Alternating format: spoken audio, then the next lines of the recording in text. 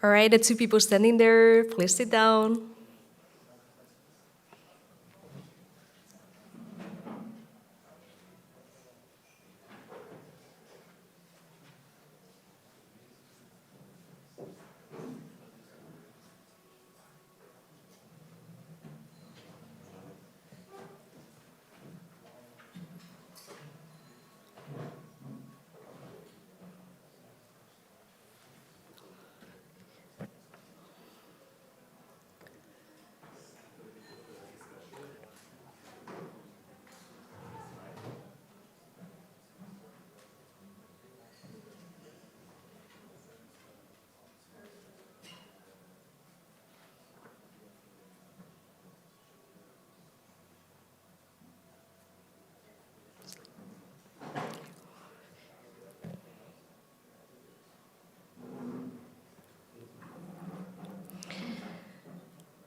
All right, welcome everyone to Intense Discussions.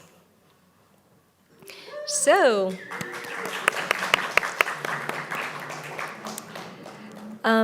just quickly about housekeeping and the logistics of this event. Here are the spaces at this venue. So there's only one stage, this stage here. We can also use the foyer and the terrace. This is where the camp is. And if you brought your own tent, feel free to set it up there. There will be a fireplace later. So for food and drinks, there will also be between the foyer and the terrace. This event is recorded, and if you do not want to show up, please let the staff know that you don't want to appear in there. There's also somebody to get some pictures, and it is also live streamed. We will be later posting a link to it in case you want to share it with your friends. So the full program is on the website, anoma.net events Intense Discussions 2024. There's a QR code to it if you want to see the full program.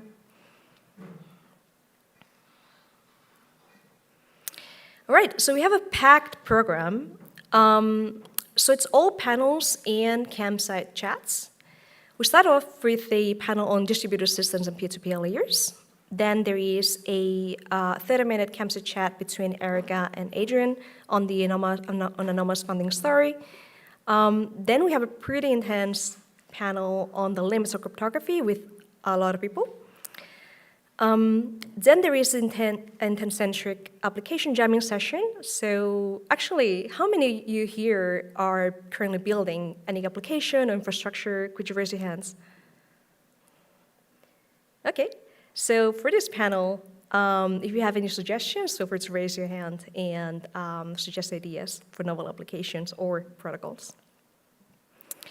Then we're going to do a coffee and cake break. This is a bit of a German tradition, so Intense Discussions, not only the panelists are debating, but here we're going to have to trial whether Belgian chocolate is better than Swiss chocolate or the other way around. So there will be also some chocolate tasting prepared for you. The second part of the program starts with the globalist versus sovereignist panel. I'm pretty excited about this one. Then we have the solver games and the final campsite chat with Christopher Goes and Vitalik, moderated by Mike, who will be joining remotely this time. Some final words, and the last thing is the campsite, the fireplace, where we can roast marshmallows and can make your own s'mores just to end the day. All right, if you would like to, I created this Telegram chat. So here the idea is if you have any questions, need any help, just feel free to ask there. The team is there and can support you. We will be, along the day, we might be dropping some resources. So here I'm mentioning some, later on mentioning some links, so we might drop them there as well. And the things like towards the end, links to the live stream, recordings, or things like that. So we probably will maintain this chat for future events as well. Great, so in terms of rules for intense discussion, there's only one. Only good intentions are allowed. Okay, so to provide you a little bit more context about intense discussions and to set up the kind of right mental framework for you to navigate everything that we'll be discussing today with everyone else. I prepared this short introduction to Anoma. So this is a part that I didn't get so many chances to talk about. We do talk about this in the vision paper, in this 42-page long document. But why Anoma, right? And we do talk a lot about existing solutions around rollups and scaling, their patchwork solutions, and the Anoma is one architecture that unifies it all and solves some of these patchwork problems. But actually, the real vision behind Anoma is what I describe transitioning from game A, this is the current game dominated by existing traditional financial infrastructure, towards game B. So game A is this current world where we do have blockchains, but in proportion to traditional infrastructure and the influence is pretty small still. Game A is characterized for having fragile macroeconomic systems. There is a really strong trade-off usually between sovereignty, scale, and interoperability. Users and people tend to over-depend on intermediaries. There are basically no alternatives. The world is pretty dominated by paperclip maximizing corps who are in a privileged position to actually extract value from everyone else in a disproportionate amount versus how much value they add in the process. In the same world, game A, we have imbalanced relationships between systems and the users. There is no infrastructure for solving a lot of the collective action problems, and most of the games that we are playing today are still player versus player, so competitive games. You end up in a lot of situations, prisoner's dilemma, and multipolar traps. And the issue is that existing systems, the financial system, also blockchains to an extent, they're currently pretty unidimensional. So if we move to game B, how does game B look like in this ideal world? Game B is characterized for being anti-fragile, is full of coordination mechanisms, where they can provide alternatives to existing systems that are more balanced. It is generalized infrastructure to solve collective action problems, with turning PvP games to cooperative games. And where this is infrastructure that actually scales for billions of people without having to trade off sovereignty and interoperability. It is also a world where intermediaries are an option. It is a choice of the user if they want to use intermediaries. That will still exist in game B, but it's not a requirement. You don't have to rely on intermediaries if you do not want to. It is a world where we have more alternatives to the services and the products that we're currently consuming that add value to our lives. So we want them, but at least you do not have to only consume the ones, use the ones that come from pay-per-click maximizing corporations. And in this world, we will need infrastructure that is multidimensional. So that is the vision of Anoma. The reason why we embarked this journey in 2020 and 2021 was because we saw that really in the world, nobody else was thinking about some of these problems yet, like multipolar traps, collective action. And we realized that the technologies that we're building in decentralized protocols actually have the capabilities to replace or at least provide a really viable alternative to existing systems that have this imbalance between people and the system. So moving from game A to game B is the vision of Anoma. So to achieve this vision, protocols must evolve. And it has evolved in the past. With the introduction of Bitcoin, when we initiated this world where you could have protocols where people could pay each other without having to ask anyone for permission. This is Bitcoin. This is the world of cryptocurrencies. And you could also do transaction-centric architectures like Bitcoin. You could do other things like color coins. There was the Bitcoin Stock Exchange that I don't know if anyone here remembers.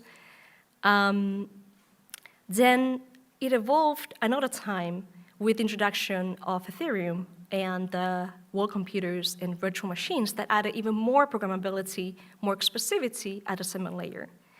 And it's been a huge progress ever since because we moved from a world where it's only cryptocurrencies to a world where we have a wider variety of applications, including NFT marketplaces and AMMs. And in order to achieve Game B, we need to evolve again. We need to reach in a world where to enable this multidimensionality in infrastructure, it is necessary that we break away from the conception, the kind of like the walls around the blockchain. And with Anoma, we introduced a new design for decentralized protocols and architectures that is intent-centric. So TLDR, if you get asked, what is Anoma, and you have like 10 seconds, I go like this. I say, Bitcoin, you authorize transactions. In Ethereum, you authorize execution traces. In Anoma, you authorize end states. We'll dive deeper into this. So Anoma is the first design for a generalized intent machine. This diagram, if you have read the white paper that's currently on GitHub, you might have seen this one. So it's a simplification of what's actually happening under the hood. But this architecture is what enables us to provide basically this generalized intent-centric architecture. And this part here is what enables this UX, which is the world we want to live in, where the user it's the idea that the user only needs to worry about defining and expressing the end states they care about. It could be one end state, it could be multiple ones.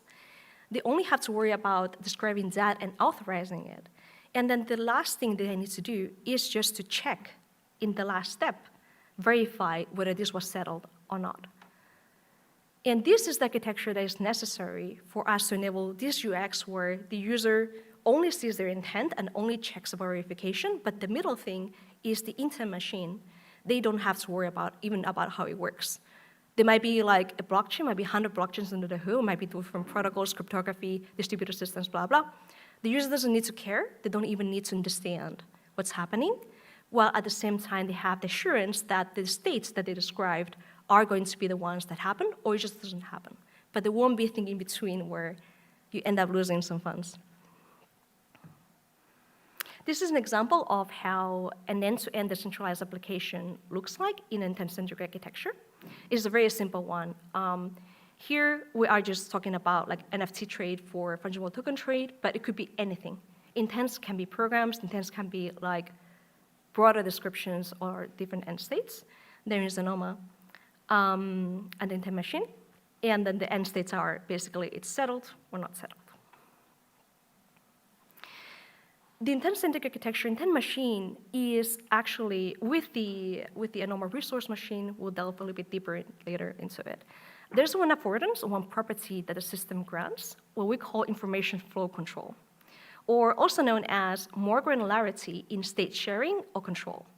Traditionally, this is referred as privacy, but actually, I would argue it is more accurate to call it information flow control because it's not about private or not private. It's a lot more about giving the users control and option on what parts of their data, of their intent, they want to share with what actors at what point, for what purposes. This is where information flow control is. And in this example, you can see, this is the same example of token trade for NFT. Here, the user has the granularity to decide, okay, I want to keep the identity private. I don't want to share this with anyone. Also, they might say, it's not necessary for me, for intent to settle, to share this point of data. On the token type, I wouldn't want to share it. So they can go into like this full private mode, or they can do things in between where they say, the token amount, I want to keep public because I want it to settle quicker, and the price as well. So they have this control over what parts of the data are shared with whom. And they can decide, for example, to share with solvers, with the entire network, or with nobody. Has anyone seen this before? Could you raise your hands? Okay, curious. So this is where it comes from. So maybe some of you have not seen our new website. Anoma.net, we have this 3D icosahedron kind of just turning, and nobody has asked me, what is this? It's been there for a year, actually. So this is the shape in 3D. This is it. So here's what it is. This is a 3D representation of Anoma acting as a unified architecture. So it has different layers. At the top layer, you have the end-to-end decentralized applications. Here's some examples of existing applications that could be built on it, but are not limited to them, are Uniswap, OpenSea, and Frantech. But like if within one architecture, without fragmentation, without their own sovereign domains, unless they truly want the sovereignty. Then the next layer is the P2P layers and everything around Typhoon and consensus.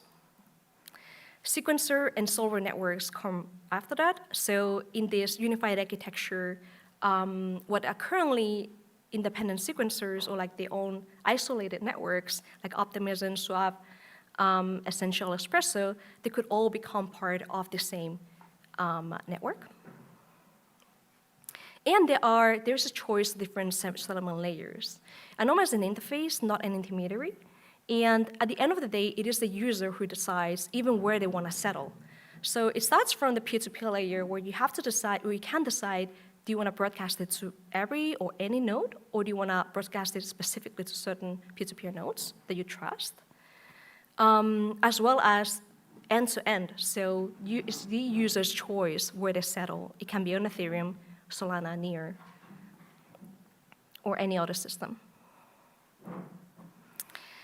So to enable all of this, I won't go into detail, but there are 3 components that I kind of want to mention. So the first one is the intent gossip layer. We have a panel right after this.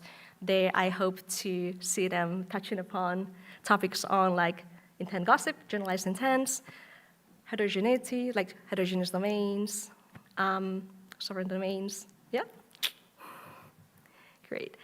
Hopefully we also touch upon consensus, right? Like maybe from the Nakamoto consensus to Tendermint consensus to heterogeneous paxos to see what we have in the future. The consensus engine, Typhoon, consensus is part of it. It's actually broader than that.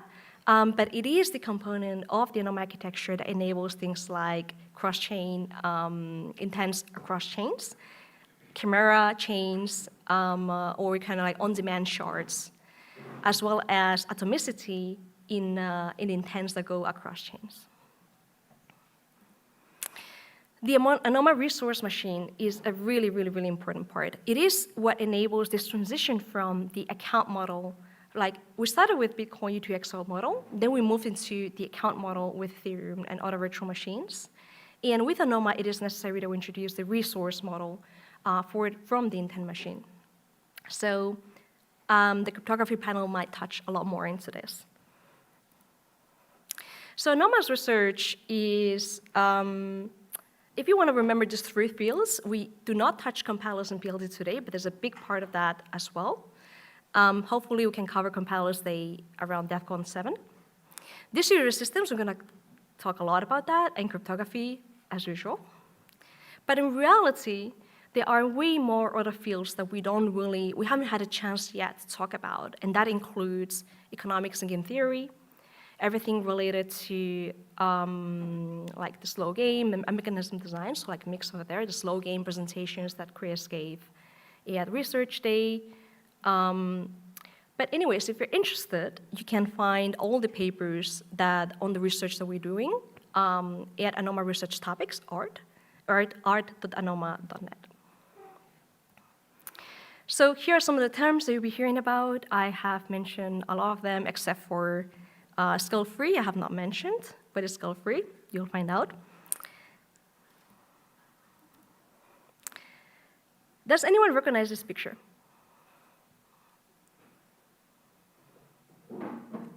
Oh, wow, okay. You're not people of culture. God damn it. So this is a manga. It's an anime called Made in Abyss. In Made in Abyss, the characters, Rico and Rag and Nanachi, they dive into the abyss. They're called delvers or cave riders. And they do it because there are mysteries to uncover, and there's also treasures to find in there. And to me, Anoma actually reminds me a lot of the Abyss. There are so many layers of in-depth research and protocols and mechanisms.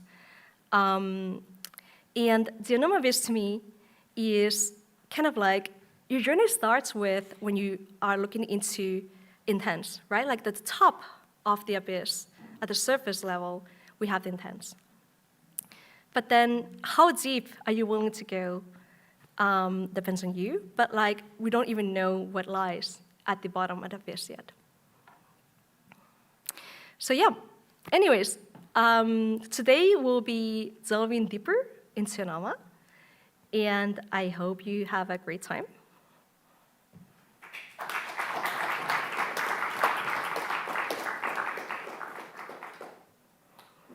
Cool. So, first panel.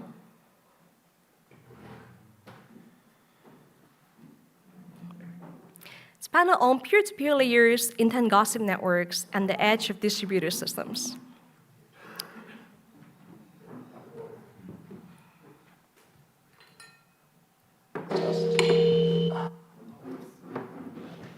Test. Yes. Test the mics quickly. Okay, 1, 2, 1, 2. Oh, no. 1, 2, 1, 2. I think it's working. You want all of them listed? Hello. Okay, Tobias. Yes. Take it away. Is it working? Yeah. Go. Thanks so much, everybody, for coming. Can you hear me? It's hard to tell if it's actually on. So today we are going to be talking about the P2P layer. And apologies in advance, because I just got off of a plane from New York. So this is going to be a fun one. So we have an illustrious panel today to talk about what is maybe the most underlooked part of the blockchain. If a peer-to-peer layer works correctly, it's kind of an invisible structure. So I think it doesn't get the attention that it maybe deserves sometimes. I'd like to just start with, if you could introduce yourself, name, organization, just a little bit about your work and how it touches the P2P layer, just a sentence or two. So Tobias, maybe we can start with you. Hi. First off, good morning, everybody. So first panel, we're on. I'm Tobias from Anoma. No, from Helix, and Helix is the people behind Anoma. And what I've been doing all day long, a lot of research actually, so very theoretical stuff, but in particular distributed systems. So if you heard about that, Awa gave a great introduction of how all the pieces are moving inside our company. And I'm definitely on the research side. And now back to the question actually of Sam. So how does this relate to the peer-to-peer layer? So we're doing complicated things, consensus algorithms, which are deep down in academia. And now we are hitting the real world in that certain assumptions we're making there might or might not be true actually. And this is really, in short, now the one sentence. We are relying on the peer-to-peer to bring messages from A to B. And as simple as that sounds, it's going to be a long journey. Yeah, hi everyone. I'm Marius Poke from Informal Systems. I'm working in the hub team. So I'm more on the application side as an end user. So we are focusing a lot on interchain security and making the hub the greatest place to launch a chain and everything. So on the question of the peer-to-peer layers and how we are experiencing this is more on the end users and how this affects an actual chain, right? That is in production. We are using Comet BFT. That is a well-known protocol. It's tested in production. So we had our past experiences with the mempool and the peer-to-peer layers. So we're very excited to be here. Yeah, a lot of trials and tribulations there. Hello everyone, I'm Wondertan. I'm from Celestia Labs, and I'm bringing here more sort of like an engineering practical angle to this discussion. I'm doing more of an engineering rather than research, although I enjoy doing research and looking for new algorithms and consensuses and how it all mostly related to the P2P networks. In Celestia, we have 2 P2P networks, so we have 2 troubles to work with, and first one is the common BFT one that we try to scale as much as possible with higher throughput for bigger blocks, and the other one is the DA network, where we mostly focus on the light lines and ability to verify and sample the data that is produced by this consensus network. Great.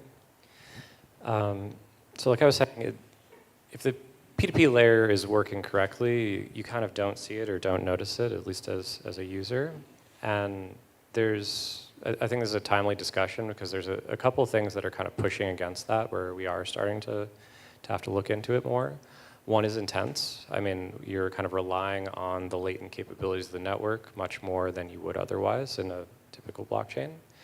And the other is just the kind of increasing complexity in something like the Ethereum supply chain, where you're actually pushing a lot of work outside the P2P layer, communicating directly with validators, and this kind of harms the potential censorship resistance of the network. You end up with something that looks much different. So just wanted to start the conversation with a quick kind of survey of what we actually think a good peer-to-peer layer looks like. You know, what does it do? What capabilities does it provide? What is the kind of foundation that you're building on? Maybe we can start with you, Wondertan.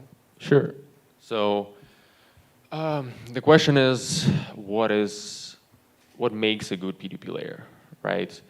And my take on that is it should be pretty minimal. It shouldn't try to solve all the problems for you. And in the end, it should be just a set of certain primitives that you can take and develop on top your more application-specific or more like protocol-specific protocol that you can use for things like intense gossiping, maybe blog gossiping, maybe transaction gossiping, whatnot. So this should be like just a set of toolings that tries to make as minimal assumptions as possible on how the layer above works, so that you can take these pieces and you can, like, ideally even modularize them to the point where you can, if you realize that there's some bottleneck in there, you can just remove one piece and put another one. The ideal P2P network should create as less problems for you while solving some concrete set of problems. It should take care of things like connection management. It should take care of things like resource management. It should make sure that like some like simple things like, oh, there's so many connections coming from one particular IP, and that's clearly a bot. Like even cases like that, you should be able to see that, okay, this IP is collocated, so we don't want to accept too many connections from that, even from these low-level stuff. It should be able to take care of that. It should also provide you some primitives to like gossip information to a certain degree, and like gossiping in itself is a hard problem that you like cannot make a one algorithm that will solve all the problems. But you can still like have at least some like first steps on simple primitives gossiping algorithm that you can iterate over and like start building your application, and then later on you can just go in there and remove pieces of that and like optimize for your use case. Another thing, like a nice thing to have in like within the P2P stack is ability to discover peers, like peer discovery or maybe like peer exchange. You want to have these primitives in your P2P network so that you can discover more nodes that are serving some particular service for your needs.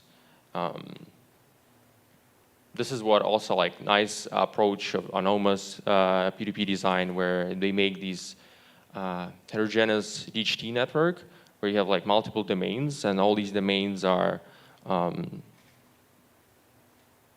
allowing you to like sort of have an affinity of certain peers that are interested in some application that you can like stick to, and all these subdomains can like help each other depending on the like if there's like some sort of attack happening on the one domain, you can like other domains can help and heal the other DHT.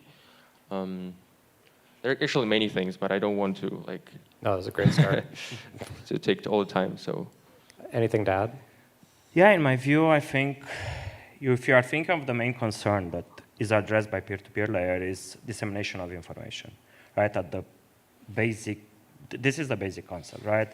And what's important, it needs to be efficient, clearly, and but also shielded. The users should be shielded from it, right? The normal users of whatever your system does, right, shouldn't need to understand what's happening below, right? So that's the reason it's good to be efficient and very important. So I think this is a requirement. It needs to be at like to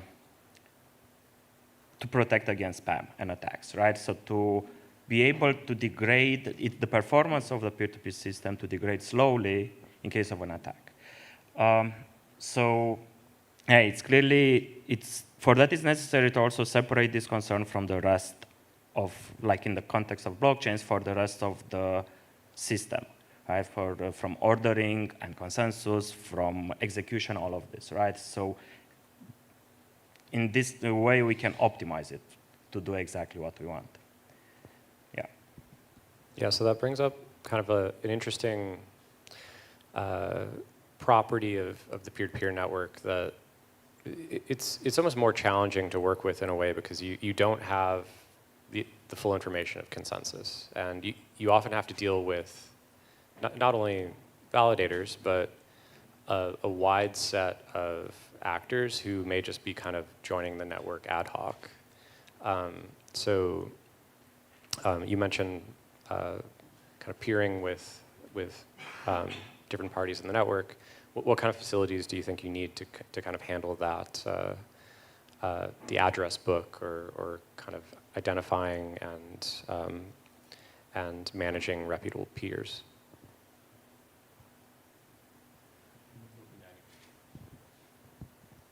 So I'm clearly not an expert in this, but I don't know, we were talking before, it feels to me that this is already something that was heavily researched in the industry, right? Because even before blockchains, we have peer-to-peer networks on different layers, right? We have them in BitTorrent and stuff like this. So you don't need to actually need total order to need a peer-to-peer network. You don't need blockchains. There are different mechanisms to improve the connectivity and to address this. So a reputation system can be useful. A system based on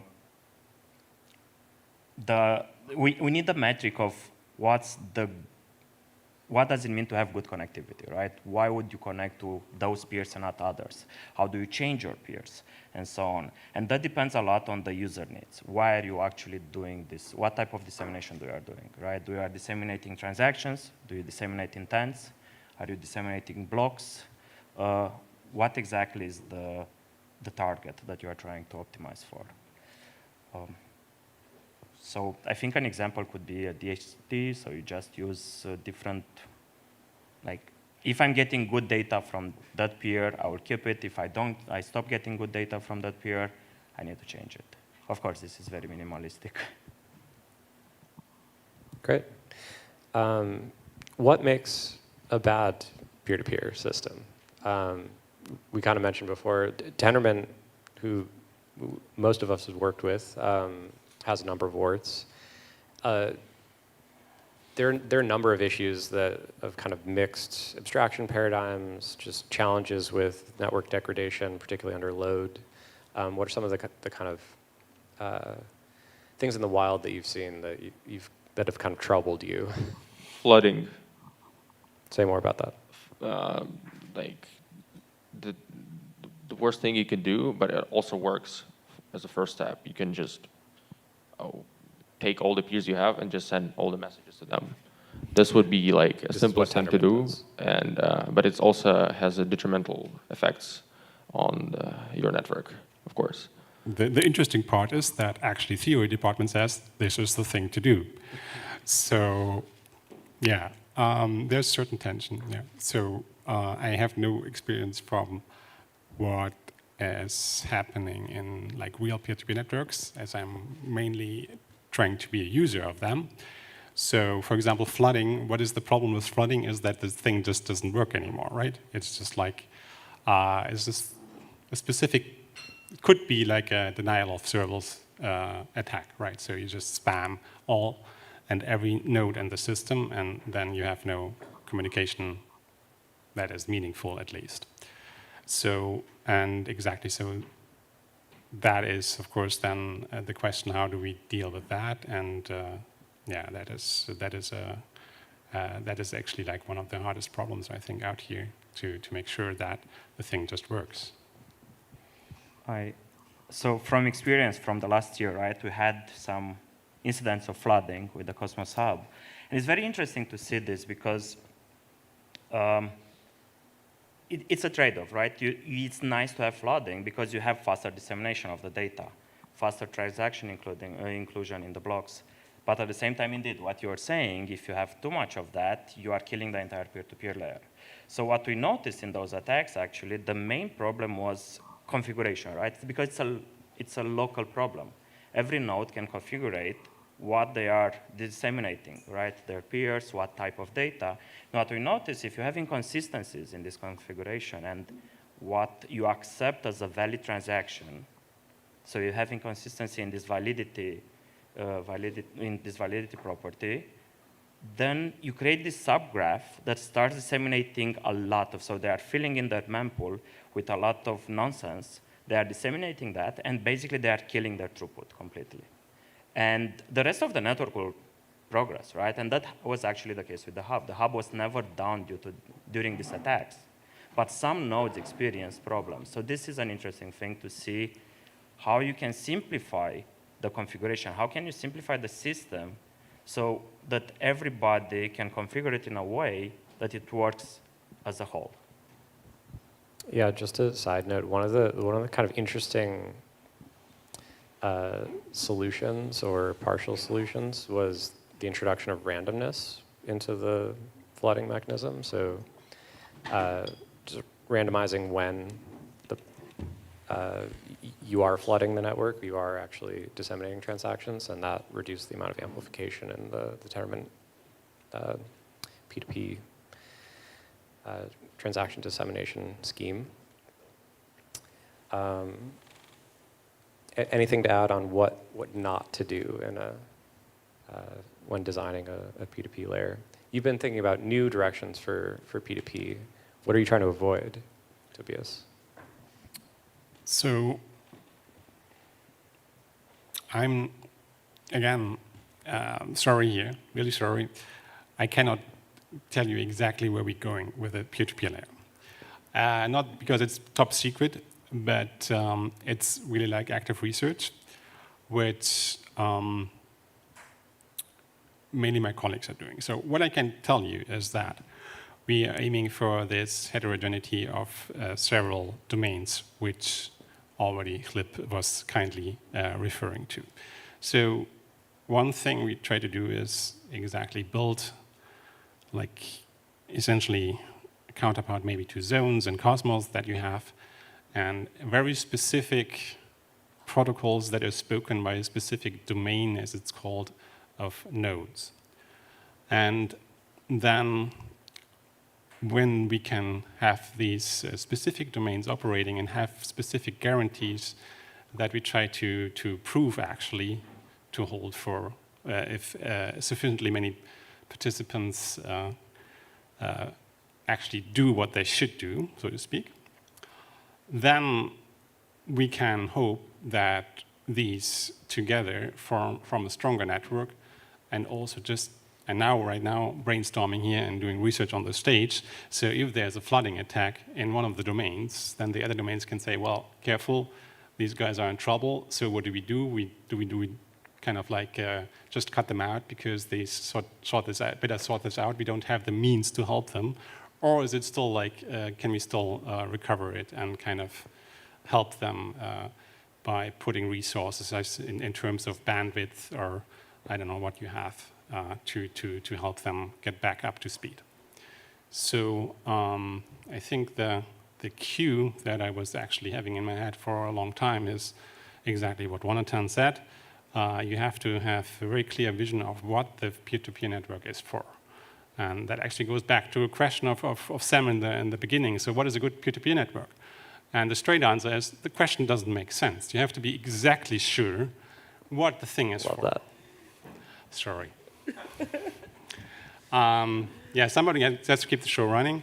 Well, I don't want to degrade myself into the clown, but the delicate question is actually like, yeah, what is the peer-to-peer network for? And just to put it back to me, when I was starting to interact with peer-to-peer researchers, and that's the last sentence here in my speech, there was always a question like, Tobias, peer-to-peer network, for what? For exactly, be it intense dissemination, be it like, we're not streaming on Netflix, right? There's peer-to-peer networks just for streaming. There's a whole body of literature. That's a long sentence. Yeah, so in short, we want to be specific about what the peer-to-peer layer is for, and we want to specify it before it's implemented. We were talking at the table previously, and you had a great turn of phrase, which is the peer-to-peer network is by the people for the people. Contrasting this with a lot of like distributed systems literature and consensus literature, I got a kick out of that. So that's what it's for, the people. Do you mind if I add here? Oh yeah, absolutely. So there's like one learning that I had over not a huge experience, but like which also adds on top of what Tobias was saying about what makes a good P2P system. It's sort of a wrong question because you cannot make sort of like a one P2P system for everything. And there's a good example of such a system that tries to make it to be that. And like I've tinkered a lot with IPFS, and I want to mention this because they are very P2P focused system. But one of the problems they were having is that they try to overgeneralize everything to make like a one thing that solves everything. And they, I wouldn't say we're able to achieve that goal. There's still a lot of inefficiencies here and there if you won't just go and use a generalized approach. And all the time you need to go and make your specific P2P system for you optimized for your needs. So there can be just one good P2P system. Mm-hmm. So, I mean, what we keep coming back to is kind of like a network of networks type design. I mean, that's what Anoma is, but also something that you've been interested in. I wonder how that kind of plays out in the Celestia context. What is the network of networks in that P2P design? So the current Celestia's design does not like involve a one shared P2P network in this like up for other applications. For now, it's mostly like a P2P network that does one thing. It just does the data dissemination. It's sort of like content delivery network in some way, which does sampling additionally. So you send the data and you get the data and you ensure the data is there and you like do some additional proof verification of that data. And it's for now it's only optimized for that purpose. In future, we may consider using like sort of a domain approach and make like a shared P2P layer for all the applications that are building on top. So we have like a concept of a namespace, which is like an identifier for the application. And in future, we will develop a thing called like namespace nodes. So you will be able to run your namespace node, which is connects to other nodes in a namespace, and it may be like actually provide this base layer infrastructure for the applications, and that will move us towards to this one P2P layer for other P2P like applications. but it's still like something that needs more exploration. Can I also, so very similar to this is also, so currently the comet team at Informal is working on, so instead of having multiple networks, is splitting the same network and creating mempool lanes, right? So then it's similar to the SDK, block SDK lanes, but it's done at the peer-to-peer level, or directly in Comet, right? The advantage of that is that you can separate concerns and try to optimize for whatever user needs. So basically, each lane will fit differently into the peer-to-peer layer, right? So, and that comes also at what cost of resources, right? And this is a very interesting thing because then you can start optimizing and providing or guaranteeing different quality of services depending on the use case, on the application. At the moment, at least in Comet, everything goes through the same pipe, right? And even worse, nobody pays for it, but we skip that part. But everything goes through the same pipe, and then you cannot really optimize, right? Because if you have a use case where, for example, Celestia needs a lot of throughput, right? Cosmos Hub doesn't really need throughput at the moment, right? So you don't really need to optimize for throughput. But there may be applications that you want to optimize for latency. So it should be probably a different lane or a different dissemination strategy. Yeah, in both the Anoma and Celestia, and I guess the Cosmos Hub with its kind of network of networks design, do you imagine kind of tailored mempool, tailored P2P for that application domain? Can you read the question? Sorry, I'm also not quite awake. So we've gotten to this place where I guess we all agree that there's no one-size-fits-all P2P, and we all have network of networks going on here. So what's kind of happening at that tailored level of the single network? Are those going to be you can adjust them in some way and optimize for throughput or latency or different characteristics? So I go. Clearly, we're going to have validators, and I announced already there's going to be like the all-encompassing Anoma answer. The short answer is like there's some nodes which are primarily validators, and they will have like a specifically tailored P2P network, and that it's supposed to be extremely reliable and robust, because if the consensus goes down, which is what the validator is running, the chain is at a halt, which none of the users want either. So now for the full disclosure, we're going to have this role of participating in peer-to-peer for each node, probably in Anoma. So you're going to run on your hardware one piece of software, which, among other things, is doing peer-to-peer participation in one or several domains. And this is what we have. And then, depending on which specific role you are primarily interested in the Anoma ecosystem, it must not necessarily be the validator. It could be the people that try to match intents or solve them, or do counterparty discovery. And then again, like you would have, essentially, like again, you would be part of a peer-to-peer network, but you would be, in a sense, like possibly in a different domain, as you're having different goals and different quality of service requirements. And there we are right now focusing, last sentence, of course, first and foremost in Typhon about like what we're going to do in the peer-to-peer network for the validators, for consensus and locked mempool. And in the long run, of course, we also need to think about how we do intent gossip. Cool. Yeah, so I want to talk a little bit about the incentive. Marius, you touched on this a little bit, but like, because you don't have consensus, you have less to work with, but there's still a pretty wide range of incentive design that you need to take care of, and particularly like this is kind of where the censorship resistance of the network comes from, is P2P. So Wondering if you all could kind of talk about what tools do you have at your disposal? What are the kind of incentive challenges that you kind of think about most?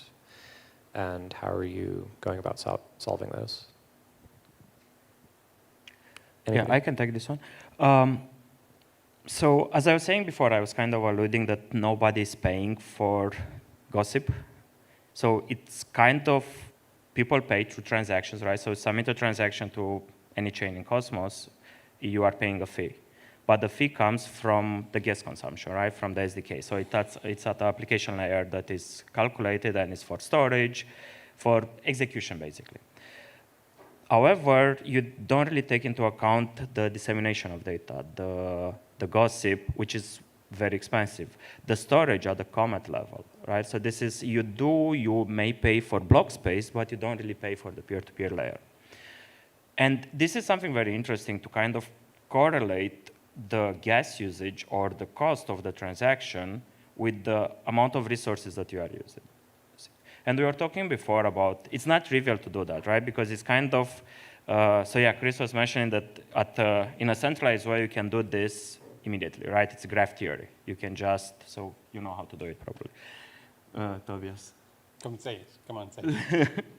So yeah, it's in a centralized way, maybe a problem that's already solved. However, to do it decentralized, you need to somehow agree on what's the state of your graph, and that you need to reach consensus on that. So based on that state, you can kind of figure out some metrics of resource consumption, and then use that to decide what's the incentive, right? What's the incentive for nodes to disseminate this data? Yeah, so there's kind of like a chicken and egg. You don't have consensus, but you need consensus to do any of this. So now comes the point where it's getting interesting. So I totally agree, and we all would like to also work all the mechanism design. So I also did a tiny bit of reading up on peer-to-peer general literature. And the big, so to speak, claim now here is that actually this is maybe, it should be now, yeah, this is the claim, it should be just a public good. So this is now speaking for myself. It should be a public good. What should be a public good exactly? The peer-to-peer layer. Just the entire peer-to-peer layer. Okay. Just to get the conversation going here. So Marius said, who's going to pay for this, right? And it's a little bit not going too far off this tangent, like public services, like maybe public health services, right? Everybody's paying for this, and everybody gets it who needs it, right? Objections? Many. I think we're all on board with that. Okay, cool. Here's the conversation, fantastic. So back to the topic, peer-to-peer networks. So yeah, in the ideal world, this would be a service that everybody is getting offered by the community if used wisely. And yeah, and then the question is, of course, how do you make this line? And it's got to be bloody difficult. But the main reason, actually, for selfish reasons, coming back to who's going to pay for this, so it might be a centralizing force in that if you want to have a decentralized peer-to-peer network and you start to give out incentives for participation and good quality of service, you might end up centralizing. So this is the other point for actually this thought in the back of your mind that it should be public good, should remain there as an ideal that you might want to head for if possible. So do you say it's P2P layer should be sort of altruistic in some way? So the peers that are joining the network, they should be doing good job for the network for free. Is this your point? So I now disclose that I've grown up in Germany, and there's the Chaos Computer Club.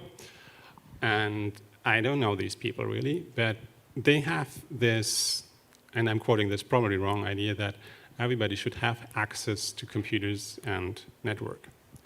And this was primarily, of course, access to the good old last millennium Web 2.0, right? This is what they're talking about. But if you think things through, you will end up, well, okay, things have changed. We're not using I don't know, Mosaic anymore, if anybody knows what that is. And we are now in intents land, right? We want to get our intents from us to the solvers, to the validators, so that they're settled. And yeah, if you think this through, taking the same spirit of the Chaos Computer Club, is like everybody should have access to our dear blockchains, all of them.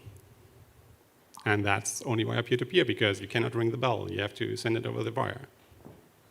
So I'm going to play like a bit more of a devil's advocate here. Fantastic. So, Awesome. Go. like, okay, we have these public access to everyone to join the network, right?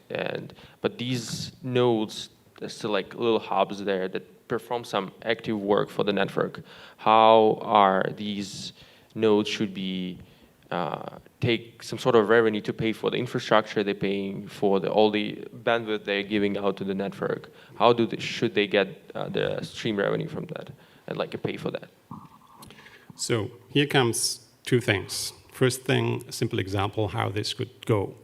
And there's a project that's called Freifunk. It mainly exists in Berlin, where I'm based. And you just get free Wi-Fi. There you are.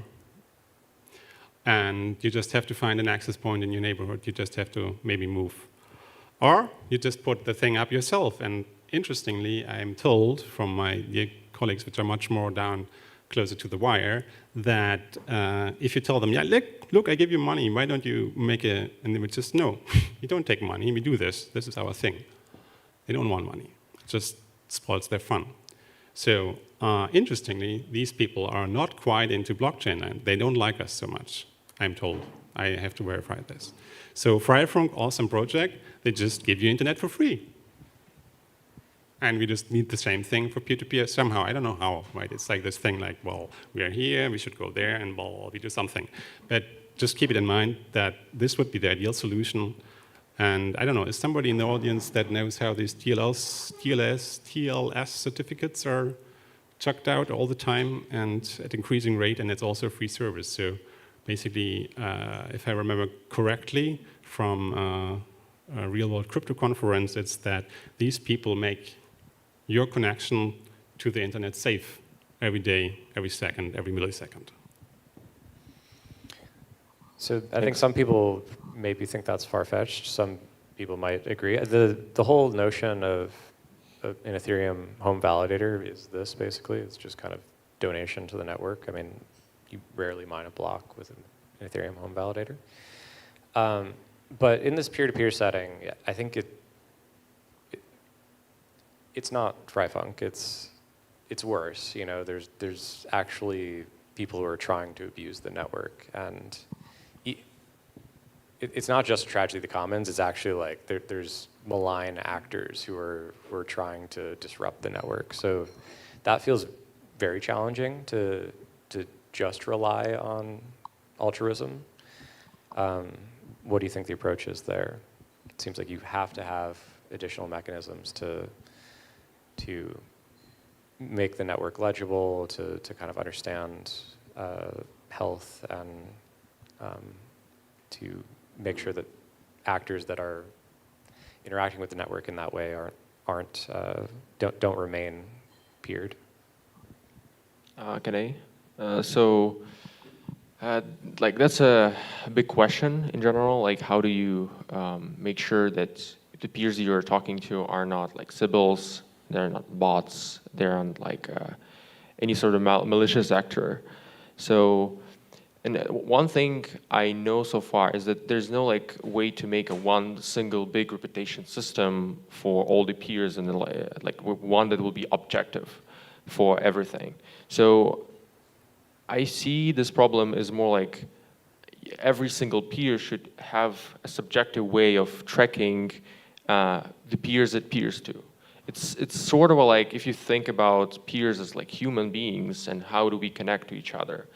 Everyone has some sort of way of understanding which people we trust and we do not trust. And we also have some scoring system for people we talk to, and we like have a trust levels that are different for each person. And you can, I think, kind of codify it in peer-to-peer software. You can make systems that's like that tracks how long have you been with that peer, how long have you been in connection with that peer, how many valid messages have you received from that peer, how many good things you also gave to that peer and back, how many invalid messages you get to the peer. And you can also apply some specific application, specific scoring to this scoring system. And you can add more like heuristics to the scoring thing. And you can even make an AI, I think, out of that. It will like be smart enough to like analyze your peers. Maybe it's a bit too far from now, but I feel like that might be a direction we will go to. So yeah, that's my take. Cool. And I mean, this is how most peer-to-peer networks, even non-crypto peer-to-peer networks, torrents, and I know Scuttlebutt has a similar concept. There's also oftentimes this kind of like hub or node that's like just it is more altruistic and it's like actively gossiping in a way that is seeking out information and actively gossiping rather than just kind of passively absorbing information. And so maybe there's ways to kind of like bootstrap trust off of a node like that. But a good analogy, I think, it's consensus systems, right? So solving consensus. If you remove malicious actors, consensus is very simple to solve. It's ridiculously simple. Once you add malicious actors, it's crazy complicated, right? You have so many edge cases, so many things that can happen. Somebody thinks of a crazy way to attack the system, and we need to have these complex systems that are slow usually, very slow, right? So the same thing is with the peer-to-peer network, right, the layer. If you remove the malicious actors, you can create a simple, okay, I'm telling you, you tell the next guy, and we go on. But if not, you need to have redundancy. And you need to have redundancy, and you need to be resistant to spam, and all of these things that are costly. But I don't see how, so I resonate with the idea that you are suggesting, right? I would love that for this altruistic world to exist, but there will be always somebody that is trying to mess this world, to try to destroy this ideal system. And that's the difficult part. Okay, maybe a little bit more for a concrete solution and an alternative called out here, obviously. Basically, there's in my head at least, the good old validator group is run by people that make some profits typically, and in a sense, I mean, slightly going off the totally ideal world where it's sponsored completely. It wouldn't if it was like taxes, in a sense like the big validators pay taxes, and then from these taxes we pay essentially the peer-to-peer network. And this might go in several steps, in that first and foremost it should be that each validator does their own peer-to-peer duties. And this works, again, like at the level of consensus. I know how this works, but as we are also talking about intense gossip, there my level of expertise is degrading fast. And Patrick is looking at me as if I'm saying something wrong. I hope it was not too far off, but roughly like it's, yeah, so the validators should have to run peer-to-peer nodes, and they should prove that they provide their service. And if not, they should maybe even be slashed in case they don't do their job. In a similar level, I could imagine that. I mean, I find it scary, all this supervising other people, whether they do the right thing. This is borderline edgy, and you might think of it like, well, it's just peer-to-peer nodes, but in the end, it's the users also that might participate in the peer-to-peer node to gossip stuff around. And there, in a sense, we should also try we have to think about well, we cannot say that word. We have to think about to not divulge information of the user that user doesn't want to divulge, and also known as privacy. So, and there it's getting interesting, and like how do you even would like maybe, like I think in that, if you go that far out, I think there's some kind of thing where there's enthusiasts that run the local, I don't know, hub where you send your intents, and you get a suitable level of privacy. And that should be also cheap. It should be run on your phone, essentially. This is actually like a terrain where I could think terrain, I think, not a terrain, that's something else. A terrain where this could work, actually, the ideal world. And then if it's going closer to the validator, it should be the validator doing it. And then there's this whole middle ground that I have no idea about. And if I have raised the if somebody thinks I know this in between, and no, I don't. It's really research. We have to do this. Okay, I want to change tacks a little bit. I mentioned this in the beginning, but when you look at the Ethereum supply chain, what is the peer-to-peer layer for at this point? Like, builders take in the transactions from private order flow. You have PBS, private proposer-builder separation. So they deliver the entire block, and then basically the peer-to-peer layer is just like disseminating the block once it's already been delivered. And I mean, I think part of this is due to just PBS not being ideal here, but there's always kind of this like pressure to circumvent the peer-to-peer layer, and so how do we kind of push against that inclination to avoid using P2P because it's less efficient or not as profitable, or efficient protocols, I think, right? So centralized solutions are always cheaper, right? There is a trust level. Apparently, users don't really care about trust. So they're okay with just going on a website and pressing a button, and many users are okay with using their bank, and they trust their government and all of this stuff. So that's the majority of the world. We are at a blockchain conference, right? So clearly we think differently. For us, trust is important, so to have trustless systems. The peer-to-peer network, or these peer-to-peer layers, enable decentralization, right? They're very difficult to build. So to have some sort of, we were talking before, Tobias, about intent gossip, right? And I was asking a question like, why? Why do you need this? Why don't you just have a front end that is taking your intents and then just submitting transactions to the systems, right? That's a centralized solution. It's simple to be, it's much simpler to build. I'm not saying that it's trivial, but it's simpler to build.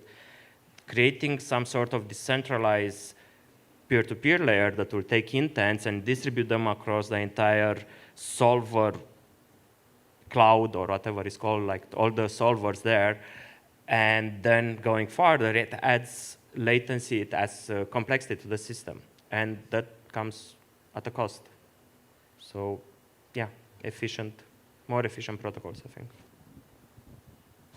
that sounds like the end of the peer-to-peer layer to me. You can say that centralized way of like disseminating the data, it's also like a type of P2P communication. You have this node that is like doing the PBS, building the block, and you have all these clients that are preferring to use the off-chain agreement way to just like flow all this transaction to that centralized builder instead of using the P2P layer. But it's like, it's also sort of like a P2P, you can say that, but also I think it's a problem of like incentives. Like there's more incentives for you to do the private order flow, and there's too much power that these builders have right now in the Ethereum world, and it's a huge centralization vector that is just more efficient to also disseminate data. So it's kind of clear why is this happening. The question is how to fix this, and the only answer I have is like just fix the incentives, but it's also like a very vague answer. Just one more thing, I was just thinking now that regarding the users, right, and this idea that they don't really care about trust, I think what we can do as a community, the blockchain community, is to change the story. Instead of saying, use these systems because they provide trust. You don't need to trust a central exchange or a central bank or something like this. I don't think there is that much. There is a niche, of course. There are people that really they don't trust their bank. But most people don't have this problem. What they care about is access. They want to have access. So an interesting example is Cycles, right? So it's the solution built by Informal for getting access to credits, right? This is something that you don't get in the real world. It's not that you don't trust it. Normal people cannot get that. DeFi was the same, right? You cannot get access to, you cannot get a loan. You go to the bank as a normal person. It's not that you don't trust your bank. They just don't give you the loan. You go on a DeFi application and you can get a loan of 100 ETH, right? And this is pretty cool as a normal user. So I think the story should not be about how do we enable trust, and that for that we need a decentralized system, is how do we enable a censorship-resistant system, and for that you need decentralization. Yeah. I would say privacy is one of the other things that you don't necessarily have access to in centralized models, so that could be pushing things into the peer-to-peer layer. So we only have a minute left. This was a very interesting conversation. I just want to close talking about intents. We actually didn't talk that much about it. Marius, you had an interesting comment about intents just kind of being an additional kind of shell of peer-to-peer gossip. Tobias, I wonder if you could just kind of say a word about how you're thinking about the peer-to-peer layer with respect to intent gossip, kind of what the kind of topic space looks like, and where are you taking this? Yeah, given the short time I have, this just very vague vision is that the perfect hierarchy of hierarchies would be the hierarchies of hierarchies all the way down to you there on the table. So think of you as, I don't know, if you don't know what a binary tree is, look it up on Wikipedia. So every one of us should be a leaf in this binary tree. And by going up with our intents along this binary tree, we will find the closest match. And that's how it should go, the intent gossip in theory. And well, I guess that's 7 seconds. Yeah, I'm a theoretician. I love to discuss how this might be in conflict with what's actually going on in the real world. And I want to say big thanks to Sam for hosting the thing here. And I would leave the final words to whoever wants to grab now the mic. Yeah, this was great. Thank you all. Oh, thanks.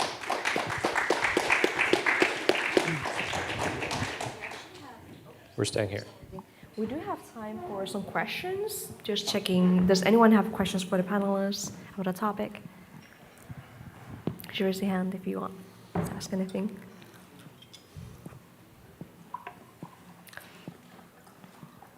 Okay, I do have a question though. Sure. Privacy preserving peer-to-peer protocols, is it a problem for cryptography or distributed systems? Intersection of both. Together. I think it's both. Oh my God. We have consensus. Yeah, I don't think we should let non-cryptographers develop cryptographic solutions. They will mess it up. Are you all going to do some kind of onion network thing for Anoma? I don't know. So far, I haven't seen like the designs for like, privacy at the peer-to-peer layer per se, outside of like encrypting intents or something like that. You should speak into the mic, then I can. Yeah, but I think that's a question for Christopher, not for me. Yeah, Chris, that's your question. Yeah, I mean, it is possible to do. A Tor is, Oh, Tor is nice, yeah. It's like a donut, but without the inner thing, right? I do have a Chris question. has the mic. If we still have time. Do you think there are fundamental trade-offs? Not in terms of designing different peer-to-peer layers for different applications, clearly that makes sense and has garnered some consensus, but in terms of things that an application cannot both have at once in peer-to-peer networks, and what are they? Throughput and latency, that's usually the case, right? Because the more layers you put until the execution layer, the slower it will go. But this may enable, so for example, Narwhal protocol, it's a good example, right? Because it does increase the throughput, but at the cost of latency. So, yeah.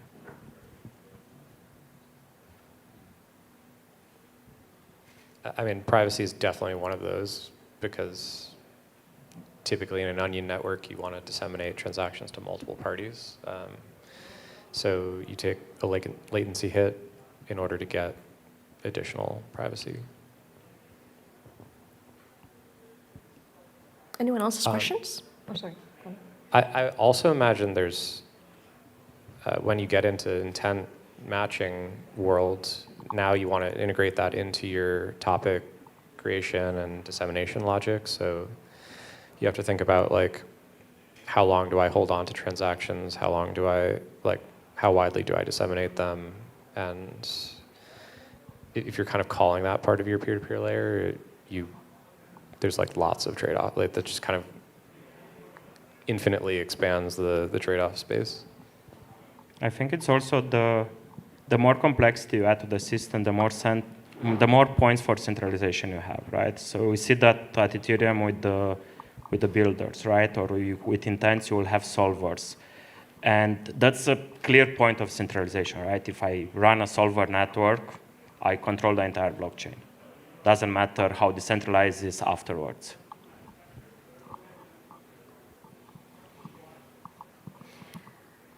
Time for one last question. Okay, I'll take it. So heterogeneous paxos. Oh, did you have a question too? No, go for it. Okay.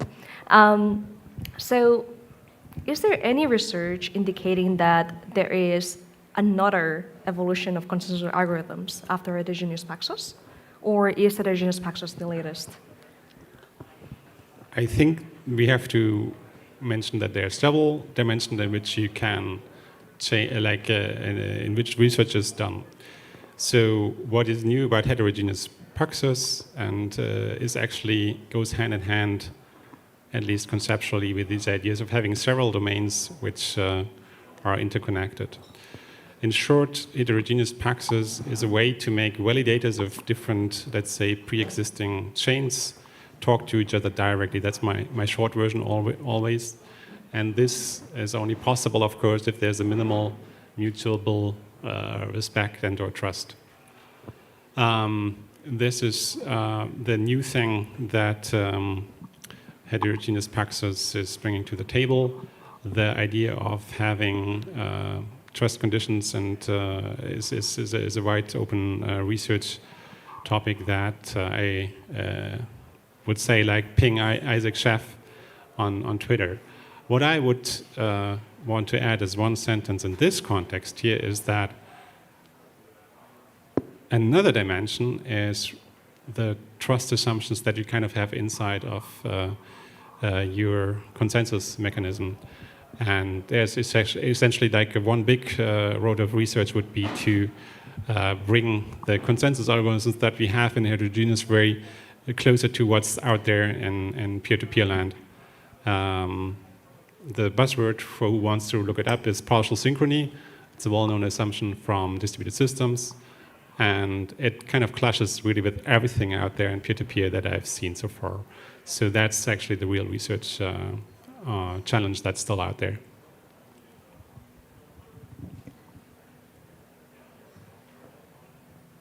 Great. Thanks, All right. everybody. Thank you. Let's bring our hands together.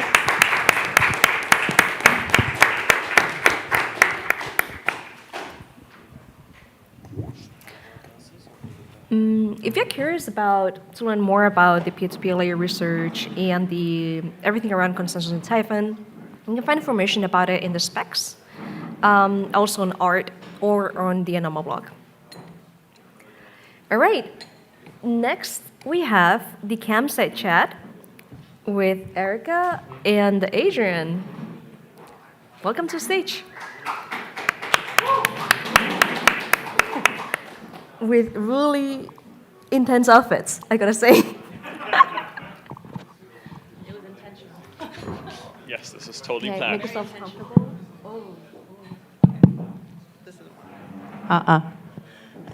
Yeah, as soon as I found out I'm, drinking with Adrian, I was like, match with red.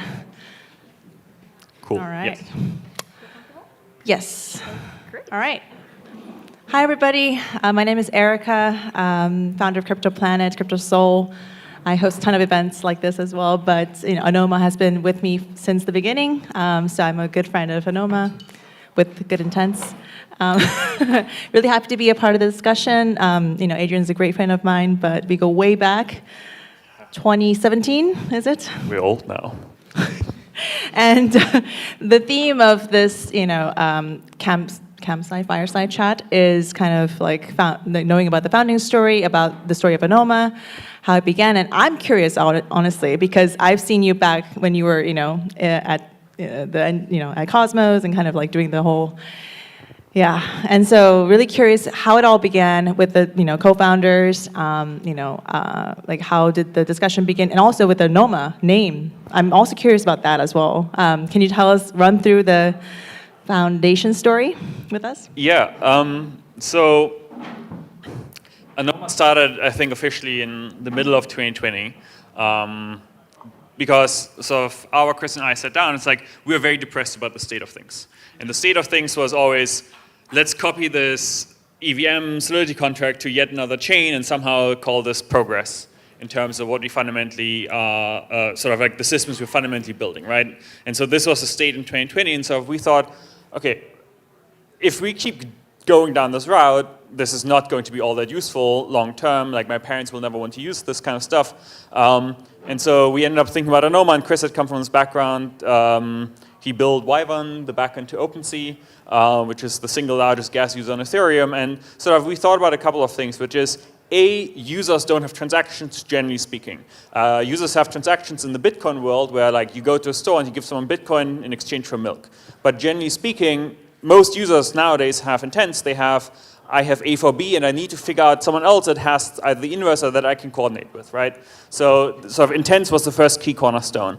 And then around intents, how do you make decentralized coordination actually work? So like how do you gossip these intents around? How do you allow counterparty discovery, decentralized counterparty discovery? How do you build solving into this? So this was really sort of the origin here on like, everyone is going to have intents. Like everyone has partial things that they want to coordinate around. Like I want to trade A for B kind of thing. How do we actually make this decentralized and usable in practice where it's also composable? Because one of the really weird things we saw back in the day, which is still true today, which is if I'm interacting with DEX 1 and you're interacting with DEX 2, we now split our liquidity. Like we split the state across these two things. And as a user, I don't really care. I don't want to have to pick the specific application that I interact with. I just want to pick, I care about getting A for B, right?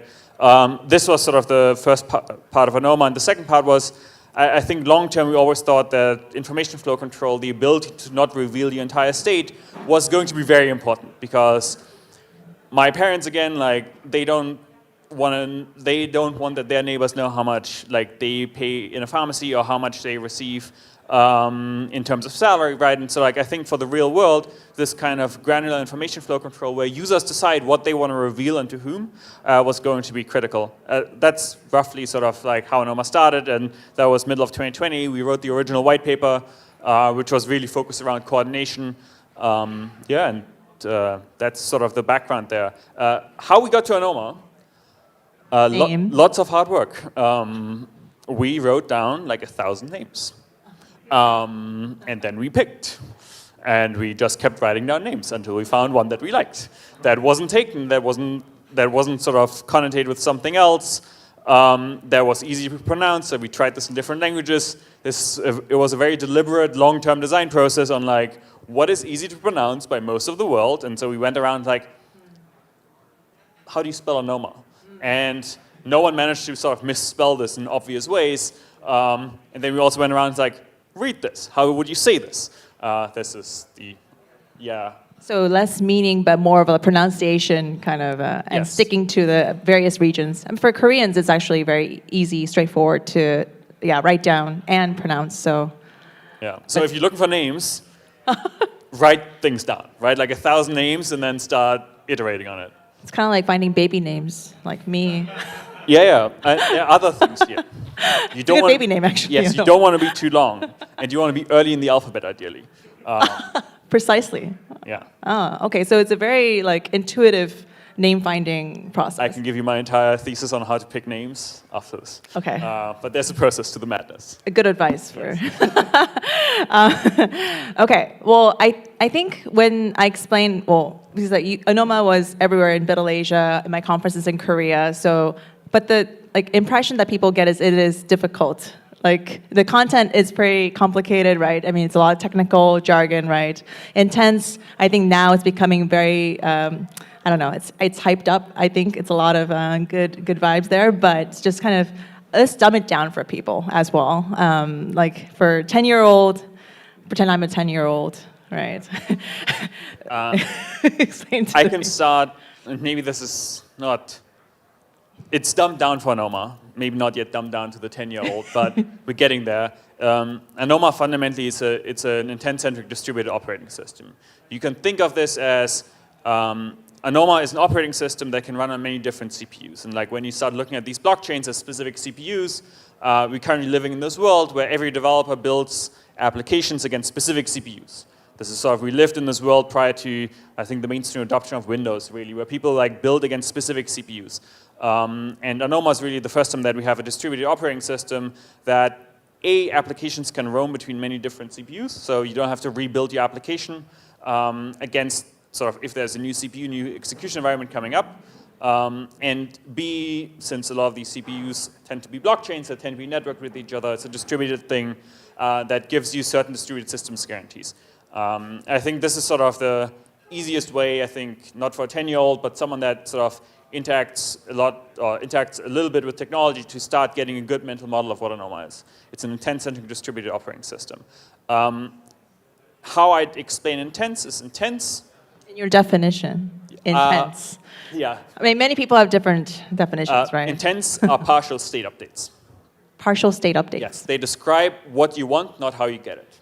They describe, I want candy, but I do not care. Like, actually, this is how probably 5 or 10-year-olds interact with their parents.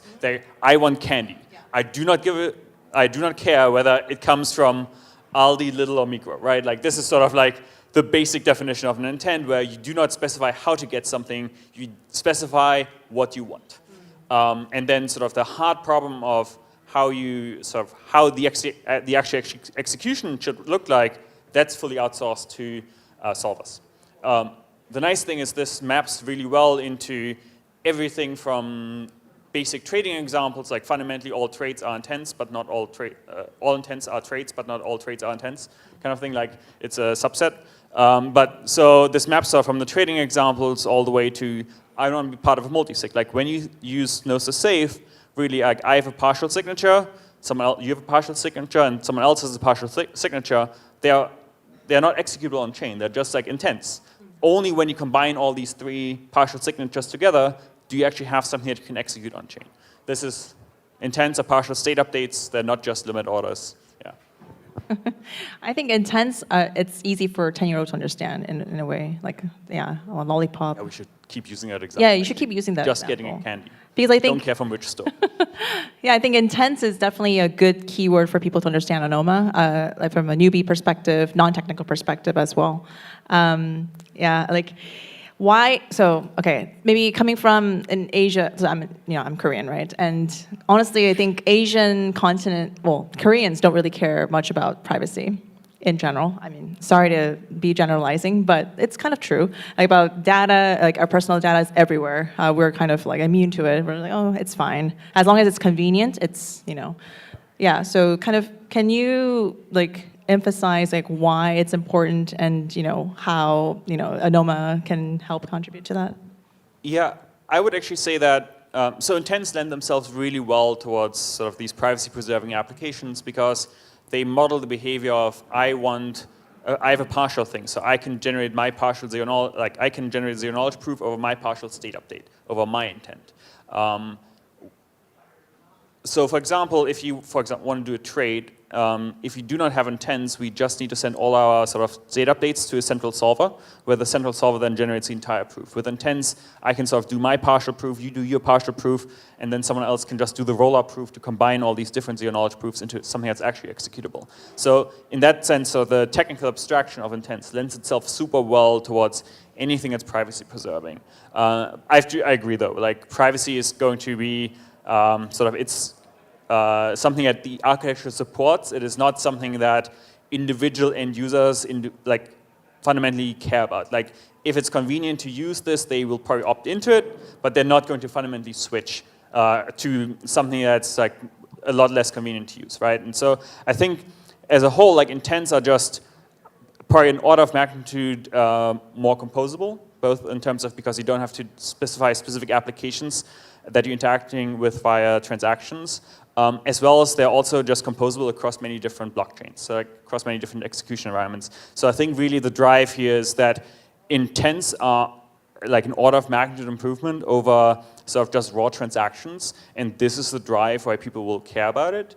And then we sort of get the information flow privacy guarantees just like as a nice add-on. As we get more and more mainstream adoption, people can start opting into it. Like in Anoma, really like whether you specify the difference on whether you use information flow control or not is the difference to do you provide a plain text signature over your state update or do you attach a proof to it? That's it. And like at some point, as more and more people start using intents, they can just start switching towards generating proofs rather than plain text signatures. Yes. We're trying to dumb it down, Adrian. Sorry. We're trying to simplify, yeah, I think it'll be helpful if you know. I think long term for privacy, why you should care about it is for national defense. I think of privacy guarantees as privacy for national defense. That it's a bad idea that you leak your data to someone that starts collecting this. So this is why, like, I think as governments, like, you really fundamentally need to start caring about, like, or as communities, you need to care where does your community's data leak to. Because data is some of the most fundamental, sort of most valuable real estate or assets that you have. And I think over time, especially in a multipolar world order, like, people need to start individually caring more because this data can be easily abused. So this is why I think the sort of information flow control is really going to matter long term. Just curious about, like, do you have a personal reason why you care about privacy and? Yeah, I think personally I'm pretty worried that our existing systems aren't going to survive like the initial day of World War III because a lot of these systems will just go away. And I think like these data troves that we're creating right now are just going to be harvested, not for your benefit, but for your detriment. Like right now we're still living in this happy world where like mostly our data is used for good things, but I think that's going to change. And I think we want to have technology that's ready for this case. Thank you for sharing. When you were founding, well, you just said with the right paper in 2020, right? Since then, it's been 3 years. Let's kind of talk about the trajectory there, processes. I'm sure it wasn't easy. Maybe can you share some of the challenges that you had on the way, and maybe like one thing that just pops into your head, what was really hard being a founder as well, right? Yeah, so it is very difficult if you are, it is much easier to build within existing paradigms. Like if you just follow sort of like the current wave, it is much easier to explain to people. I think this was always a challenge, and this is something that we're overcoming over time, but like Anoma really is like, it's a fundamental innovation. It's like, I really look at this, like we had Bitcoin with scriptable settlement, we have Ethereum with programmable settlement, and sort of Anoma's sort of like decentralized counterparty discovery and distributed solving. This is sort of like, it's an evolution, it's a paradigm shift here. And I think as a founder, if you're building something like this, you're doing a lot more legwork to explain this to people because they don't know what you're talking about. Like when we started talking about intents in 2020, everyone's like, what are intents? And so you just have to do a lot more on the ground education. And to some extent, you also have to find the right terms to use, right? Like we explained Anoma very differently in the beginning, but as we got a better understanding of sort of like what is easy for people to grasp, it just becomes easier now over time. So I think this is probably, I think fundamentally as a founder, you have the choice, do you build within existing paradigms? Then I think you can do less things, and maybe you can't be as innovative, like you can't push the space forward as much, but it's going to be much easier to explain to people? Or do you try to like tackle the really hard problems, but that provide a lot of upside if you solve them correctly? Yeah, no, I think it's a common problem in crypto in general. I mean, to kind of also be more mass-facing as well, to explain it well to, 10-year-old, right? I mean, or just like a normie, should I say? People like me, who are not very technical, but want to understand why it's important, why we should use it, and stuff like that. So yeah, no, it's a very common dilemma, but also it's branding is also very important as well. And I think you guys are doing an amazing job recently. I mean, it's going really well. Let's see, what kind of I was thinking of like some fun questions as well. There are other co-founders as well. Are there any roles that did you distribute when you were like founding it together? Did you have any distinct roles within the co-founders as well? And if so, how did you? Yeah, I think we have a fairly broad set of backgrounds. I mean, Awa came from a chainalysis background. It's like all the data gathering, right? And like actually seeing the flip side of like what does it mean that everything is public all the time. And Chris came from this background of building the backend, building something called the Wyvern protocol, right? So like really interacting deeply with the Ethereum community. And so I think we really have very complementary skill sets. I wouldn't say that they're necessarily like hard splits. I think everyone likes to get involved sometimes when they feel it's necessary. Yeah, this is the way I'm thinking about this. So like no necessarily hard splits, but rather how do you sort of like, how does your individual background relate to what you're doing, and how can you push this forward as much as you can? Yeah, and I think also in crypto as well, but in usability is also a very big issue.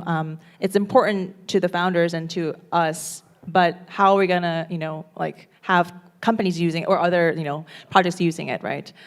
What is your tactic these days, or what are you guys' tactic to, solve this? And what are you trying right now? Yeah, I think with Anoma, it's actually very clear nowadays. I think we spent probably a good 2 years very much in a bubble on like, how do we solve these things from first principles, right? And I think this was actually very, very important because like, you really need to understand the problem deeply.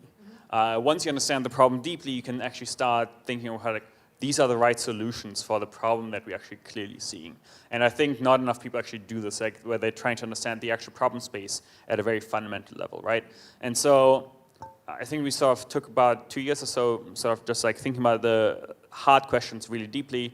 But now it's very clear, which is Anoma is something that's incredibly compatible with every existing ecosystem, right? Like you can run Anoma on Ethereum because fundamentally it's a user choice whether users want to like use Ethereum state and Ethereum security. Anoma really, it's an abstraction on top that makes everyone, like the developers' lives easier to start building intent-centric applications that can run on Ethereum.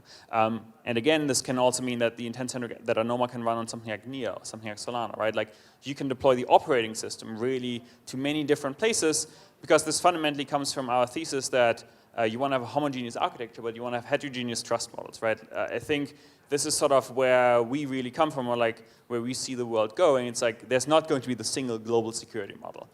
There's not everyone is going to checkpoint to Bitcoin. I think, I mean, the Bitcoiners try to some extent to convince everyone to checkpoint to Bitcoin, right? But when you think about this structurally, this is not the world we currently live in, and so Anoma isn't designed for this kind of like computer science made up world of like we want to have a single global security model. Anoma is designed for this world where many different individuals have many different security preferences, and I can totally see that a large majority of us will, including me, will have the security preference of like, yes, I'd like to be settled to Ethereum eventually, so I'd like to be able to use Anoma on Ethereum, but this may not apply to someone like my parents who like, I cannot build a system that's decentralized enough for my parents to trust it. There's like, my parents will want local governance over their local system. They do not want to like outsource their security to some global thing that they do not understand. They want to trust like the sort of 2,000 people in their village to run their financial system, I think. Like, because this is fundamentally where their social trust lies anyway, right? And so I think we want to be designing these systems that are really flexible in terms of the actual topology that they're deployed in. Like where my parents make a different choice, but they can still be composable with my choice when I'm on Ethereum. This is sort of like one way I think about this, yeah. Nice. So when people ask, oh, what is the use case for Anoma? Like, what would be a clean answer? Like one simple example that you usually give to people?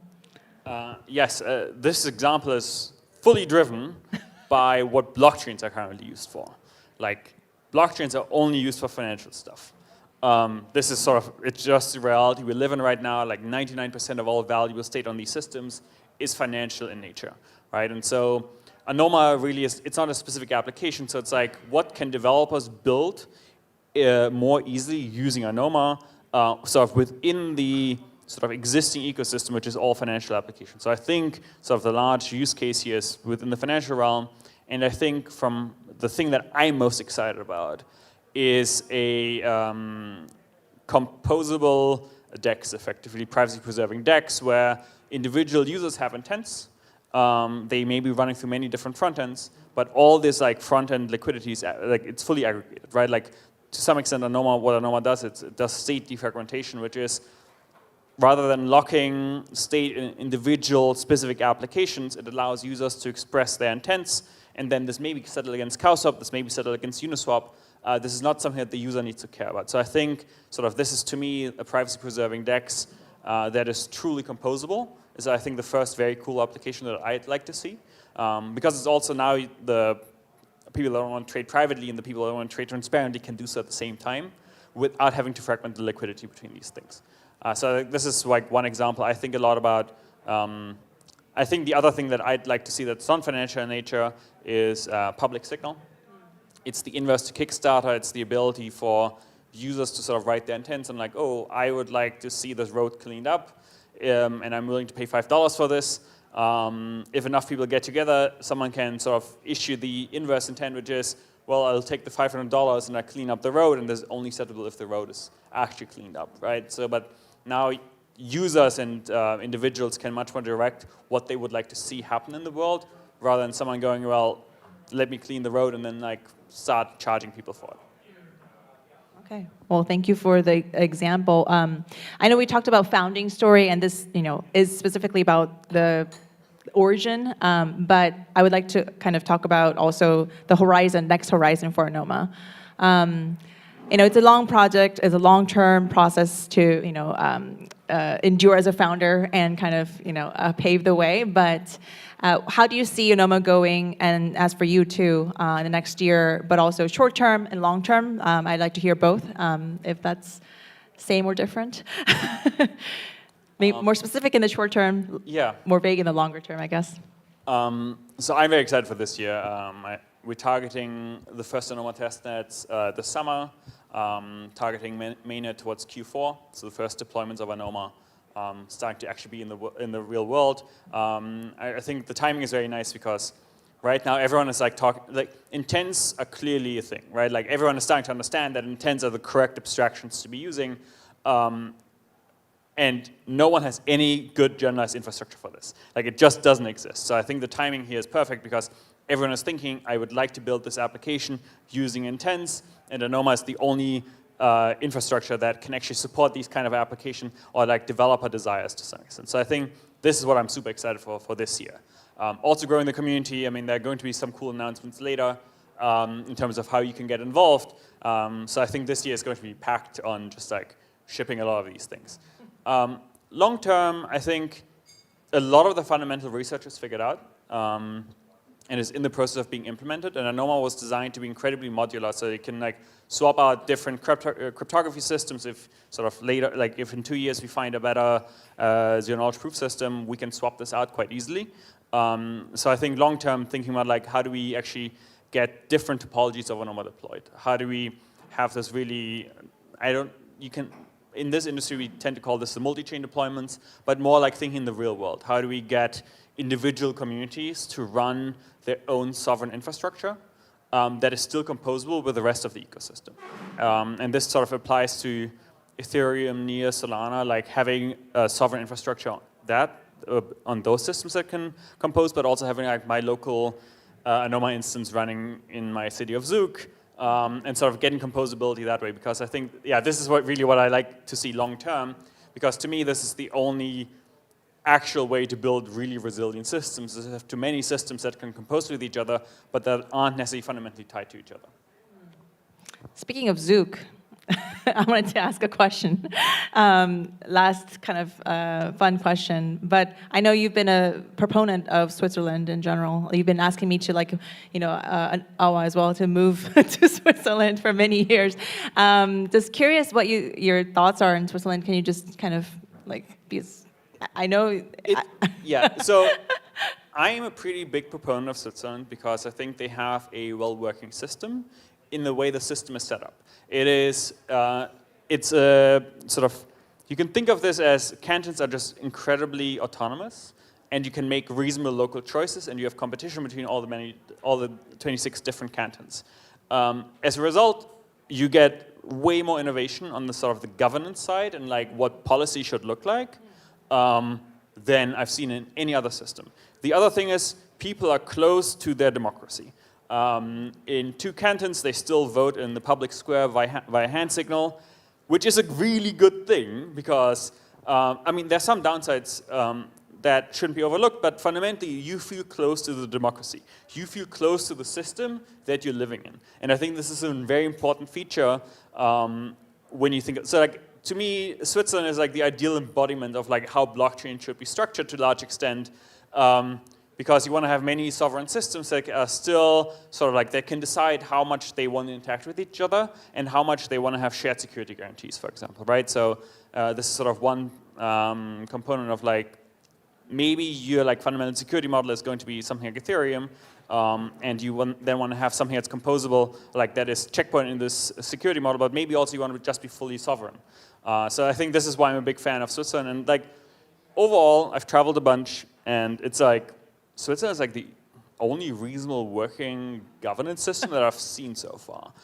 Because it's small, I don't think governance systems scale fundamentally like on sort of like human governance systems don't scale much beyond, like countries do not scale beyond 10 million people because at some point you're just too far removed from the people that govern you. Like I moved to Switzerland 6.5 years ago, and I am at most 2 connections away from the current sort of executive branch of Switzerland, right? Like, just think about this in terms of the US or in terms of even Germany, where I'm from.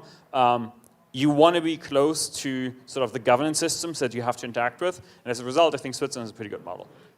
Yeah, no, has it helped you actually being being a founder, but like in the middle of all this chaos, right? But being in Switzerland where it's like more like clean. It's very chill. Like, I don't know.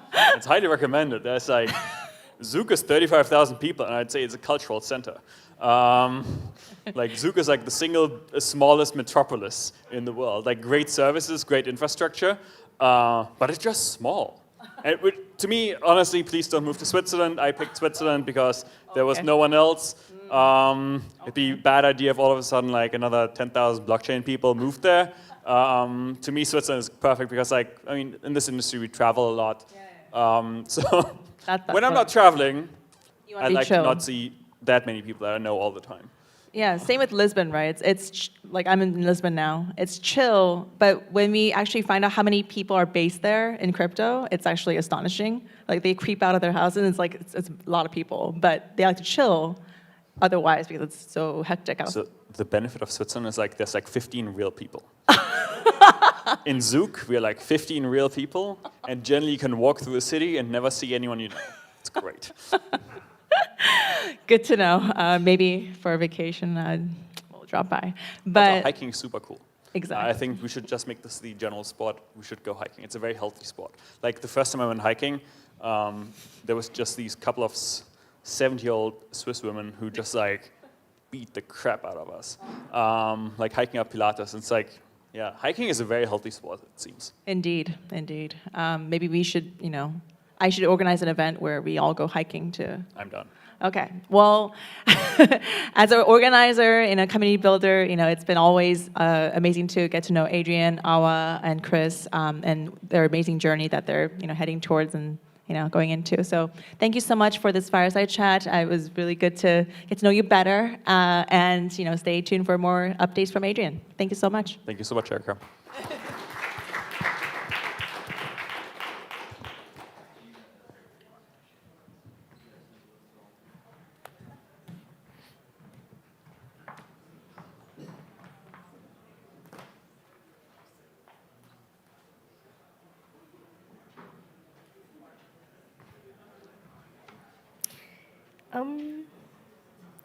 So, in case you wanna learn more about Anoma's founding story, this is actually a blog post I wrote a couple months ago.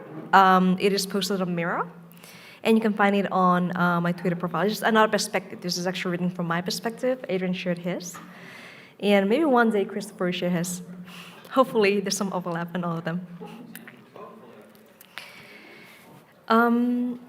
Okay, we have a couple of minutes until the next panel starts. So, can I ask, for the meantime, the panelists to come onto the stage? Shumo?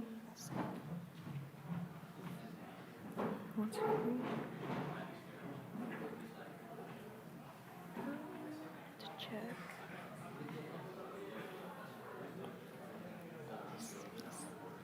Let's take a seat.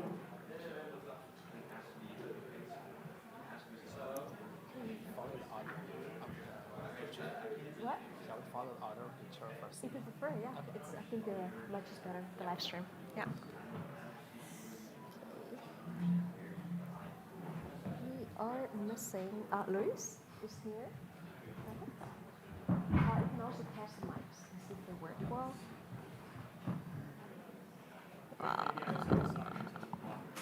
You are there. Yes. Hello. Hello? Hello? This one is not working. Hello? Hello? Hello? Hello? Hello? Hello? Yeah, hello. Hello? Hello? I think I may have heard something. Mic check.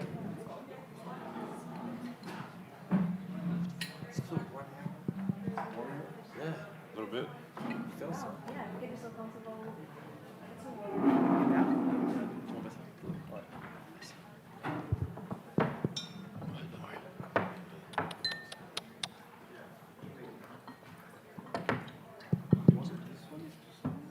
Yeah, he was already there.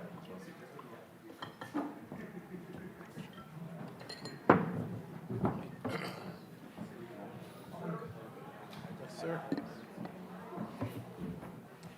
you want to introduce the panel and then I'll start it? Hello? I'm just gonna say a quick thing, Oh, I see. and This then one yeah, works, you right. can start. This one works, right? Hello? Yeah, it's... There's something. Hello? You can hear? I feel slow, but I think it's better. Before. Yeah, I think it's better. Yeah. Great. Yeah. Have you tested all the mics? Yeah. Hello, hello. Test, I think, Test. yeah. Mine works. Okay, the next panel is starting now. It is on the limits of cryptography and how they relate to intents. Everyone, please welcome the speakers.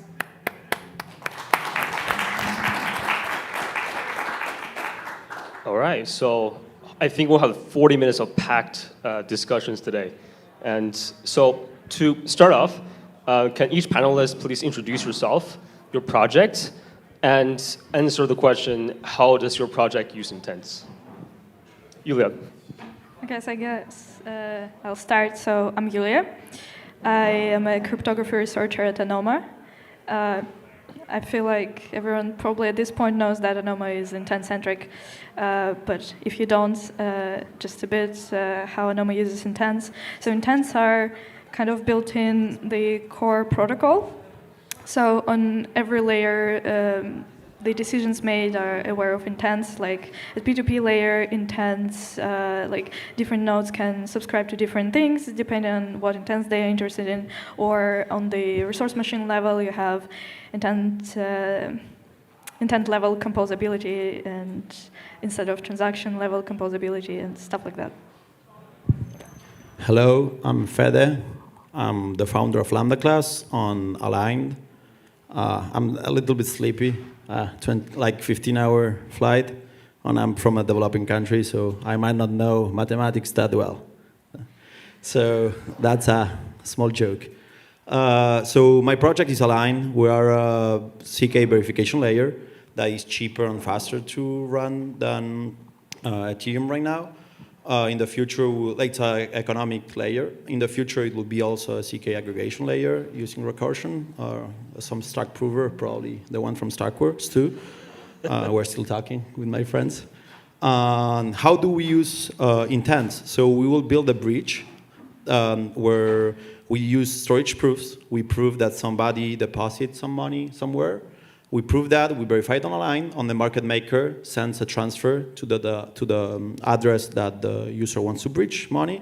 On the market maker can get the money out from the first contract once he deposits the money on the second chain, and you do a storage proof. So we're using intents as a way of communicating between networks on changing the dynamics of the safety, like the user is not taking the risk, it's the market maker. Great. So I'm Louis, I'm the head of strategy at Starkware. For those who don't know Starkware, we are one of the leading company when it comes to ZK, more specifically with one product called StarkX and one network called StarkNet.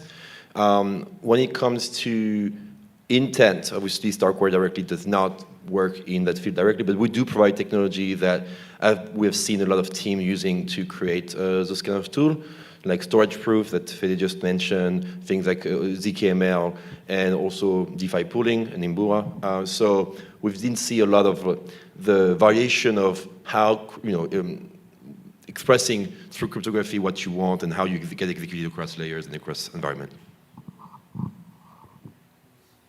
Hi, I'm Connor. I'm a solutions engineer for Celestia. I pick up the odd ZK-related tasks that we get. I don't know very much about intents, but I hope to learn more about them on this panel. Hey, everyone. My name is Shumo. I'm known for the airport waiting guy on Twitter, apparently, because I was spending 3.5 hours yesterday waiting on the check line. And on my side job, I'm the co-founder of Nebra Labs. We're actually building on two pieces of Lego.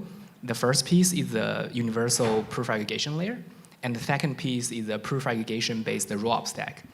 I guess in my view, we're very, very related to intent because the kind of end game of a rollup stack, we need proof aggregation, and then we need proof aggregation to aggregate the validity proof with we call it intent safety proof. Basically, with the power of the ZKP, you can actually snarkify the intent, and then you can actually guarantee the intent's execution at a settlement layer. I think this opens a big space for the intent, the full stack intent ecosystem. Yeah.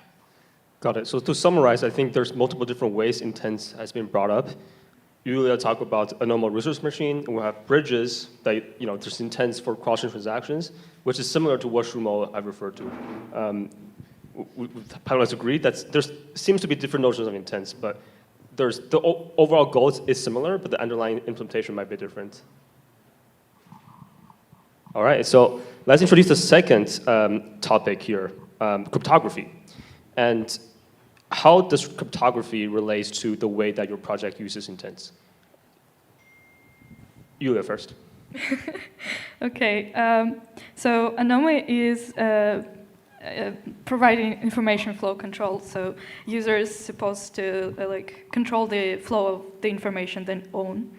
And to do that, you can start with transparent information, right? You have to, because if information is transparent, it doesn't matter if you want to hide it from someone, you can't really do that because everyone can see it, without your permission. So you need to start with private information.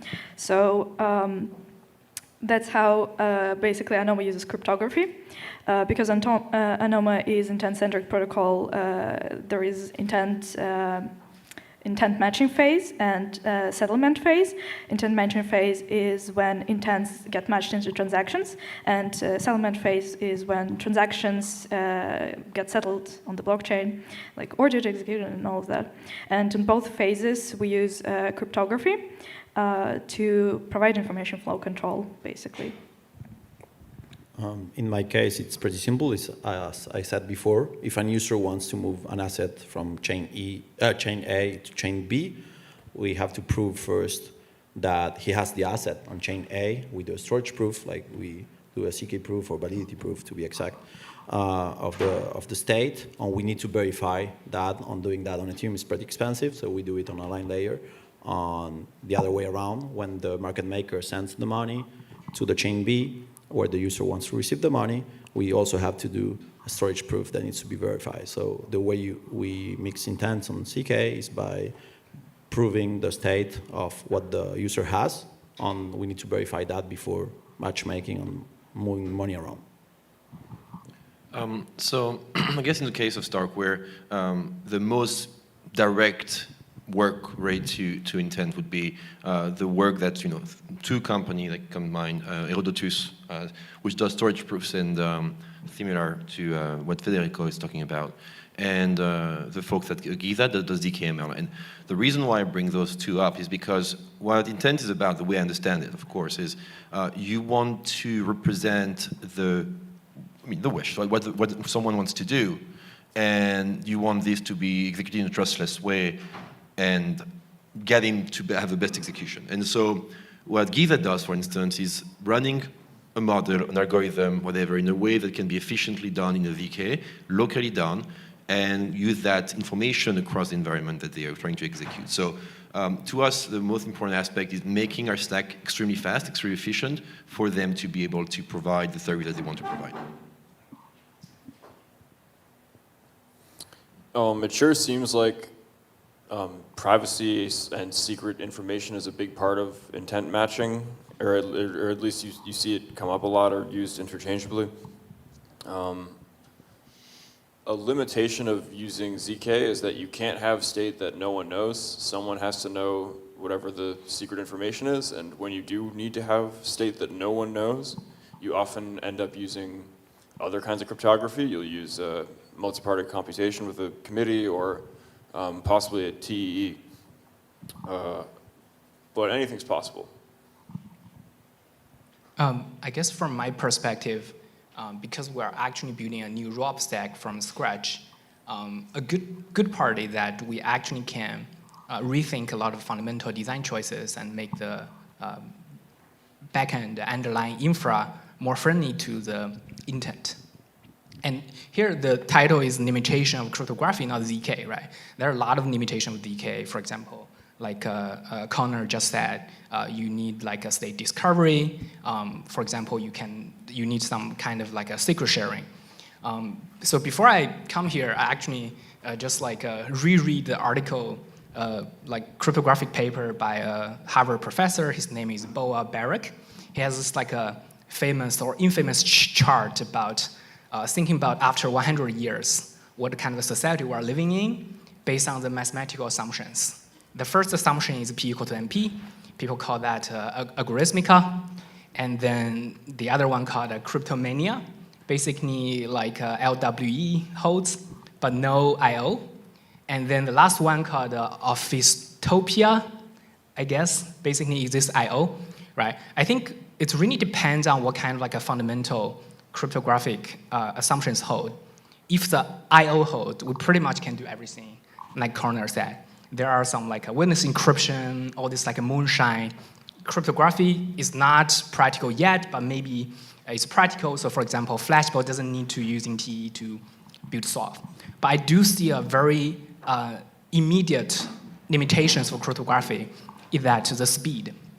ZK pure today is still like about 3 to 5 order magnitude slower than native execution. In a lot of like MEV use cases, there is kind of like a timing game. I think if you want to know more about timing game, you should watch Justin Drake and Anna Tony's debate on bankless. So because of the timing game, all these competing parties, they actually want to get the transaction in pretty fast in the last second. So a lot of cases, it's probably not enough to, basically you are using a slower prover or slower cryptographic mechanism will give you a competitive disadvantage if you are using in this like a MEV timing game. That's one of the very clear limitations I can see here using cryptography here. Okay, so I think we mentioned a lot of things right just now, and let me maybe direct the conversation to each part. And to summarize, I think we mentioned two things, right? So just intent matching, that Yulia mentioned, and there's intent settlement. And then there's the capabilities of the cryptography, right? MPC or TEs or whatnot. and then there's the speed, right? So let's actually maybe first talk about intent settlements, because I think that's maybe one that relates to the most of the panelists here. And can you elaborate on how intent settlement is done and how ZK comes in, and what are the current challenges with that? What is intent settlement? So I would say this is what Fide or Shumo have just talked about, which is, or Louis have talked about it, where you use ZK to prove that certain conditions are satisfied, that something did happen on one chain, so that intent can be safely fulfilled. I can go over if you want. Yeah. So in our case, like it's related to the second part, the speed or the cost. The two things are correlated in some way. If it's like if you are transferring, if you want to make transfers between chains very cheap, like a few cents, the verification cannot be, the verification cost cannot be very high, and the speed should be pretty fast so that you can move assets very cheaply. So in some way, speed and cost are a bottleneck for us. Actually, we wanted to create this bridge, and that's how we invented Align Layer. It was like, okay, fuck, there's no way of checking Herodotus proof. We were working with Herodotus, they're friends of us, and we wanted to do some things, and we realized that the cost was so huge that even with aggregation, it was not possible. We used Sharp, the prover of Starkware, we couldn't do enough settlements, or we couldn't like execute the protocol as fast as we wanted. So that's how we invented the line. So now we have it, so it's not anymore like we can verify like the maximum throughput we checked was 100K KZG verifications per second. Obviously, it's an economic system, like it has a few billions. We have 2 billion committed from operators so if it's something way bigger than a few, I don't know, like $1,000, I wouldn't use it, or a few million. But for something that is fast and cheap, it's good enough. So we implemented it actually to solve that intent-related problem. Right, so the limits that you found is really aggregation is expensive. You want to do it the proper way, right, using cryptography. So therefore, Align Layer have chosen to do economic aggregation, economic security, right, for aggregation first. On the first part. The second part will add traditional CK aggregation or validity proof aggregation or recursion. But for now, due to speed and cost, that was our first take. I can also expand on tiny bit.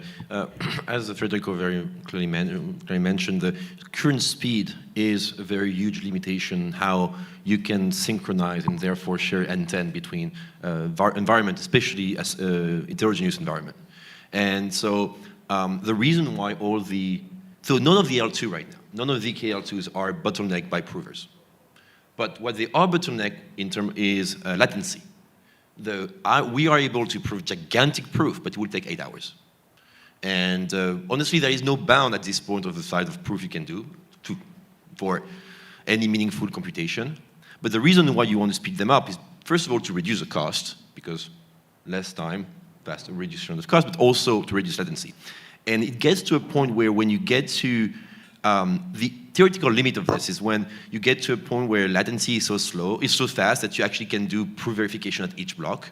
And then at this point, you can just, shared sequencing become an extremely simple thing to do.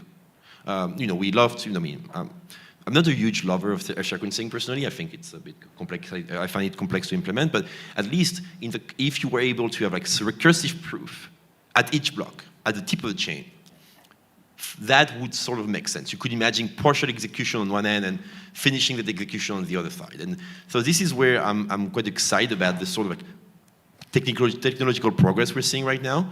Starkware just showed a couple of days ago an improvement that is going for, our new prover is going to be 1,000x faster than our current ones, and is estimated to be roughly 20 times faster, 10 to 20 times faster than anything available in the market. I'm able to run on my phone right now, using SwissDAO, something that would cost me, actually I wouldn't get the same, I would need probably like 100 top machine on AWS right now to do it for existing prover. I can do it on my phone at this right now. And so this is sort of like the improvement we're seeing would dramatically improve interoperability and therefore intent as a consequence. Is there a catch though? This is with circle starks, right? Yes. Like recursion is still, not counted within that benchmark, right? Oh, no. Just a straight. I can show you on my phone right now. I have so our new prover is in Rust. So one was C++, so we couldn't compile it easily to other platform, but now it's in Rust. So a colleague of mine was trying to make a test and just compile it as an app on my phone. So yeah, it's straight up 2 to the power 18 Poseidon 2 hashes. I get to 200,000 per second. And with an M3 Max, basically like the top Mac laptop right now, you get to 1.3 million. So this is like the sort of hashes per second.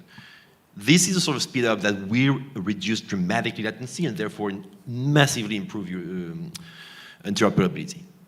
Yeah, on recursion in Starks is very simple because it's a Cairo program. So everything that improves the base layer of the prover also improves the recursion. That's not always the case in every proving system. So in this case, it's like every big improvement on the proving will make the recursion issue faster.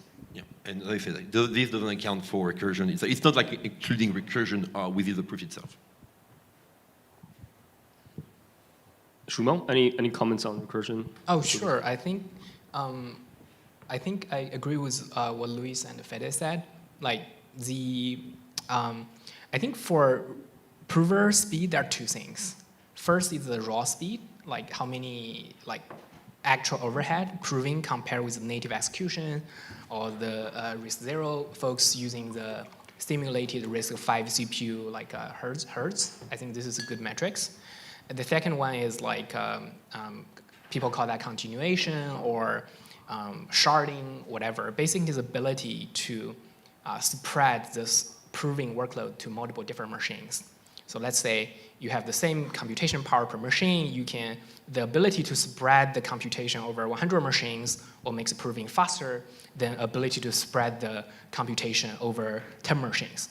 However, I want to mention another about previous point about intent settlement, different from the prover speed, is that I do think it's actually important to, at a settlement layer, to provide an intent guarantee. If you read the Anoma intent white paper, I actually read that. So there's like a fancy dependent type-based definition of intent, but I can provide a simpler definition. I think a lot of intent you can express as a state predicate, which means, hey, like this is you basically enforce a constraint or post condition on the execution to say, hey, after this execution, what kind of invariant on the state? A very simple example here is that, so let's say I'm a trader or degen trader. I want to do this trade. I want some a price guarantee, right? This could be I feel like a lot of intent on the language level can be expressed as a state predicate, and you can actually using ZK to verify the safety or ensure the state predicate, so that you can 100% guarantee that this intent execution is successful. I think this is a very interesting design space. I think we should explore more and head into. Yeah. I guess I can add to that from the Anoma perspective. Intent level composability, right? I mentioned that Anoma provides it. So I feel like this is how you can basically prove that the intent was satisfied. So what is an intent? When I say intent, I mean unbalanced transaction. And intent level composability means that we can compose unbalanced transactions into balanced transactions. And then balanced transaction is like transaction that you usually think about. And then because an intent is an unbalanced transaction, which is also a transaction, it includes these predicates that Shumo mentioned. So basically, you have this connection between the intents and transactions, and if you prove that the transaction predicate is satisfied, it basically means that the intent predicate is satisfied because intent is a part of this transaction that is settled. Everything's coming together. Connor, any comments to that? No comments to that, but I am curious about what is the, not to change the subject too much, but I'm curious about what is the reason privacy is talked about in the context of intents. Yep, that's the next topic, Okay. but maybe let's conclude. I think we just discussed about intent settlement. There's predicates that we usually have to prove, and in with recent improvements, I really should go check out the Starkware paper, right, on proving these Poseidon hashes. I think the limits of cryptography is being broken, over and over and over the last couple of years. That we're getting closer and closer to real-time secret proving, and I think this is something that will happen, and it's very exciting. And maybe we don't need TEs, maybe we don't need crypto economic security in the long term. So let's talk about intent matching. And this is something that Yulia discussed at first, right? Anoma, it's not just for settling intents, but it's also a network to match these intents. And this part maybe require a lot more fancy cryptography that Shumo has just talked about. And so the question to the panelists is, describe how cryptography comes into intent matching. And I think Yulia, maybe you should go first here. Yeah, sure. So just to answer first the question of why we want privacy for intents, I think I can think of two main reasons. Maybe there are more, but I can think of two. First one is, so what is privacy at the intent matching? You basically want someone to match your intent with someone else's intent. Some party that has more computational power, but you don't want them to know what you want because it's something that you don't want to reveal. So privacy here would be to make it somehow that this party finds a match for you without knowing what you want. And two reasons for that. First of all, it's nice when you can keep your things private. That's why you want privacy on transactions. That's why you might want privacy for intents. And another reason is that for malicious actors that see your intents and base their decisions on that, if the intents are private, they cannot see the intents and therefore cannot base their malicious actions on that. So these are the reasons for privacy. And next question is how to achieve this privacy for intents. And we did a little bit research about that, and it turned out that it's not very easy to do. So on the settlement layer, like when the transaction becomes settled transaction on the blockchain, it's more or less figured out because there is Zcash, protocols like Zcash, there is Penumbra that went live. It's amazing. Right, and these things are more or less figured out. But when you go to intents, like not only there are not many intent-centric protocols, but I don't think there are intent-centric protocols that support privacy. So there is like approximately non-research in that area, and so it's like not very clear how to do that, especially when you state the question like how to get like someone to match your intents without knowing what you want. And so back to the research that we did, like the short answer would be maybe MPC and maybe TE and maybe not FHE. Maybe just for the audience, can we dumb down intent matching a little bit, right? So there's this famous problem in MPC with, it looks like maybe Shumo knows this example. Do you want to explain? I'm thinking about a different example, but happy to explain a little bit. So basically, let's give a very simple example. Because when we talk about intent, a lot of the cases we need to talk about auctions, right? Because inevitably, you are getting into this kind of like an MEV supply chain issues. So let's take a very simple example. Let's say we are doing the first price auction, which means we have an auctioneer, we have bidders, whoever has the highest price gonna win. It's very hard to do that privately, just purely using ZK. The reason here is that you need to kind of encrypt the bid, then there are gonna be some people to do the decryption, and essentially this is need like a computation on private data. So then you probably need ZK plus FHE, or you need ZK plus MPC, and people are not happy with some of the cryptographic securities of the MPC because it's not super private in a sense, right? So, but in many, many cases, we need to run this like a first price auction, not just for, I guess for privacy, there are two reasons. One is for idealistic reasons, like we do want privacy. Privacy is normal. And the second reason, there is like kind of like a capitalist reason, because privacy can have a like better capital efficiency in dark pools in many auction protocols. So the reason that I guess like Flashbot, they have to using TE to build the swap, because you just cannot using ZK to run like a good first price auction. So this is basically the example I want to take, yeah.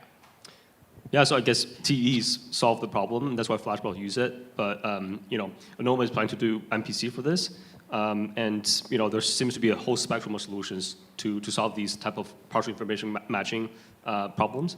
And yeah, Louis. So I mean, when it comes to, I think I'm pretty much agreeing with Shumo here, but when it comes to matching, centralization, like there is a design space that I think is commonly under use, which in cryptography is called the trustless card dealer. So the idea of someone who actually organizes the game in a way that he actually can cheat with it. And for most privacy environments, this person is has a reputation to some extent. And so this sense, TE tends to be for me like I hate TEs, I'm a ZK guy, I cannot like them, but for some very specific use cases where you want credible privacy, I think TE can clearly fit the bill of organizing those markets and organizing those dark pools as well as those first price auction. It's so much easier to implement, basically. Yes, but does cryptography have the answer to TEs? Any takers to this question? Connor, Fide? I'm not completely sure if you can directly replace any TE app with cryptography, but it certainly seems like you could just get like 100 or 1,000 participants in a big multi-party computation and have them be responsible for keeping all the inputs secret, and then you could have probably as good as a 1 out of n, where as long as they're not all colluding to reveal the secret information, it would remain secret. Not entirely sure if that could replace any TE thing. And also, of course, there's the massive overhead. What I just said would be pretty much impractical. Yeah, I guess I have to push it back a little bit, because TE is cryptography. Like, if you look at the construction, TE use a lot of cryptography. It's somehow we kind of say, hey, like, you're not cryptography, I'm cryptography. I feel like that's a little bit wild. I think the biggest issue of TE, in my view, is that these like centralized forces like Intel or AMD or NVIDIA, they are the parties have completely control the technology. I think my view on TE is that we should use TE as a kind of a training well of this like fancy cryptographies. There are many, many things you can use TE.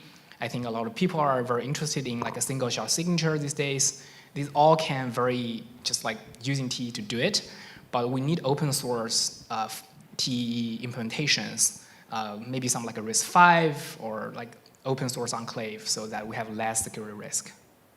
Yeah, I think this is a great call to action, which is TEs. Yeah, they use cryptography that can be made better, and currently what's on the market maybe does not really suffice for all the use cases we want in Web3. Yeah, so I guess for a question for Yulia, do you think Anoma will utilize ETEs, or will they be MPC-based matching? So the thing is that using MPC or TE is about solving, and solving is application specific, so it's up to application developers what to use basically. But I think it's a good idea to provide some kind of default solution for privacy preserving intent matching. So I think both approaches could work, but my personal opinion is that TEs are more realistic in the short term, because there are a lot of questions come up when you try to implement the same thing with MPC. For example, if we consider like fully private intent-centric protocol where intents are matched privately, and then the transaction that created as a result of it is also private.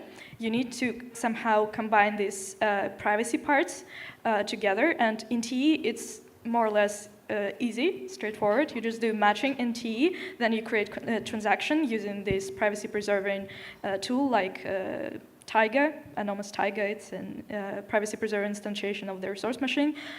You use that, produce transaction, everything is done.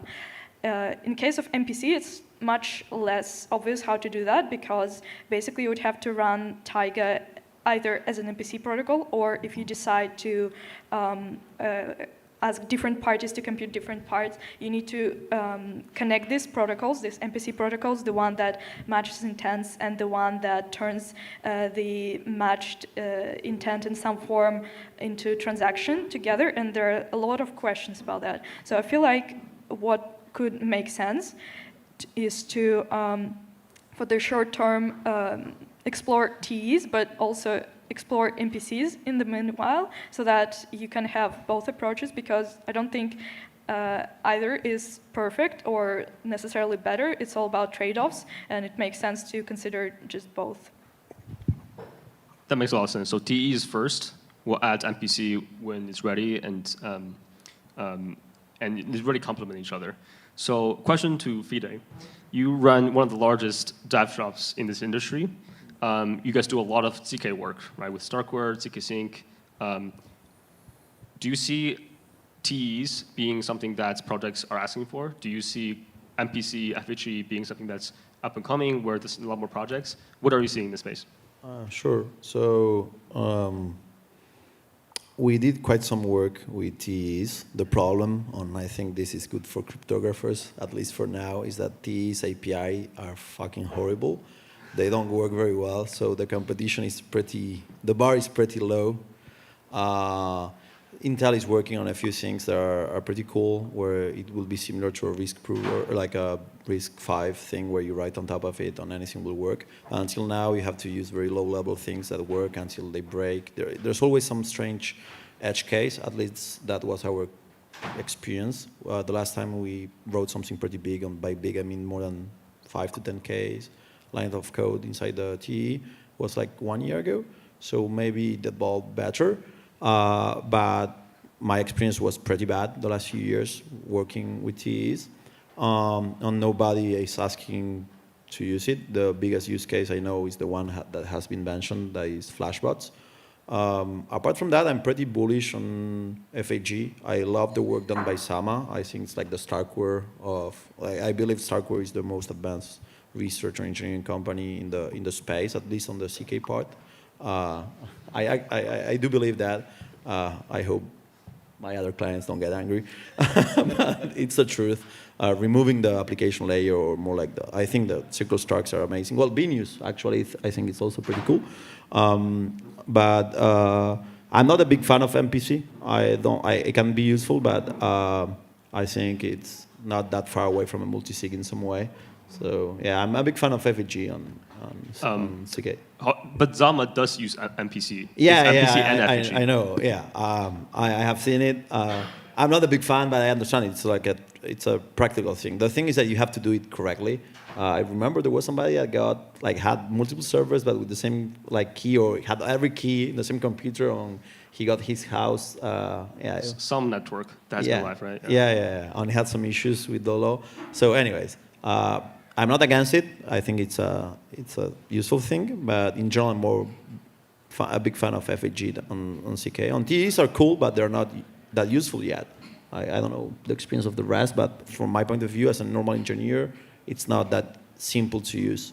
But they're not equivalent in terms of intent matching. So FAG is not really applicable naturally to it, so comparing them in this context is not exactly correct. So yeah, I didn't meant it on intents. I'm speaking more business-wise, like on the 3 technologies or 4 WTEs. The ones I see the more interesting or practical are FAG on CK. Yeah, I agree. FAG is cool, just not usable for intent matching. Yeah. Louis, do you think Starkware will start exploring TEs, FAG, MPC? No. I think they have enough work. The short answer is no, and fuck no. The reason why, I mean, there is a reason why. So the reason why cryptographers kind of hate TEs, like as a rule of thumb, is because it's hardware. It's a hardware security. It's not the same business than, you know, writing an algorithm or Circuit Stark or whatever, BNews, whatever primitive, that nice, cool, pure algorithm. It's not the same skill sets, not the same people. So the short answer to that question is no. But but there is a junction though in between the two, which I find super interesting and not talked enough about it, which is and goes back to the point I was making about the trustless card dealer, which is, to me, the end game of ZK rollup is to basically be provable servers, meaning if blockchain are in the internet of money, we will need a web server that can understand what the blockchain is, that can run fast, that can survive the death of the creators. And the only way you get that is through ZK. The thing is that if you have a centralized party, what you're risking is obviously liveness and also this party knowing everything about it. And so TEs, in that sense, can make it more, their action most trustworthy. So there is, in my opinion, a very strong tie between the future of what ZK rollup would be and what people talk about L3s. L3s will not be decentralized because that's not their goal, but they might be running in TEs for the privacy perspective, for providing the unbiasedness that is you lose when you build on a centralized environment. Yeah, that makes sense. I think we're closing to the end here. And I think we'll have time for Connor and Shumo to make a closing statement, if you'd like. We at Celestia have an interest in making the base layer more censorship resistant than Tendermint because we want Celestia to be useful for base rollups. And we want it to be possible to try to do things to reduce MEV or recapture MEV or whatever. And improving censorship resistance is one way to do that. And so we like the threshold encryption schemes that have been proposed by Osmosis with the Fervio scheme and Penumbra with the flow encryption scheme. Although more likely than not, we're going to end up solving censorship resistance without those schemes, probably doing some sort of multiple concurrent proposers or Narwhal Bull Shark or something like that. Yeah, I guess my take here is that I think TE is not that bad. I don't think you should use TE as the only security guarantee, but I do think it's very reasonable to use TE as an additional security guarantee, especially, let's say, if you're building a rollup or a rollup stack, you want to do a multi-prover. I think TE is an excellent choice on that regard. And also, I think one thing that didn't mentioned by many people on TE that if you look at the vulnerability of TEs, most of them are side channel, which means they are privacy leakage rather than verifiability issues. So if you're using TE purely for attestation or verifiability, I think the security vulnerability in practice is much less. So with that, I do think we probably going to use TE as additional security guarantees as a multi-prover system. Yeah. All right, so in the last 4 minutes, we have explored intents, cryptography, intent settlements, intent matching, and intent matching seems to be the open frontier where TEs are currently required. There's different cryptography, advancements that could be made in that realm. Overall, a lot of open research still, and let's thank our panelists for their insights. That'll conclude the session. Thank you. Actually, sit that back down, please. We do have time for 2 questions. If anyone has, please. Oh, okay, questions. Yeah, in the discussion on definitions, everyone seemed to settle on this idea that a intent is some kind of preference function over a set of state transitions. And then Shumo had the point that you can specify this as constraints, and this has the property that you can aggregate all these different people's constraints, and you have this set of constraints to solve. How do you think about what you're optimizing for when you're solving these sets of constraints? I mean, intent as an object is not like a transaction where you have gas or whatever, so what are you actually solving for when you have this big set of constraints? Yeah, the honest answer is I don't know, because I think we as a settlement layer mostly want to provide the infra to give the solver or searcher the ability to solve that, right? So this is really the solver's job, and I'm not an expert on the solving side, yeah. Yeah, thank you guys. To follow on the question of Sino, just to Yulia, I wanted to get more information. I personally work for Polygon Manian, so we're a private Zk rollup, so I work on privacy most of the time. And I know it's like really a non-trivial task like to implement. And so I know you've kind of skimmed over it, but I was just curious, like how did you concretely implement privacy into your protocol? Because, for example, right now, if you take like Penumbra, Polygon Manian, Aztec, etc., most of them are implementing like client-side proving with ZK and stuff like that. And I was curious, like if you looked into these things or how you imagine potential privacy on your protocol, and just like I don't know if Anoma is alive yet, but if not, and you need to also implement privacy, like it's gonna take you like, I don't know, multiple years. So if it's a core part of your protocol and it's not ready yet and it's like being researched, I'm just curious, like what is the state, because it's non-trivial. Yeah, so as I mentioned, there are like roughly two parts: intent matching part and settlement part. So settlement part privacy is implemented by Taiga. It's a privacy-preserving instantiation of a resource machine. It's inspired by Zcash, so there are commitments, nullifiers, and all that stuff, zero-knowledge proofs, encryption, everything. So if you're familiar with Zcash, you'll be able to understand it. So that's how we do privacy for the settlement part. And as I mentioned, for the intent matching part, it's up to applications, basically, and there is no concrete solution yet. But then you're leaking data when you're sending your intent from the user to the application. Then the application has all the information of the intent from the user, right?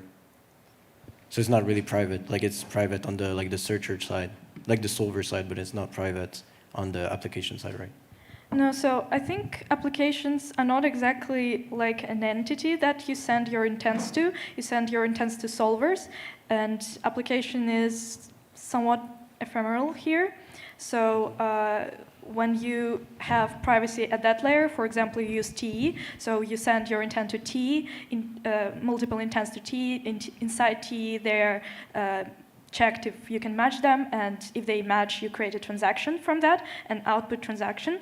So that's how you get privacy on that intent layer part. With MPC, it's a bit more complicated, but more or less the same. Like it's just instead of T, you have multiple parties executing MPC protocols. Okay. Thank you. I'll look into it. Sorry, just getting back to the solving question a little bit. I think, in my view, if you actually being able to formalize the constraint solving problem, then you can having a optimized solver to solve that. There are many good commercial solvers. Previously, I checked that some of them developed by a commercial companies like IBM. So for solving side, you don't need to trust them, so that's fine. I think the real question is, can you actually translate the constraint satisfaction problem formally from a user's intent to this mathematical language? I do think Anoma people here has more expertise than me on this regard. Maybe they can provide some insight on that. Yeah, I think recently Chris wrote a forum post about that, about matching intents that are written in human language and how to transform it into mathematical form. And as far as I remember, there are two proposed ways to do that, but I don't remember the way, so you have to head to the research forum. Yeah. Right. Thank you very much. This was really intense. Let's bring our hands together.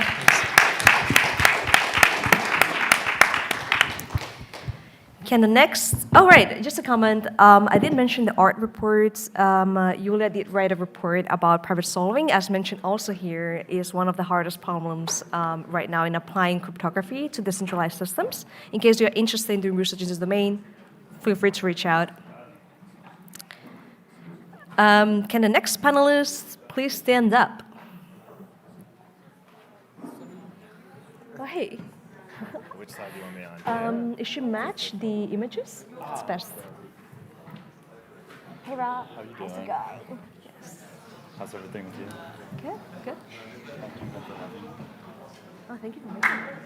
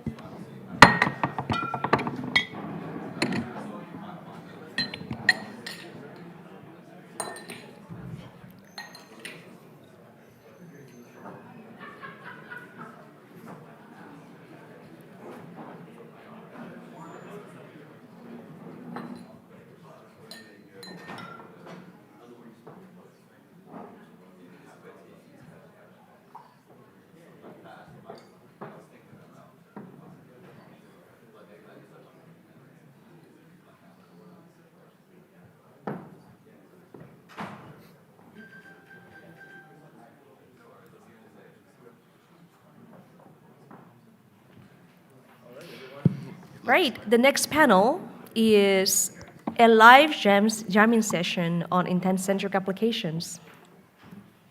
Yeah, thanks, Awa, and thanks everybody for coming. I am going to have the pleasure of introducing some of these lovely panelists. We're going to be talking about intent-centric applications, so a little bit of a change of speed from the infra layer, and really thinking about how we bring intents to the application layer, how we ultimately get users. And I hope to delve into things about not only existing applications, but potentially novel applications, how we improve the UX today, which I think is a key feature of using intent-based programming. But I will kick it over to the panelists first to introduce themselves, maybe just a little bit about yourself and what you're building. All right. Hey, everyone. My name is Rob. I'm an investor over at Bull Capital. To keep it relatively simple, we invest in seed and pre-seed, and focusing on just reimagining our systems, whether it be financial or cultural. I'm Zaki, co-founder of Sommelier Protocol. We make a system for an infrastructure for sort of intelligent rebalancing vaults, but like work on lots of different things in the space. Intents have actually turned out to be like particularly useful in the design of something like Sommelier. And a lot of like why intents are important have sort of come from like the experience of building applications. So I think this is a sort of relevant piece of the sort of conceptual space. Hey, this is Praneeth. I'm an investment partner at Ethereal Ventures, which is an early stage venture firm that spun out of the investing team at Consensus. And from our standpoint, I think we are broadly curious about what intents can add to applications, given this is pretty much what powers a lot of the applications that we see today in terms of their interactions across different systems. So I'm glad to be here.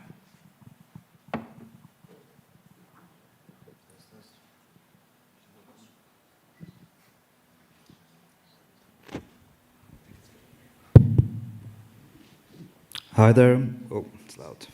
I'm Amin. We're working on SwissDAO, building community in Zurich, builder community. Also researching right now decentralized AI MEV, working with intents for quite a while without knowing that it's actually intents. And yeah, taking more the dev builder hat from this panel. So yeah. Nice. So in my role at Heliax, I really work on ecosystem development at Anoma. And what does that mean? That really means talking to builders, talking to people that ultimately want to use the Anoma architecture to build applications and to grow that ecosystem through that. So just as an opening question, I'm wondering how you guys are seeing, because in my seat, I'm seeing intents really starting to take off in terms of builder teams. People are thinking about it, whether it's still early or actionable, but they're definitely thinking about how they integrate that into their applications. So I'm just wondering at a high level how you guys are seeing the landscape develop, and either how are you thinking about intents from building your own applications or more as like a market overview and landscape development. But maybe Zaki, you might want to kick it off in how you're thinking about it from the Sommelier angle. Yeah, so I'll just say that like this comes from like a set of like sort of practical problems that you encounter in protocol design. So one practical problem that we've had with Sommelier was that we frequently had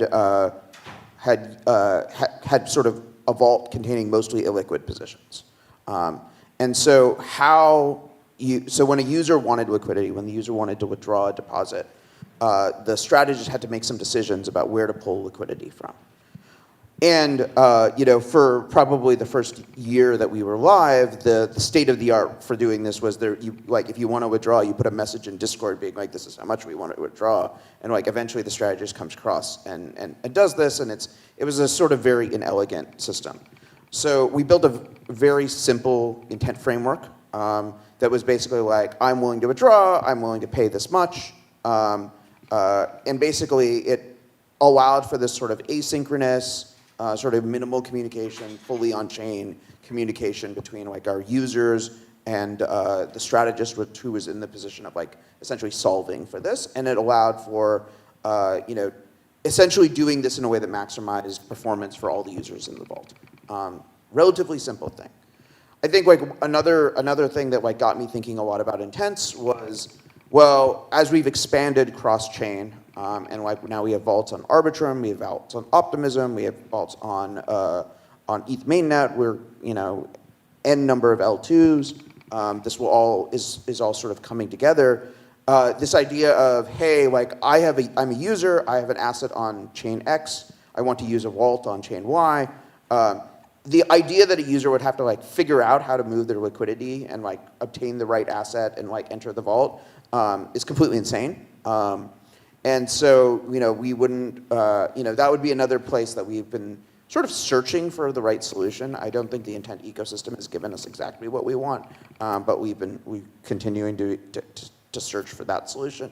So I think there's like a lot of practical problems that you run into in sort of the design of different protocols, where intents are like a nice little piece.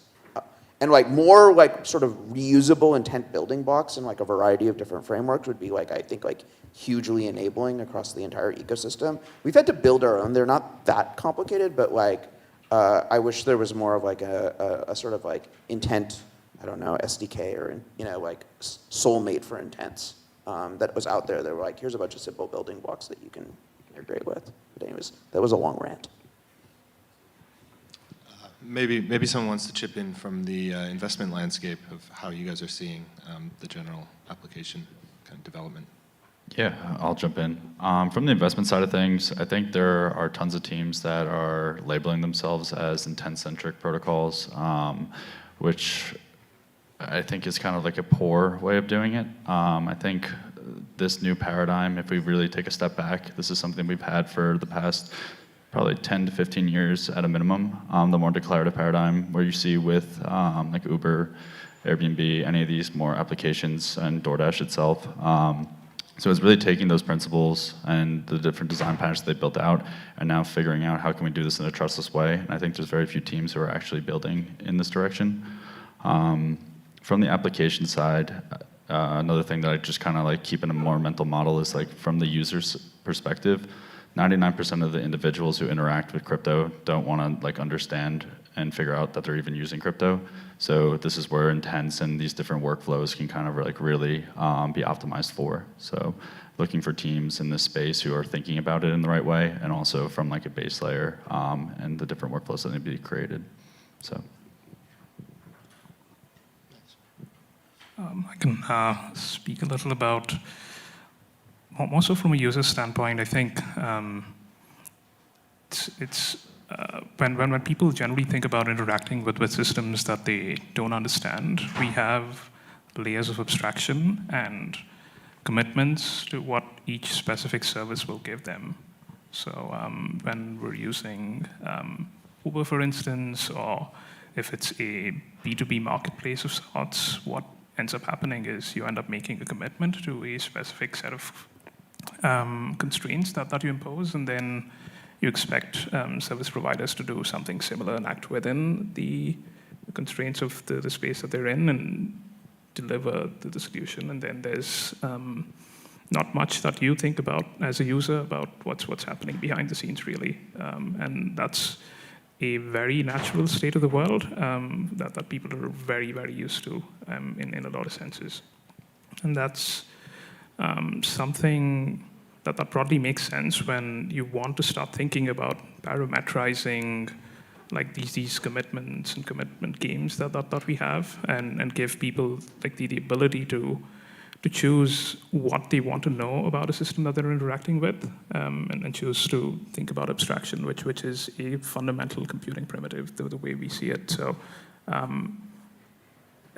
from that standpoint, I think we've been working with apps like CowSwap and maybe Connexton across, where we've been trying to work with infrastructure providers that try and eliminate some of these product gaps. But I think it makes broader sense for application developers to fundamentally realize what exactly they want attribution for and what they do not.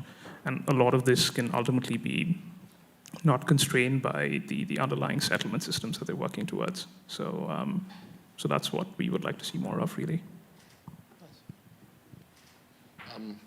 just building on that, I think it's quite intuitive how intents can, I think, further application verticals like DeFi, right? Like it's quite understandable. But what I'm personally very interested in, and what Anoma has spent a lot of time in, and I encourage people to check out our research blogs, is novel applications that intent-centricity can enable. And I'm wondering, from your guys' view, in a perfect world, where do you think intents can take us? What kind of cool applications or unique applications do you think can be launched? Maybe Amin, who's been looking at intents without even knowing it for a while, has some thoughts there.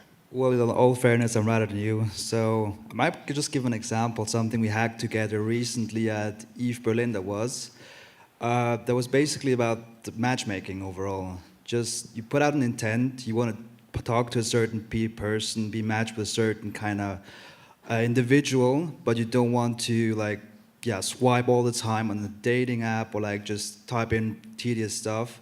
Therefore, it would be interesting to see more agent-focused intent matching systems that kind of take that for you. It's been talked about, but not built yet. So I think that's something we might see in the near future as another use case of intents overall in matchmaking. I don't know, how do you guys see it? I really fantasize about a world in which what a world, and a lot of the way I think about it is more like what the internet was like in the 90s. When the internet was a lot smaller, you had Craigslist was just this bulletin board in which you could essentially sort of matchmake between all kinds of different weird preference functions. It was the way that everybody's from this is a weird rental property, or every sort of odd parameter of human desires could sort of be articulated. But then as the internet scaled, just having all of this on just a web, on essentially a bulletin board, made it so that no one would ever be able to find each other, and that payments and reputation and all of these things became, so this all pulled all of matchmaking into centralized marketplace platforms. And then the other thing is eBay in the 90s was just this crazy place where you could buy anything. And I think that there's kind of wanting to get back to this universal marketplace rather than a bunch of siloed, segmented marketplaces that only do one thing. It's exciting. I think that it's a really exciting it's an exciting thing that could exist and be sort of not really relevant to what we think of as a crypto application today. Yeah, one thing to add to that that you said, I think really building around desire is key here. Humans have all forms of desires, whether you want to buy something, like something, obtain it in some way, different colors. There's so many different preferences that you can have that create different communities, and I think that's global marketplace where you can have these different transactions or commitments across and just value transfer back and forth. There's unique ways to kind of build it out. I think there's, if you go to the research forum at Anoma, there's tons of different examples, which is great, but I think starting off in a small community and slowly expanding, going back to that bulletin board of the Craigslist side of things is something that I think would be pretty interesting for teams to tackle early on.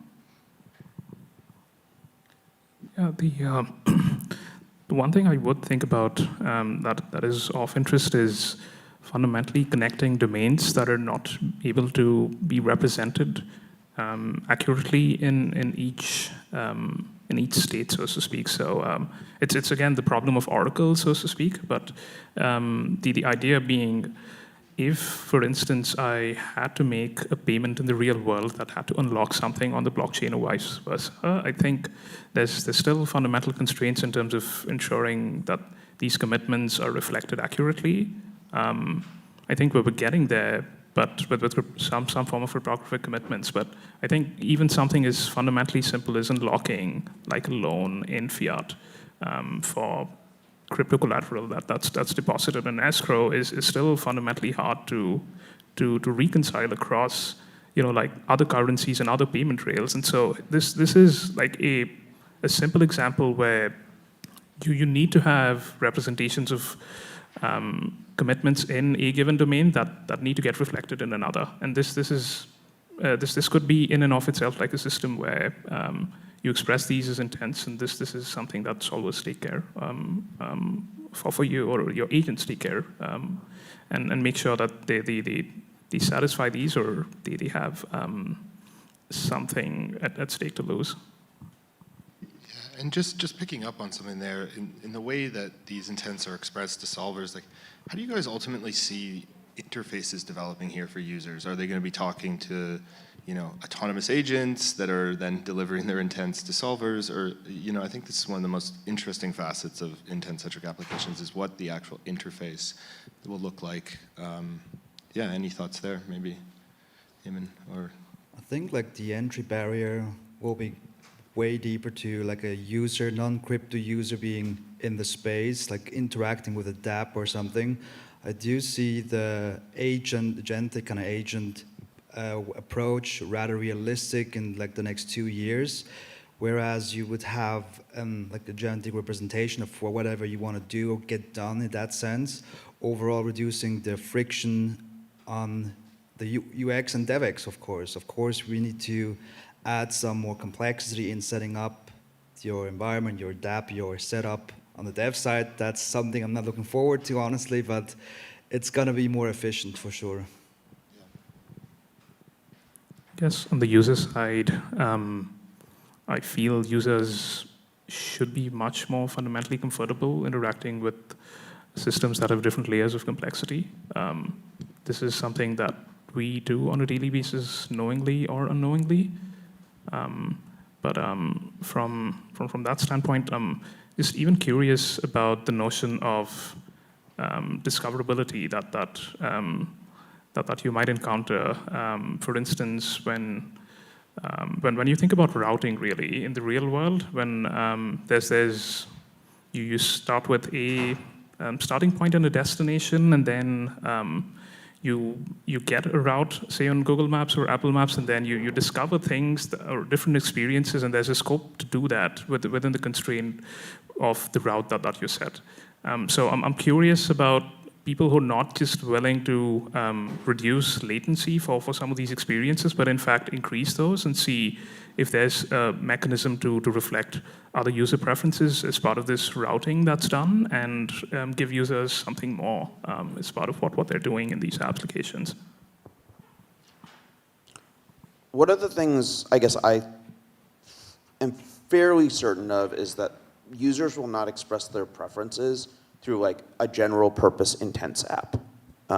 Instead, there will be like largely special purpose apps that like narrow the preference space and the constraint space, both towards things that are like actually solvable.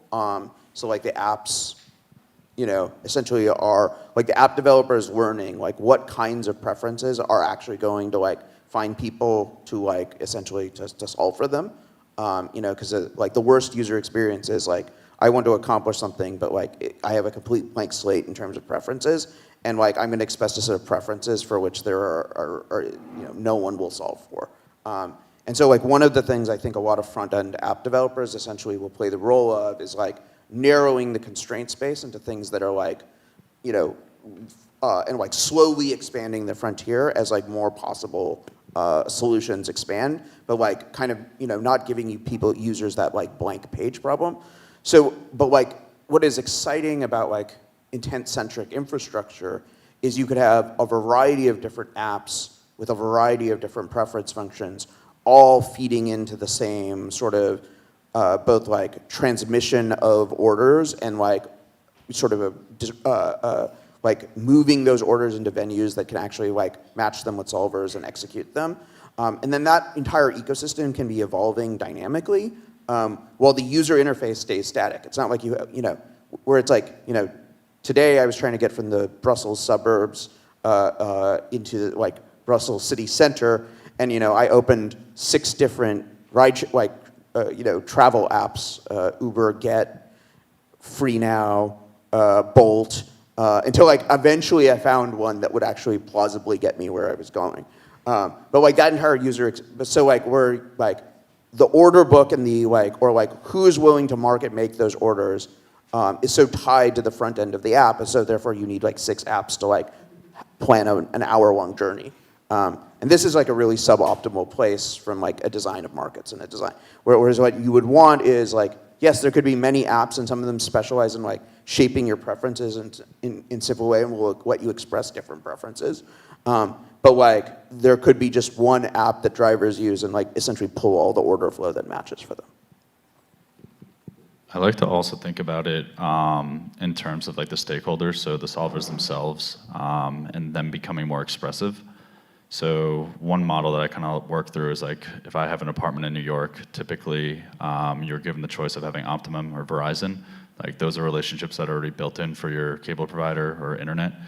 And those relationships are kind of how I view these different apps that will pop up that are more intent-centric. Like they have the relationships with a lot of these different solvers. Some solvers specialize with certain user preferences, and those are going to be the ones that have that respective order flow going forward. So I think that's just something to keep in mind, is that from the user perspective, they might prefer something to be faster, and there might only be X amount of like apps that provide that, and that's going to push whether it be like, I like this brand better, I like this, maybe the colors of a like project, or like I want to be fast execution. So I think all those different preferences can be executed that way.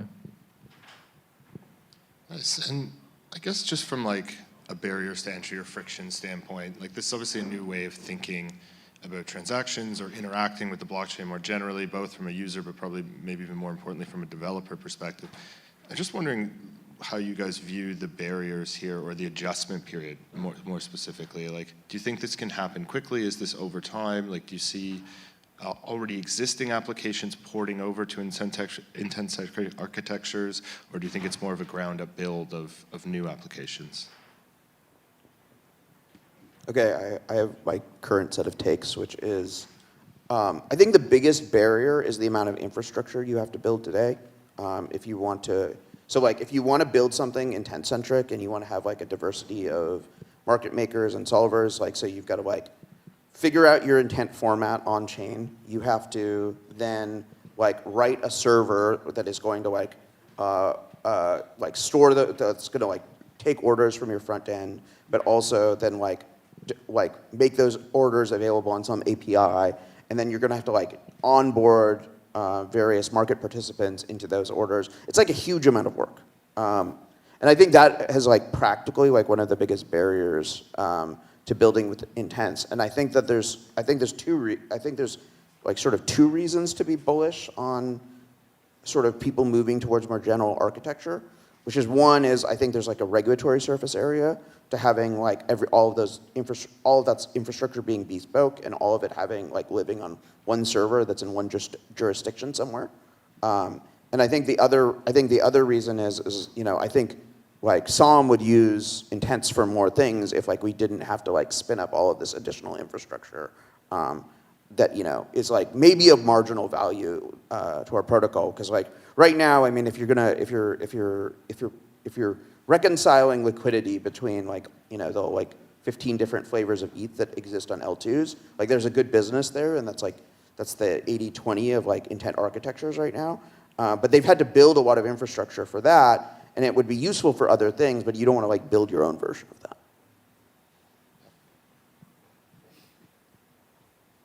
Anybody else on that one?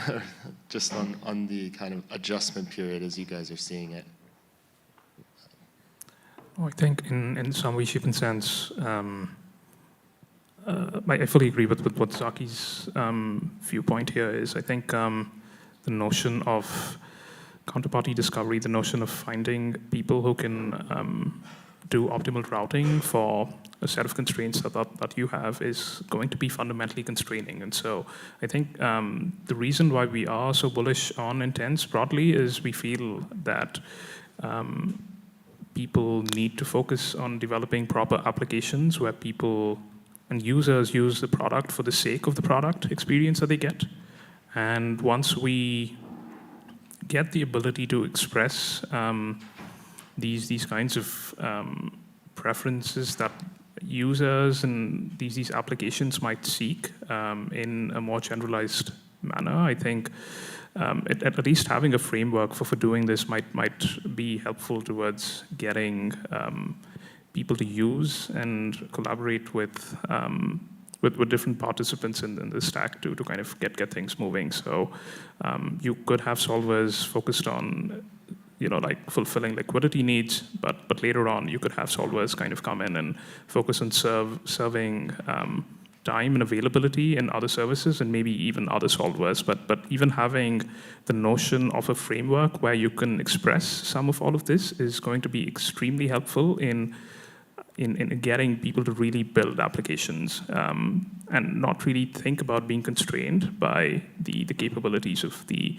systems that they're looking to build these on.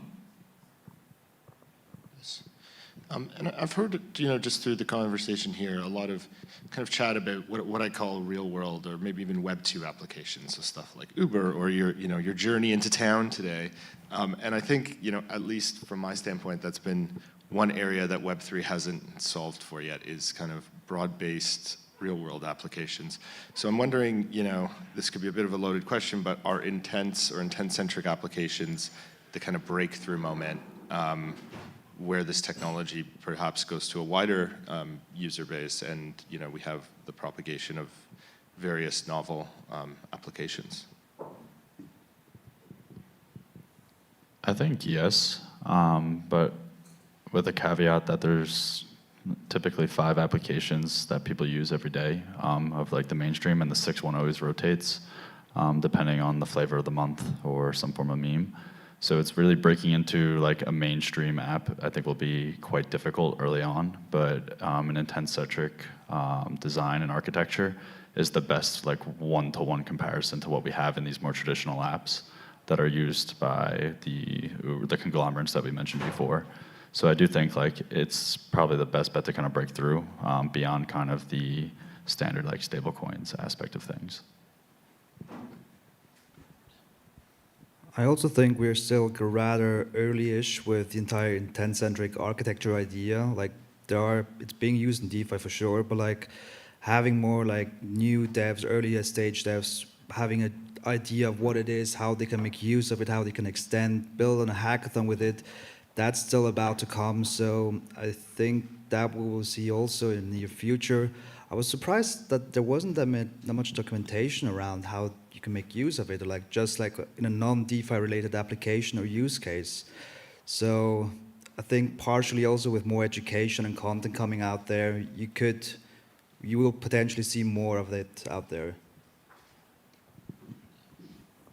So I guess I'm hopeful that there's like a synthesis of like all of the Web3 infrastructure that has been built and sort of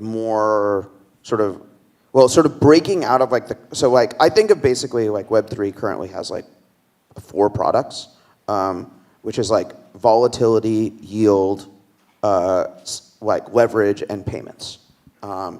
And these are like like everything we do so far just is like a repackaging of these sort of things. And the question is whether or not intents are like a significant bridge out of like those 4 product categories into some. So like the crypto native arguments are like, we take those 4 products, we make them better, we make them easier to use via intents. The second question is can we use those products as infrastructure, as a pure infrastructure thing, but like breaks out of the product experience being primarily driven by like those 4 human desires or like those 4 human needs. And like sort of any sort of marketplace app needs payments infrastructure. And so the fact that we have this like robust payments infrastructure is important. So yeah. Okay, good. I think we probably have time for a couple more questions. I think one thing I'll delve into quickly is just like the ZK aspects or privacy when it comes to intent-centric apps. I think Zaki mentioned it before, but users don't tend to express their preferences. But do you guys think that that's an important facet of this technology and the ability to at least provision your privacy as you choose to some degree?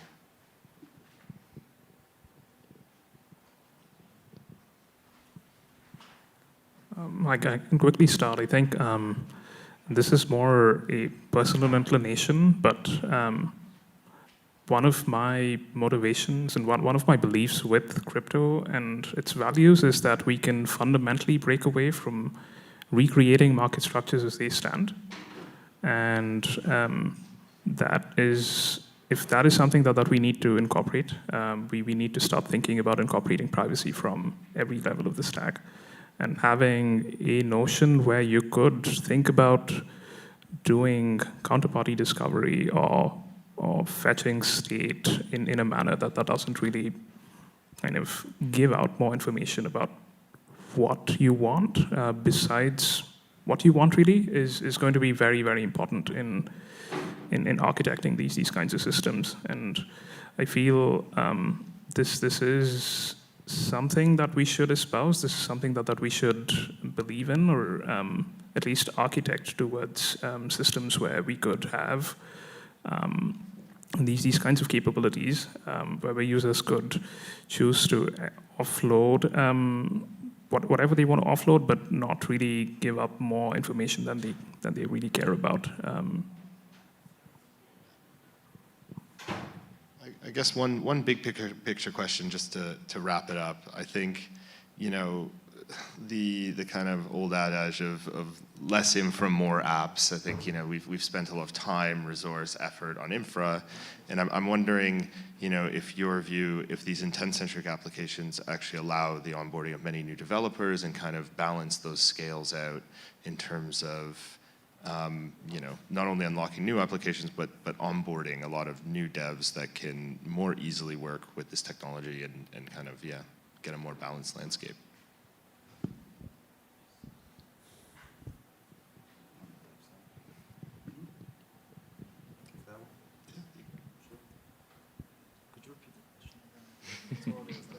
Do intent-centric applications essentially allow to onboard more devs and balance the scales between kind of the infra and application development that's happening in the Web3 space? Well, yeah, I hope if they're documented well enough, then we can get there. No, yeah. I don't know. There's always a glass-eating phase of anything new, right? And I suspect that it'll be like sort of Web3 devs that do most of the glass-eating in the initial era of intent-centric applications, as we're seeing now, and sort of, and it will be driven a little bit by like problems of our own making, which is what we're seeing right now. But those are like the necessary components of like refining something that will hopefully be very accessible, and frankly potentially very familiar. If you can make like a request form payment, or if you can make a binding between like a market participant doing something and like getting paid for it, something that is like as simple as like the Stripe API, like there's a lot of potential to this in one. I also think it brings in a lot more on the designers and more of the, I would say like those type of roles into the space, because it acts more of a bridge versus the low-level engineering. So that's something that I think we can see a lot more skeuomorphic applications coming to kind of like rely on this architecture to start. I think people are used, at least developers are broadly used to asynchronous systems in one way, shape, and sense. And so it probably means couching things in terms that they already know of, in terms of interfaces that people can use. I think it's obviously harder with crypto in a few contexts, but I think if there is a means to get developers acquainted with terms that they already know, and get them into to realize the capabilities of some of these systems, that's when we can slowly start thinking about moving beyond to things that are much more core to the Web3 ethos, really. Great. I think that wraps us up on time. Thanks to the panelists. And I guess we'll open it up for questions, if there's a couple.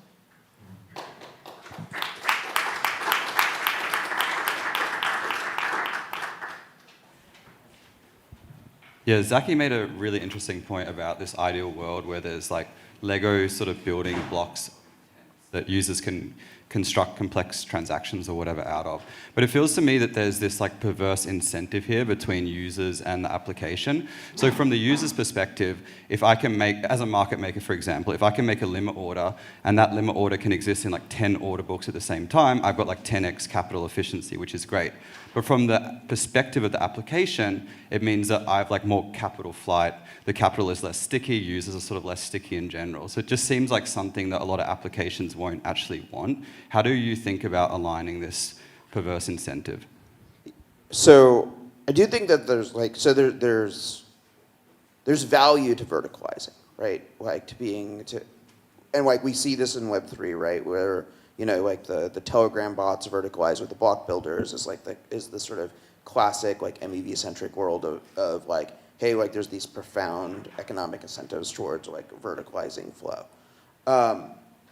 I think there's like a bunch of questions that so like one question that will be a question is like how much do regulators care?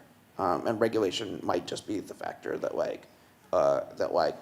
pushes against verticalization because verticalization makes you a regulatory target, and people would rather be able to build these things without having as much concern about being like such a natural regulatory target. So that might be one answer. It's probably not a very satisfying answer though because it's unpredictable what will happen.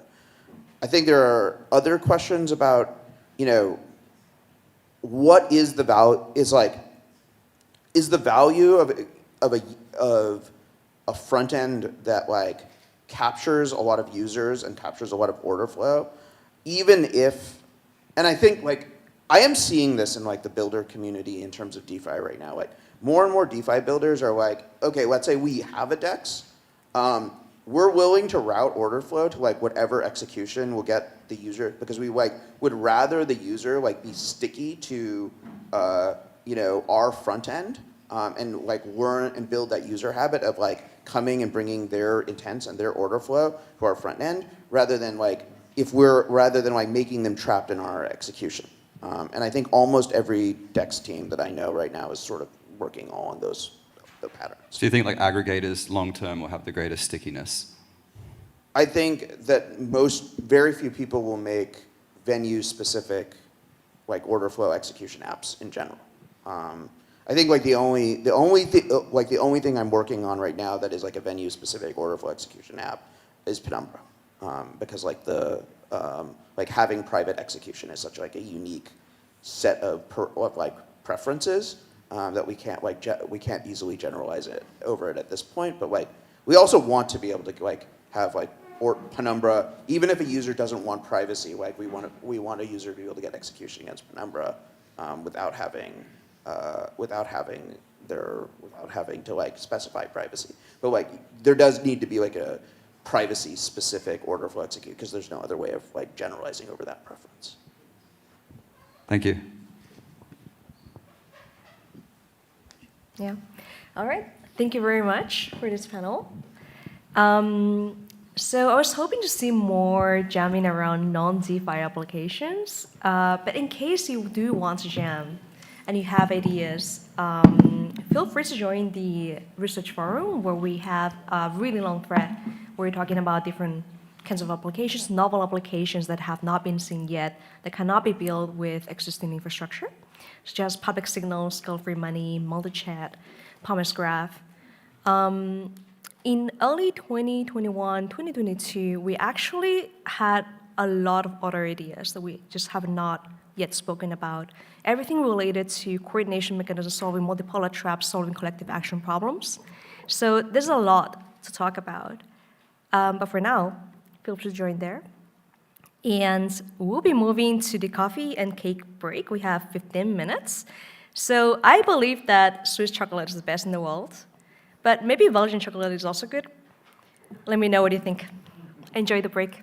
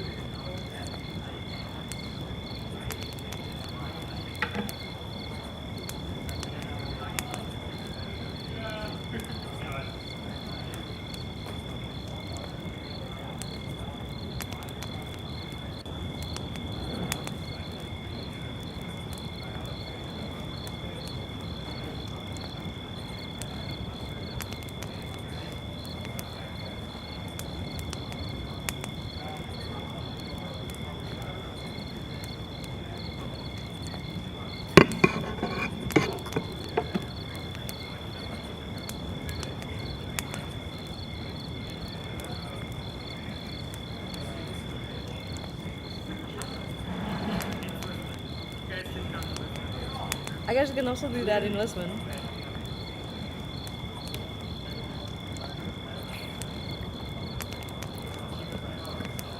Okay, we are starting in a couple of minutes. If you can sit down.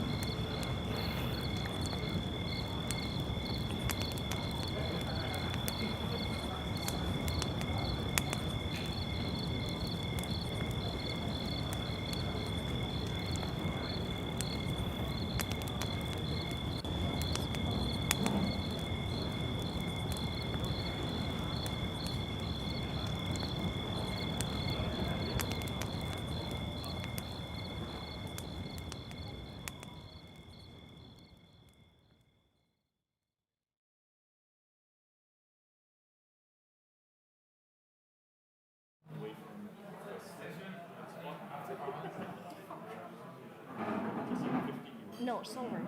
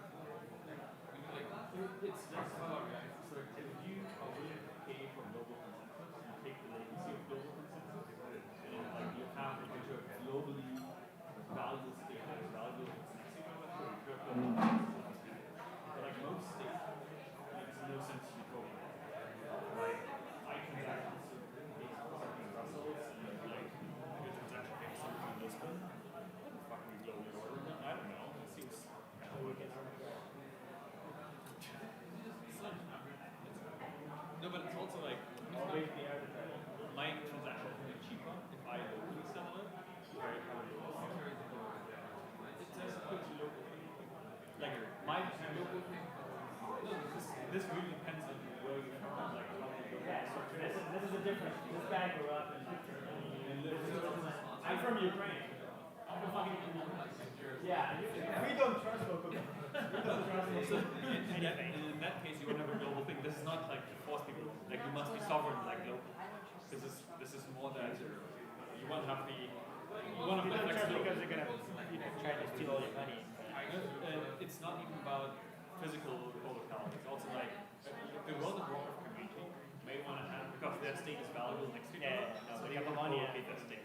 But like to co-locate the World of Warcraft state and the League of Legends state makes no sense because like they're genuine state updates that go. All right, panelists. Time to get up. I'm glad you left because most people just use the DaVinci single finger point. Did you send this to Picture.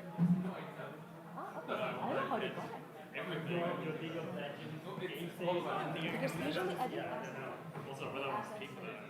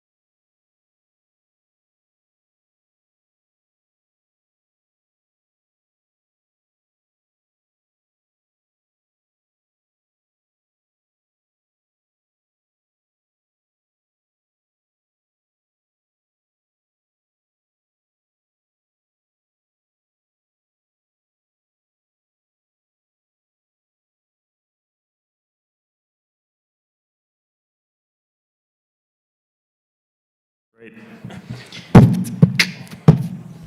Oh, you're rapping today too? No, I'm not allowed to rap on stage anymore. Is it a global consensus? Yeah, that's the agreement. Globally agreed. That was the settlement we entered into. Okay. All right. But I can beatbox while other people rap. So we got a really exciting panel on globalists versus sovereignists. I'm interested to hear about what is really the position on the tech they're building, also like personally, which side are you picking? So Emmanuel, as spicy as we can. Thank you for coming today. My name is Mono, and I'm a technical writer, researcher focused on like Ethereum tech. You can go and introduce yourself. Hi, I'm Ilya. I'm co-founder of Near Protocol, and yeah, I guess to start, I'm a pro-sovereign globalist. Just to break the mental model of this as being versus. So, yeah, I'm Adrian. I'm one of the co-founders of Anoma. I agree. People should be capable of picking their own security model as they see fit. So that makes you a sovereignist? I'd say I'm a sovereignist. Okay. Versus a globalist. Okay. I'm Ethan, co-founder of Cosmos, now working on something called Cycles. I guess I would say I'm a sovereignist. Okay, so we have... Seems like there's a fight here. Yeah. But perhaps there's I could be some ganging up convinced happening. of... Okay. So, yeah. so I'm like a globalist too? Uh-huh. So... And what does that mean to you? Means there's one thing in the middle, and then we can all like concentrate around it, and like the whole is stronger because you have like multiple connected to it, and you don't have to like go alone. So I think that's something I like get into, but like I feel like there's more, because like sovereignty is this thing where we like say, oh, it's good for us to like be a power and like choose our stuff, but sometimes there's benefit to us being connected to the same thing. Mm-hmm. I feel like the European Union is like an example. The US itself is an example. I think I was having this conversation with someone. I was like, the US is not really one country. It's like 20 different states all doing this stuff. But like, there's one united front, and like that united front can like, it's power that can be used for good. So like that's like my mental model. Under this model of globalism, I agree. I think. Like when I think like the extremes of globalism are really a one world government, and I think no one really wants a one world government, and so. But we kind of, I mean, UN is a one world government. We have a very limited one. Yeah. World, like very like rather thin. But you can imagine that, and then we have city states, which are the like individual units of governance.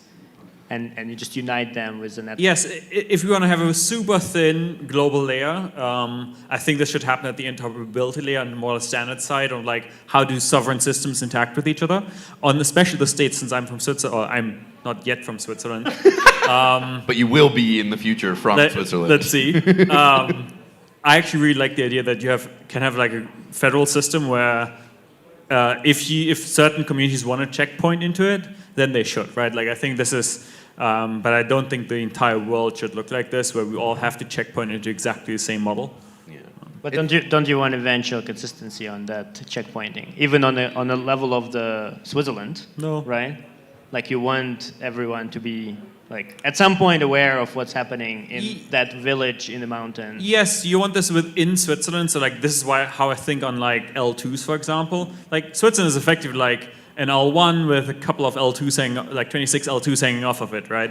But there are many more countries that I don't think. But why is that not the same principle? Like it's one planet. We share the same resources. We share the same. There's a bit of a false dichotomy here, Yeah. because there's a question of scale, right? And you have different scales at which you need different kinds of political structures, right?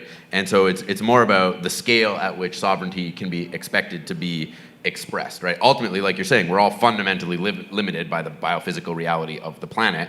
Maybe some people here on the panel or in the audience think we're going to overcome those limits. But not yet. Not yet. I personally don't or wouldn't aspire I mean, to that. that's something I think we can get into. So this sense of like, what limits do we face, and how like, is it really practical to work towards trying to like overcome those limits, or like, are those resources better spent elsewhere? like especially like in the context of say something like decentralized AI that like it is involved in, like this sense of we need to like put everything on the blockchain and stuff. Like there's inefficiencies there. So like, should we try to solve these inefficiencies, or like are we better off doing something else? So, like that's something I would like to hear. I mean that is a different topic, but yeah, we Yeah, definitely but like, should yeah, not. sure, we sure. definitely should not put everything on chain. I think that like everybody agrees with that. I hope at this point. I think we're way past 2017 where we're like, let's put everything on chain. This is Every the single message must be globally ordered in consensus. Yeah, so I think like the blockchains are useful for a set of core functionalities, right? This is identity, this is payments, this is, marketplaces, price discovery, kind of that type of functionality. What else is there in life? Yeah, I mean, at the end, everything in life is a marketplace, right? I would add to this, they're useful for coordination. For people that marketplace is a coordination mechanism. Yeah, coordination is like the meta model. But I guess to the topic is, well, if you're building a marketplace, let's it's 3 use cases, right? Payments, identity, marketplaces, in a very general sense, right? So identity, you want some form of global identity. Because that allows you to have an interoperability. The problem is like lack of global identity right now, which is Cosmos is a good example, Layer 2s is a good example, is that you have no way to interoperate without like setting up an identity there, which is different from the identity you're using here. I think global identity is terrifying. I think you want identity that's bootstrappable, like where your identity is dependent on like your social network, your connectivity in the community. But this shouldn't, like if you want to fully move to Antarctica, you should be allowed to bootstrap a fully new identity. And I think this is like when I think of global identity, I think of there's like a registry in charge that assigns you a like unique identifier at birth, and you must carry this with you at all times and show this everywhere. I don't think this is a good idea. Also for the other reason, like when you think of identity, the strongest people that can provide sort of guarantees over my identity are the people I grew up with, like my grandparents, and technically actually my grandparents' friends. Because I grew up in a village like 1,500 people, right? Like identity is fundamentally local because it depends on what your local trust graph is. So my point here is, I mean, let's use like phone numbers, right? Yeah, you have local phone number, and the problem is like it's not interoperable, right? Like if you give me your phone number, local phone number, and I'm in a different country, I cannot connect to you, right? So there is. What are you talking about? Yeah, that's why we have a country code, right? That actually bring. Put in the country code, and then you can call. Yeah, but that is a global identity. That is a global identity. Well, no, it's it's sharded, but it's sharded, right? Yeah, and a telephone number is a global identity. I'm all for sharding. And it's a huge problem for me, right? Because scammers from anywhere can call me. I actually don't like that. Everyone always think you're pro-American. Yep. Because you're on the wrong shard. But like I can spin out. I have like multiple phone numbers right now, for example, right? So like I'm not saying that global identity means you have one identity. Fair. Yeah, you can have as many identities as you want. You can burn them. You can do whatever you want. But the interoperability is requiring a way to see. Like, and again, it can be that we just add a chain prefix, chain name to the address on chain for like practical purposes. What we do. We haven't done that. I fully agree with this. Like agreeing on global standards is generally a good idea. But globalization. So I think we should agree on architectures globally and like standards. This is actually why I like the phone number example, because like it's very convenient that my phone that I bought in Switzerland works in China as well as the US. Right? But it's not because we have sort of a single security model globally. It's because we agreed on the same cellular backbone protocol. But I mean, that's literally the protocol. That is that is what it's like. That is the protocol. That's what we built in. It's a global protocol that everybody follows. You have different implementations. You have different, indeed, like China may be like spying on you at all times if you don't have end-to-end encryption. But at the end, it's all like that's just because protocol didn't define end-to-end encryption. If it did, we would have. You would have the same security. I think to a large extent, this is sort of. I think when people think global security models are like, if we want to be the single most decentralized thing, they always think of a thing you can interact with. I agree that globally we should agree on protocols. But generally, this doesn't mean that there's a single global chain or a single global consensus This just means we have a single global protocol definition, like TCP/IP. We all agree that this protocol exists, and like we all implement it in different languages, but there is not a single global server that we must route our packets via. Yeah, and I mean, I think in blockchain, I hope nobody wants a single server, right? So, and the protocol. Be surprised. You'd be surprised because a single server and many servers running the same consensus are still a single server. Let's get to this. So okay, so now we have, we agreed that we want a global protocol for identity, right? Let's call this a protocol definition.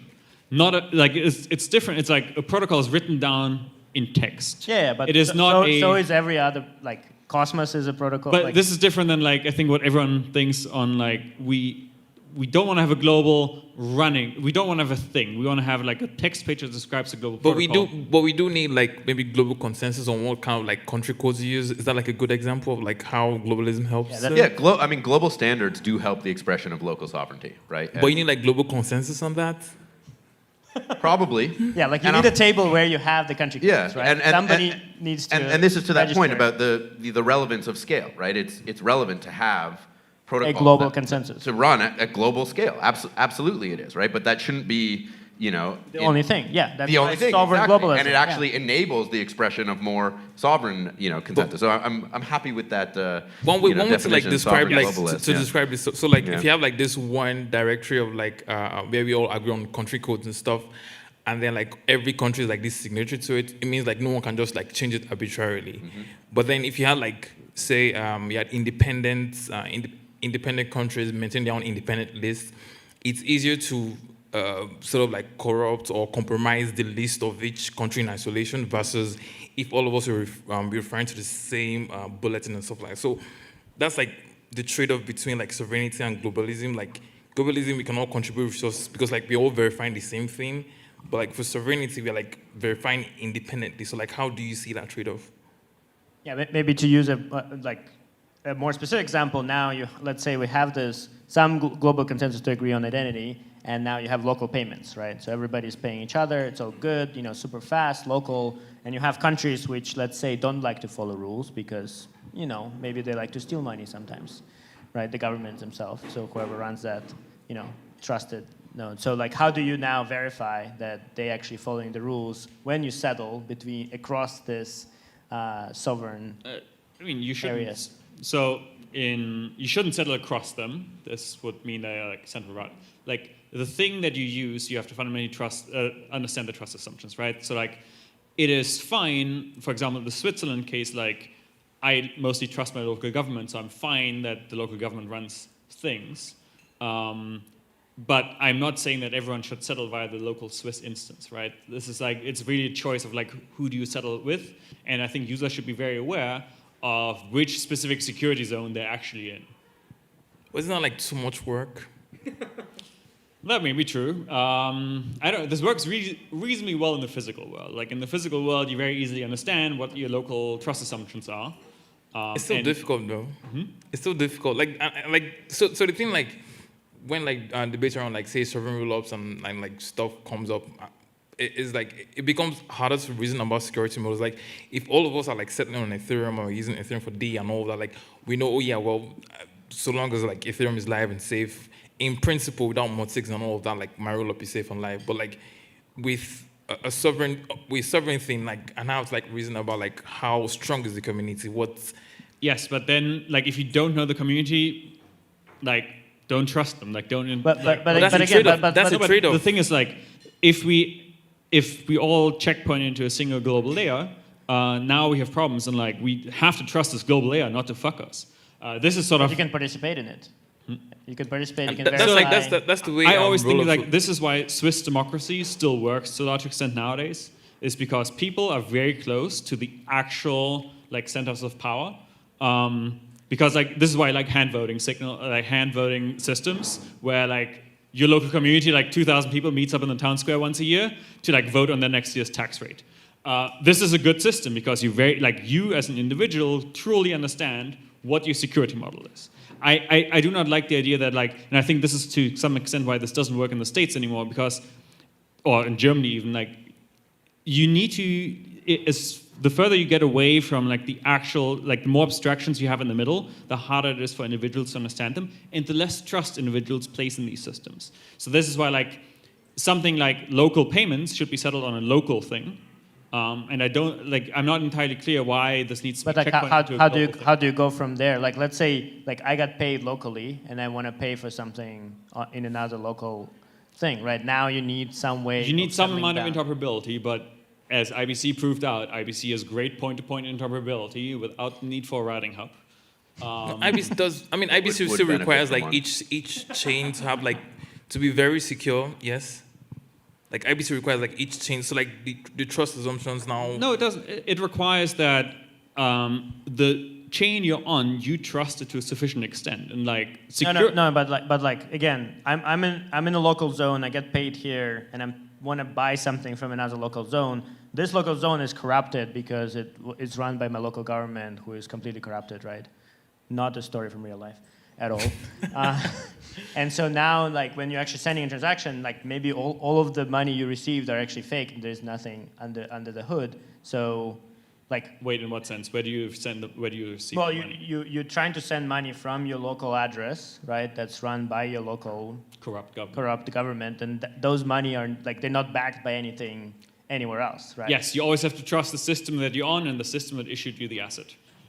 This is just like fundamental, and you're not going to get around this. But like, if you decided to receive money on a corrupted system, yeah, I don't know. Seemed like a bad idea. But I mean, this is what makes the global protocols a human rights issue, right? To your point, that they matter for the sake of exit, right? And I like to think about the example of like the medieval economy, where you had kings in different jurisdictions all issuing their own sovereign money, where they defined how much the money was worth, the unit of account, within limits, but within the money was precious metal, right? So they're issuing a coin. The value it's based on something. It's based on a global standard, everybody right? agreed And so you can think about, a lot of people are like, well, why did the king have to put metal in the money? They didn't. It was there for, some barbarous relic or something. But no, it's more than that. The king is issuing an option on rebellion, right? You can take the money, you can take the metal, you can melt down the coin, you can give up the excess value in the coin, because when they mint the coin, it's worth more than the metal in it locally, right? But you can always take the metal and use it to, hire mercenaries to fight the king, and that was part of the negotiation around the legitimacy of the sovereign of the king, that the money they issued, they had the right to express a level of sovereignty because there was, this option for rebellion within it, this kind of global standard within it in terms of gold. And so again, that's that sort of multi-scale relevance. You need the kind of global protocol or the global standard, not necessarily just the interoperability standard, but also something that you can exit to, because you might be in a situation where you don't have a choice, right? Like, it's true that, okay, if you get to opt in always, then you can opt in, then your decisions have consequences, and if you opt into a shitty system, then that's on you. But when you're born, you didn't have a choice, right? You were forced into some system that you inherit, and so to be able to like have access to the kind of global layer from a human rights perspective so that you can exit, right? But that doesn't mean we shouldn't also then leverage that to enable the creation of sovereign systems that people can then choose to opt into for greater expression and scalability and so on. So we should all rely on Bitcoin. Absolutely. As digital gold. Yeah, and absolutely. start minting all our assets backed by Bitcoin. Bitcoin maximalist to the core.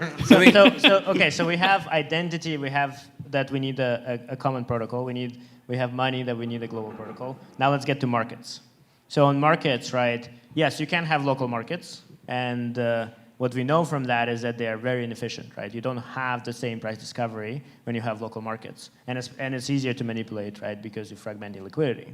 And so you do want also a global market. And again, it's a protocol. I'm not talking that you need a state machine, like one specific state machine to run it, but we need a protocol where you can have global markets, where everybody can participate, have price discovery. And so you need this set of like global agreed primitives that everybody can like customize and go to town with, but at the end be able to exit, be able to coordinate, and be able to kind of find and do price discovery. I would, fully agreed. We want to have global standards, so especially from a user perspective, so that applications can easily roam between many different security models necessary. For example, right? Like, I agree it's kind of shitty. Like, imagine if I had to buy a new phone for every new country I visited. That would suck pretty hard. I'd be having a lot of phones very quickly.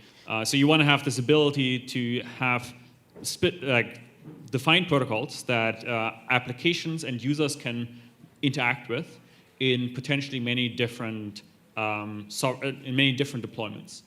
Now let me ask you the hard question. How do we agree on such a protocol? And I think it's almost like we need some kind of consensus. Yeah, I think another thing to like keep in mind is like global consensus is not always like binary. So it's not like everything gets ordered on Ethereum. So like the nice thing about like modularity is like you can have like different levels of trade-offs. So you have like full roll-ups that the ordering is decided by like Ethereum itself, but like you can also go down and realize like validiums, for example. If you want to have a like toy example of validium, like 3 of us could have a validium and like just agree on the ordering and just post like proofs to Ethereum. So like that's an example of like local consensus, but it's still like more secure than if we were settling on our own. I would actually argue that right now Ethereum implements a sovereign approach really well, because we don't really talk about this as much, but like multi-sig approach. Most rollups are very sovereign, fundamentally speaking. They have very different levels of sovereignty. So I think actually, sort of, if you ask the L2 community, they're mostly sovereignist as far as I can tell. I mean, at least right now. We get to like this part where like rollups are actual like extensions. That's something I'm like bullish on, like this idea of like having rollups as extensions of Ethereum, because I feel like the original like vision was to have like this trustless scaling solution for Ethereum, and then it would not make sense if I'm doing stuff on a rollup and I have to like trust some other community for like assets breached from Ethereum or like anything of that sort. And I think the issue with like sovereignty in general is it's hard to build up communities. Like the layers, like building layer 1s and layer 2s is actually easy, but like building like an actual layer 0 is like pretty difficult. So when you tap into Ethereum, you tap into this community that actually cares about like the validity of like one state transition. So like that's something that's a question I would ask for like you in building like Cosmos and like Anoma and all of like, how do you bootstrap? What's your estimate? Like how hard is it to bootstrap a community that can actually secure things like that? I think with Anoma, I'm very happy if Anoma only ever exists on Ethereum. It's a protocol. Like it's just a good intent abstraction, and the Anoma resource machine can fully run on Ethereum. And this would be great, right? Like if everyone globally wants to use Ethereum for their security, that's great. I am mostly thinking about this in terms of my parents. My parents will never want, like no matter how secure Ethereum is, because they don't understand, it's too far away from them. Are you sure they're not using Near already? No, they're like Sweat Wallet. We have some grandparents who are using Sweat Nice. Wallet for tracking their steps. Again, privileged position, but like my parents live in Germany, they trust the local government, right? So they will want something that is secured fundamentally by the local jurisdiction in Germany. And I just want to make sure that that their application, that they can easily switch from their local security to Ethereum security by sort of having agreed on the protocol definition. But I think, because I've heard this argument multiple times, and kind of, I've been thinking about this. Like, I don't think, I mean, maybe your parents are, extremely into sovereignty and they inspect every layer of the stack that they're using when they're doing financial transactions. Look what they produced. Well, yeah, I mean, maybe, yeah. But I'm just saying, like, more broadly about parents, I think generally they don't really care about what they're using, if it works, if it's cheap and accessible and fast. And so the question is really, like, can we achieve that and can we give that functionality to them?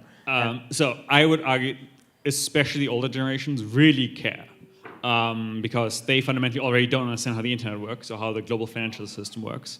And I think this was sort of the pitfall under Pax Americana.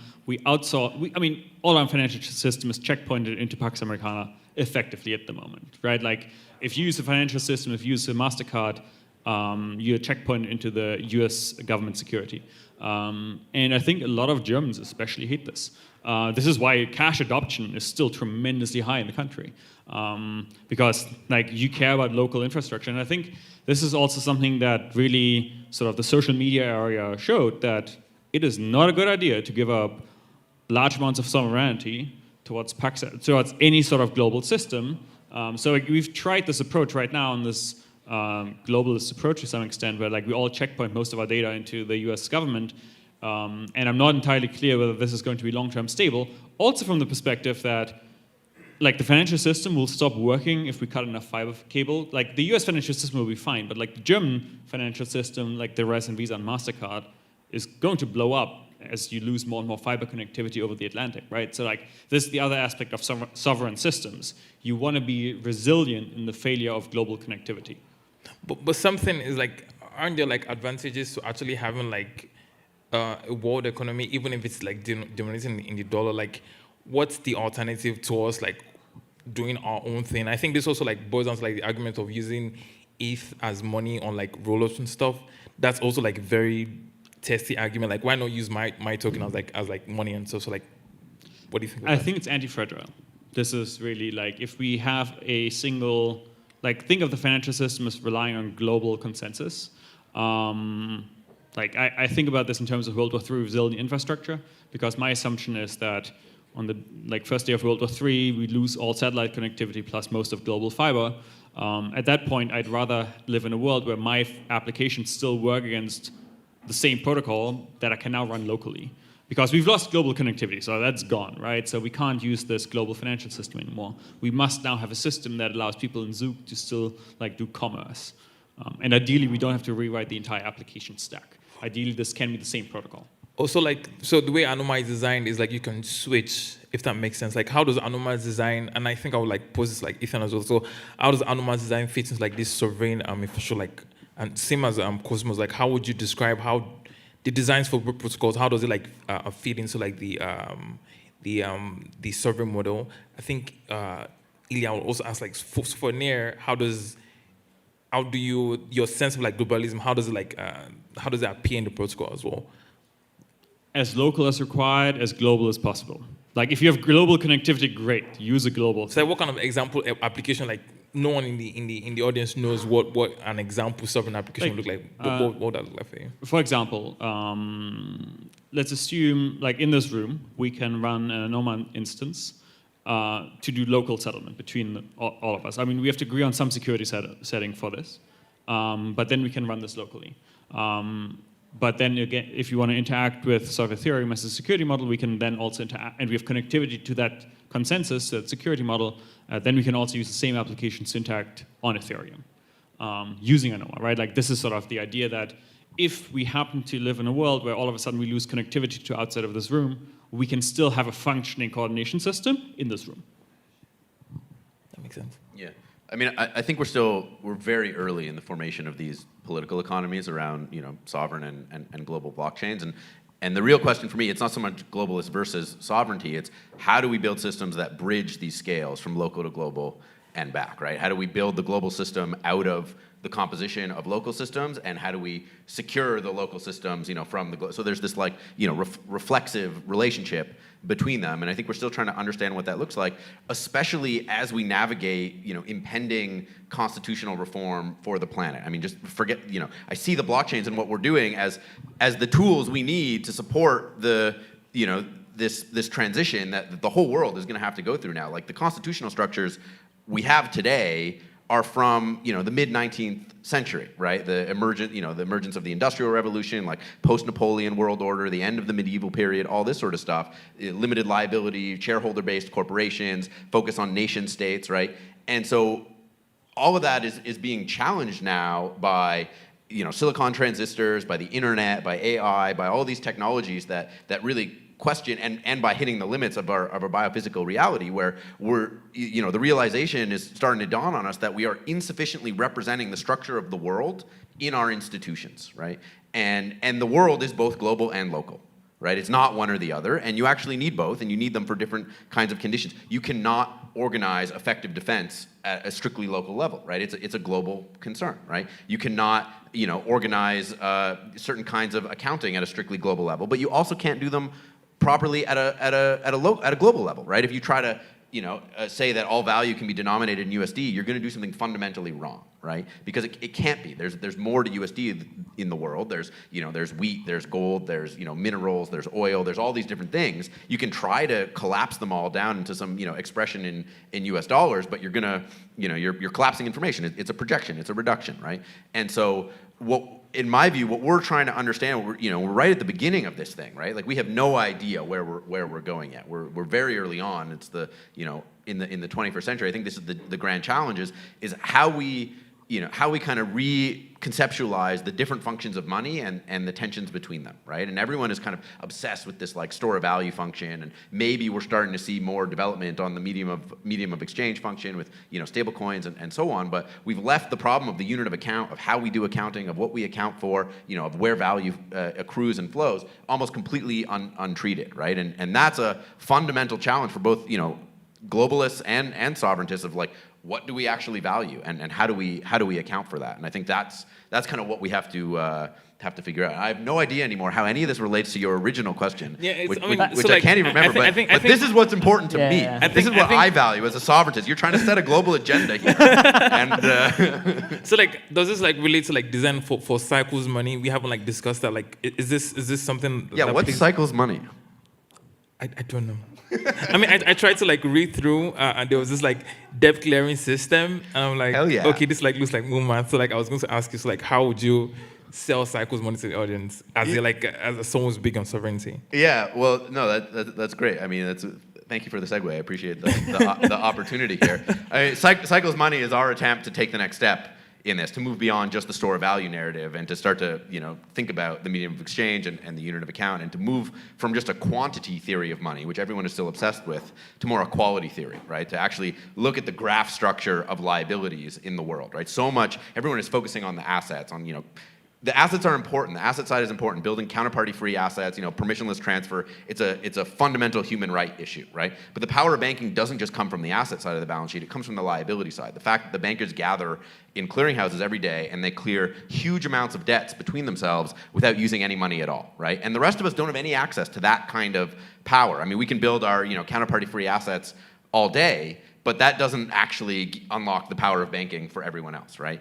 And so what Cycles is about is doing that, is putting the power of clearing, the ability to clear the most money, the most debt with the least amount of money in the hands of everyone, and using blockchains as a tool to enable that. It wasn't really possible to do that before blockchains. It's sort of the ultimate use case because it takes explicit advantage of the atomic multilateral settlement functionality of blockchains. This is something Anoma is very focused on, atomic multilateral settlement. That's really the killer use case, the killer functionality of blockchain. So what Cycles allows you to do is anyone who has a debt, and pretty much every payment is settling a debt, right? When you transfer someone money, it's to discharge a prior debt, right? Unless you're just like gifting them, right? But pretty much every other payment involves a debt. But those debts aren't really represented anywhere in a kind of blockchain database. And Cycles is allowing those debts to be represented so that we can clear them with less money, which unlocks huge power and potential for people generally, and allows us to start thinking about these sort of future questions. By surfacing the graph structure, we can start to reflect on the quality of the economic environment, not just the quantity of money, but the quality of the money, how it flows, the cyclic flows, and start to think about questions around units of account, what we value, how we account for it, and so on. I would also add to this that one of the clearinghouses, right, there are central places where we do centralized clearing. In this kind of model, we can also do just P2P clearing. Like if two of us keep doing lots of transfers between each other, there's really no point that we clear via a central point. We should rather clear directly between each other. And this sort of applies to larger and larger groups of people. That you want to do decentralized clearing, and I think this really, overall, this is why intents are quite nice, because they allow you to express this quite concisely.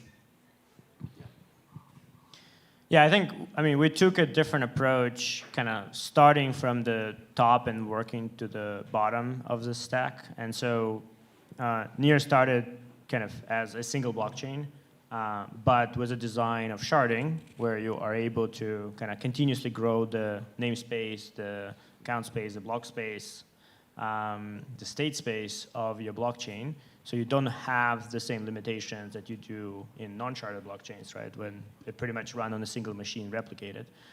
And that in itself is very useful because now you have, a space where you can register 1 billion users to actually have, an identity, have a balance, have, some applications.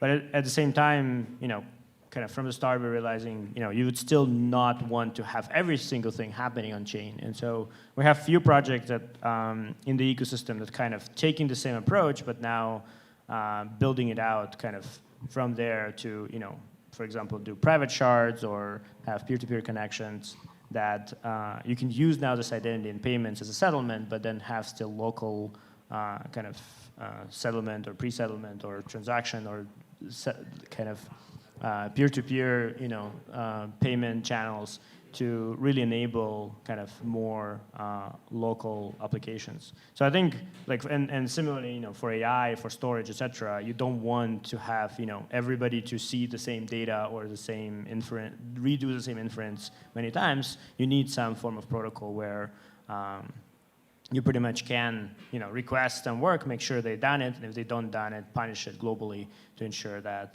everybody knows either, to not work with them or to lose money, etc. So that's kind of like a fractal approach that we're taking is like, what is the global consensus? And kind of we took it a little bit even further with chain signatures and chain abstraction, where we said actually, well, obviously there's other chains as well, right? This is what's happening anyway. So how do we actually abstract out all of this complexity that is happening across Web3 and make it easy for users to kind of facilitate transactions at any level and not worry about the specific route of this, right? And again, this is more of a movement that like all of us are united behind, but kind of building some of the kind of blocks there to enable this, be that multi-chain exchange or multi-chain lending, be that the token that's available on every chain at once, so you're able to transact locally and between chains, and et cetera, all of those use cases.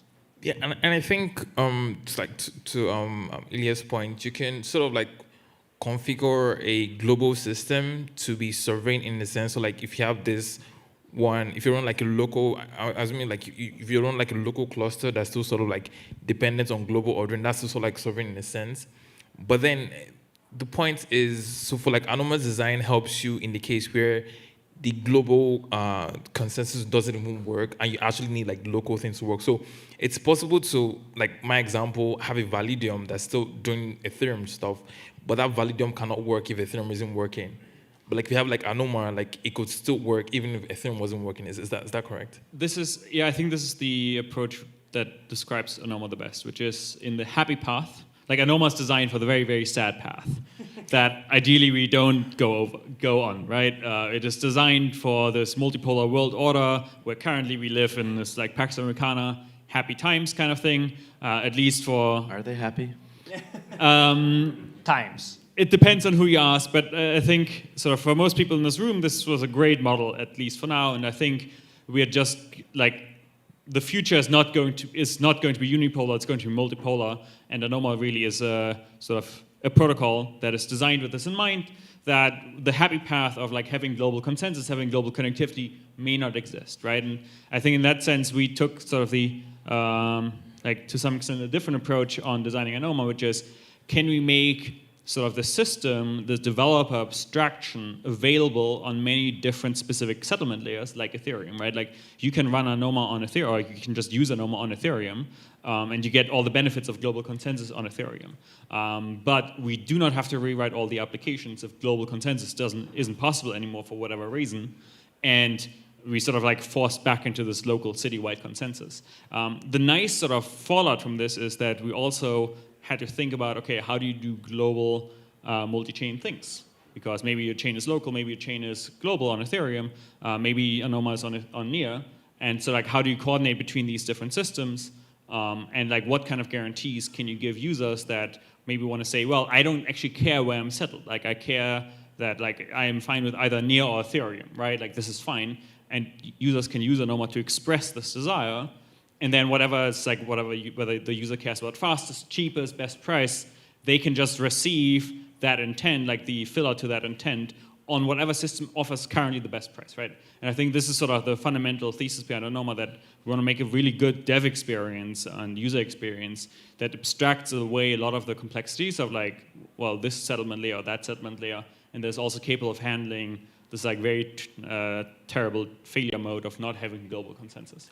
Might I call it a chain abstraction? Maybe. Yeah, and I think so. So from like your point, and there are two things. So first, designing for the not happy case, that's like one.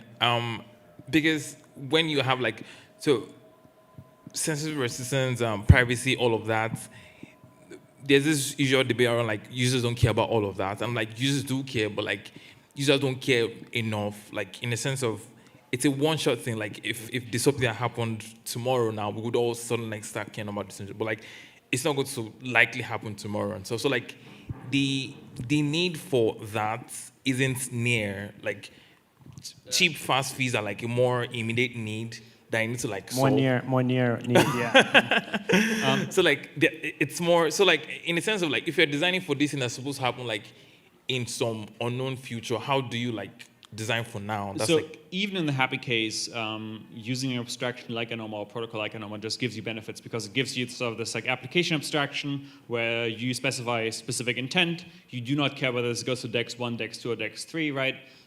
Even in the happy path, it's like it effectively does state defragmentation, where you can have Anoma as a protocol, and like wherever the state lives, as a user, you don't have to interact with that specific system. You just specify sort of what specific state outcomes to what you want, under what guarantees, and then solvers sort of do the hard path. So even right now, even like in the happy path, there's just probably like an order of magnitude benefit here to just making like defragmenting state generally across these systems and making users and developers' lives easier. I mean, maybe to try to explain it differently for Ethereum folks, this is to defragment liquidity, right, across all of the different chains and all of the different environments. The problem is, and I think something else. Sadly, all state is financial in our systems, but I still don't like only thinking about financial systems. It's like I tend to use state defragmentation, not liquidity defragmentation. But right now, they're pretty much the same thing. And I think so. So for like, but at the same time, I mean, so what you've described is it works in the happy path, it works in the not so happy path. But if you're designing for the not so happy path, aren't there like trade-offs you're making that make it harder to design something that works in the app? But like this in Ethereal land, for example, there are certain things we're doing, maybe like trying to like prioritize censorship. We can't like there are no free launches. So like, how do you manage the fact that you still need there are still constraints you need to like solve for in the prison stuff? I don't know whether there are any. I mean, there are trade-offs in terms of having to start building against Anoma, right? Like it's a new paradigm. You do, like as a developer, you do have to do new things. So we can't do the super happy path of like the roll-ups are taking. I'm like, well, we'll just put this EVM on a single server, and like let's try to decentralize from there on out, right? So this is true. As a developer, you have to do more work, and as a user, there's lift involved here. This is never not going to be true. But actually, I think there's no fundamental tension between designing for the unhappy path and designing for the happy path in this case. It is just you have to think about the architecture quite a lot to begin with, so that like at least you keep the unhappy path in mind when you design your protocol, design your architecture, and hopefully this never happens. So I don't think there's a fundamental tension here between designing for the unhappy path, you make the happy path a lot worse by default. I think you just make your life harder as a protocol architect. Yeah. Do you think we'll like benefit from, so instead of leading with the more hardcore cypherpunk applications, we actually start with more like stuff people can use today? I mean, I've seen some applications for Anoma, like they have to do with like social media networks and maybe skill-free money and stuff. So like, can we like lead with that? Because something I usually have issues with, like starting from a practical sense, like privacy, for example, is really good, but like there are different levels of privacy. Privacy, I was also discussing with someone, like ZK voting is like very useful because if I want to vote for a proposal, like I don't want like Yulia to know what I voted for, like I would like ZK voting, but like I may not like Tornado like cash level of privacy. It might be useful someday, but like it's not like immediate now. So do you think that there's advantage from leading with those kind of applications? Absolutely. I mean, like most of the basic applications are going to revolve around trading because it's what everyone loves doing on these systems. Are you making a meme coin, Intent meme coin? It could be Intent meme coins. All of these things are clearly possible. I do think that a majority of the early use cases are going to be evolved around sort of fungible tokens, because intents are just very good abstractions of fungible token trading, right? Like, it is true that limit orders are intents. It just the inverse is not necessarily true. Like, not all limit orders are intents, but all intents are limit. Wait, I may be saying this. All limit orders are intents. Yeah. Yes, that way. So actually, this is maybe to expand on that question of trade-off, because Anoma's design is pretty much a peer-to-peer way of relaying intents across different networks and solvers. And the alternative design could be that you have a single order book of all intents that is... We can always make our life easier by having a single server. Well, you can. I mean, you can have it replicated. You can have a super cool transaction DAG that is ordering transactions at the speed of light and GM.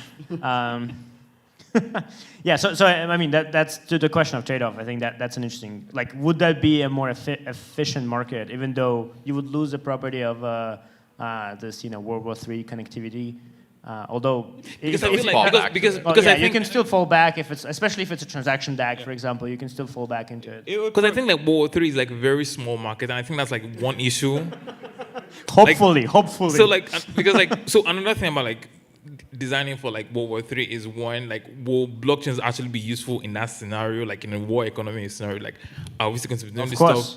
Then two, I mean, this is sadly talking from a person whose country is attacked. Yes, blockchain is very useful for a war scenario. I come from like a country like where it's actually very useful too. But like I'm just like, what's the target market? Like if you're funding these protocols, what's the ROI in a sense? Like, don't think about this as like World War III must happen for this to be useful. This would be a terrible design. Think about this as this is just a more efficient design right now that like makes existing applications just much more composable, and that makes sort of the multi-chain world more composable. And in the multi-chain world, I also include the roll-up world, right? Like this makes us like we have many different systems. It just makes them more composable. It's an abstraction on top of existing systems. Like I can see a world where Anoma is deployed on something like Optimism and Arbitrum, and just helps users and developers interact with Optimism and Arbitrum as their specific settlement layer, right? This is, World War III is not a hard requirement. I think the problem is you leading with World War III, and that's where everybody gets stuck. You should say it was like, hey, this defragments liquidity across all chains. It abstracts blockchains, and it's World War III compatible. Just happens that we thought about the unhappy path. World War III compatible is like a very good tackle right away. Remember Ilya's pitch, please. That's why I interview everybody else, is then I can pitch for them. All right, thanks a lot. We have time for 1 to 2 questions. If you're quick about asking them, raise your hand if you're interested.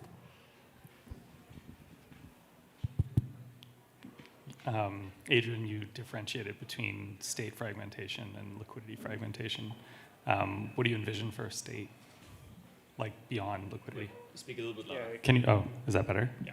Yeah. So, Adrian, you differentiated between state fragmentation and liquidity fragmentation. And I'm just wondering if you have a vision for, I guess beyond liquidity, what solving the fragmentation problem might provide for us. Yeah, I hope that at some point we have more like state other than financial state on these systems. I mean, maybe just example. Let's imagine you have an e-commerce shops, right, that have different, like one run on Arbitrum, one runs on Near, right? They're selling kind of similar stuff. You want a way to just say, I want to buy thing. I don't want to choose which chain to go and pay there. Isn't that liquidity? I mean, everything is liquidity at the end, right? But is liquidity real? Yes. I hope over time we see like non-obvious financial, use cases that are at least non-obviously financial in nature. Social graphs are social graphs are a nice example. I would even argue that like credit clearing is a nice example because that's so financial. It is very financial, but it's definitely liquidity related. I think all use cases are like financial, but like there are ones that are not immediately financial in a sense. So yeah, Kickstarter. Liquidity. Please clean up I want to have like nicely maintained roads. To me, this is not financial in nature. I want to be able to like fund public goods where me and a bunch of people in my community get together and say like we'd like new parks, and I agree half of it is financial in nature. Yeah, but at least the other half is a nice park. Liquidity, fine, there's a financial element, but I just mean like that there's something like there's the other side of liquidity that maybe not that liquid. It's like financial right? Not just purely about local liquidity, parks, right? Yeah. Trees, like CO2, not liquid. Right. It's gas. Okay. Okay. One question, very quick, Patrick. Very quick. Gaseous liquid, gaseous state. Yeah, I just wanted to respond to the last gentleman's question. Take a look at some of our writing on multi-chat, which is a messaging application, which is not necessarily financial in nature, and also Promise Graph, which is a way for new type of organizations to coordinate with each other, which we're actually currently dog fooding. Yeah, that was the one. Right. Let's bring our hands together. Excellent panel. Thank you very much. Thank you. Thank you. Thanks.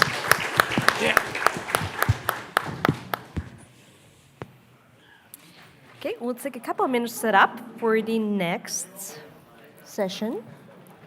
Thanks, guys. That was awesome.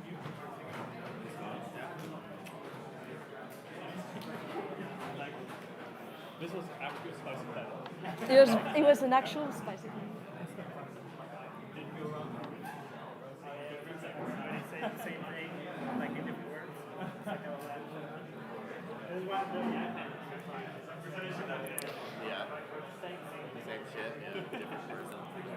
Everyone in the back, please take a seat. We are starting soon.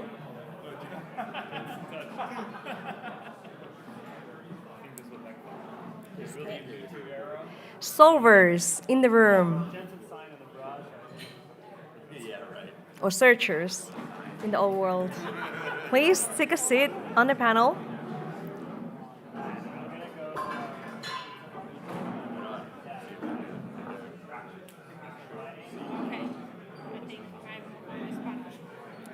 Bye-bye.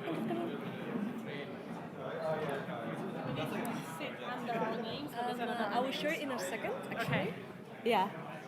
You can just take a seat. It doesn't matter so much. Yeah.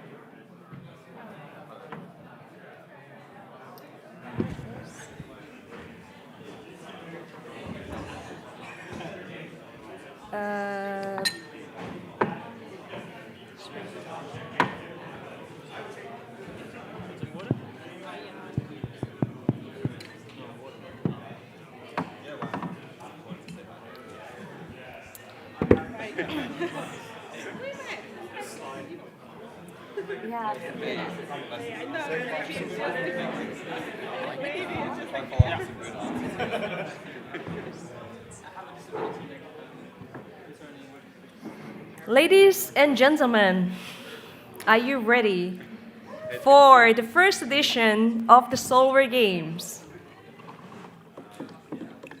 I'll take that as a yes. All right, the next panel is the Solver Games. Guys, good luck, have fun. Thank you. Test. Test. Can you hear me? Test. All right, we're on. Welcome, everybody. Thank you for coming. I would say, number one, it's an honor and a privilege to be up here with all these esteemed colleagues who are operators and have done a ton of work in the Ethereum and other ecosystems in terms of solving and MEV-related activities. So I think we're going to have a really great panel. If you guys could just kind of go through, maybe say who you are, what project you're working on, and how it relates to solving. I'm Nathan. I'm currently working on a high-speed prediction market, but in the past I've been a block builder, I've been a solver, and I've launched a couple of crypto exchanges.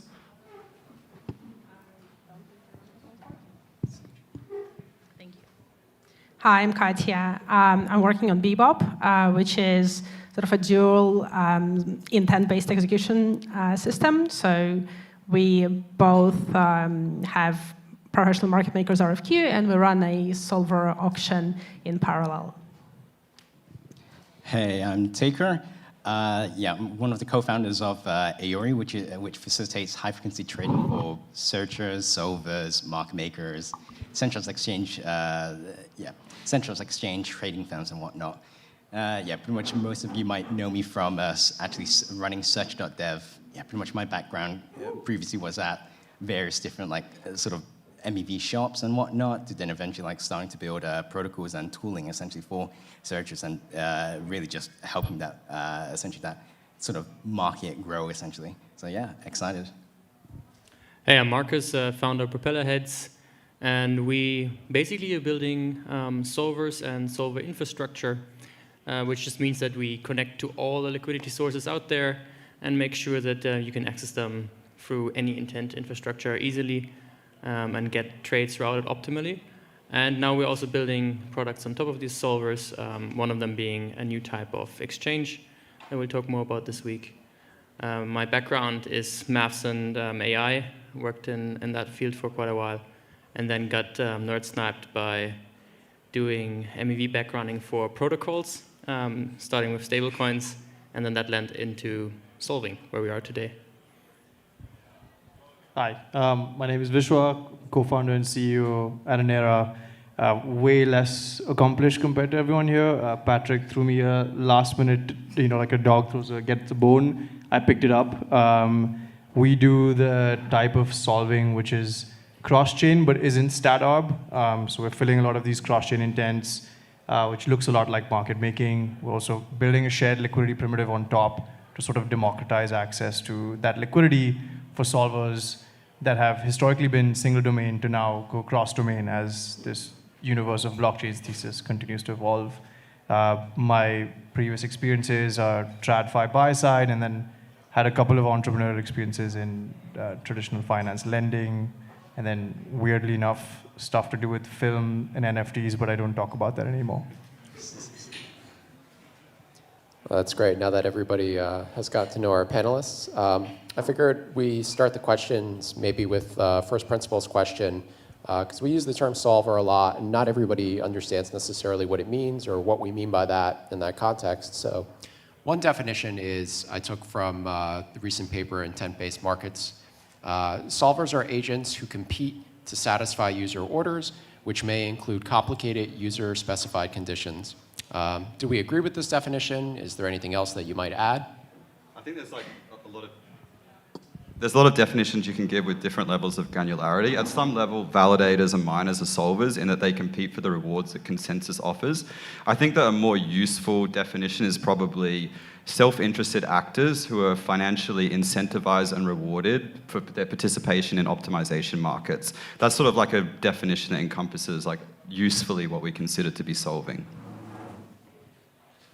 Yeah, I think when it comes to that sort of definition where essentially it's trying to see, trying to satisfy a user's intent, I think very much it's a case in which the sort of, I guess, objective function is something to always think about. Is it the case in which we're trying to, let's say, give back the most rebate to the user? Are we trying to make sure that it clears, their transaction clears very fast, such that they can mint their NFT very quickly? I guess it's very much a case in which, I guess when you think about it with in a bit more of a general context, that solving can apply to just this sort of general sort of agentic nature of essentially fulfilling that sort of request, as Nathan was hitting on. But that, I guess the more useful definition of it solving user intents is, which is most generally that sort of general payload that essentially applications and different networks are working with. I think it sort of fits the bill, I'd say. I'm not sure competition is an essential part of the definition. I'd say it's a mechanism that you trust to outsource an optimization problem to. That mechanism could be not a competition, could be a trusted compute source that computes the optimal outcome for you. Yeah, I think even on our Telegram group, whenever the definition conversation comes up is when I sort of just disappear. But I do agree with a lot of the points made here, especially I think for solvers to exist in a marketplace, it, in my opinion, should be competitive, and it should be mechanism design that's designed around selfish actors. The only thing that I add there is that it kind of flips the polarity that we've seen with MEV searching, which is, historically it's been PvP, me against the user if I'm a searcher. Here it sort of flips that polarity, and I kind of become a worker for the user here, which I think is a pretty interesting way to take this market structure forward. Yeah, I think that's a very good point about PvP versus adding something. I mean, in a very broad first principles type of thing, I think a solver is anything or anyone that provides value add, and then that's why they can take the cut and make the business out of it. I'd add to the point about self-interested. I just think that's important because selfishness is one of the most reliable forces in this universe. That people will always be selfishly acting in their best interest. I'm sure all the Anoma co-founders are turning right now, being this is not what we have built this topology for, but all of us here are pretty capitalism maxis, it would appear. And systems that work, or put us to work, I think work really well in the long run. Those are all really good answers. Very helpful, I think. So now moving forward, what do you think makes a good solver? What types of skill sets are required to enter this marketplace and compete? I think generally you have to have a passion for execution over impact.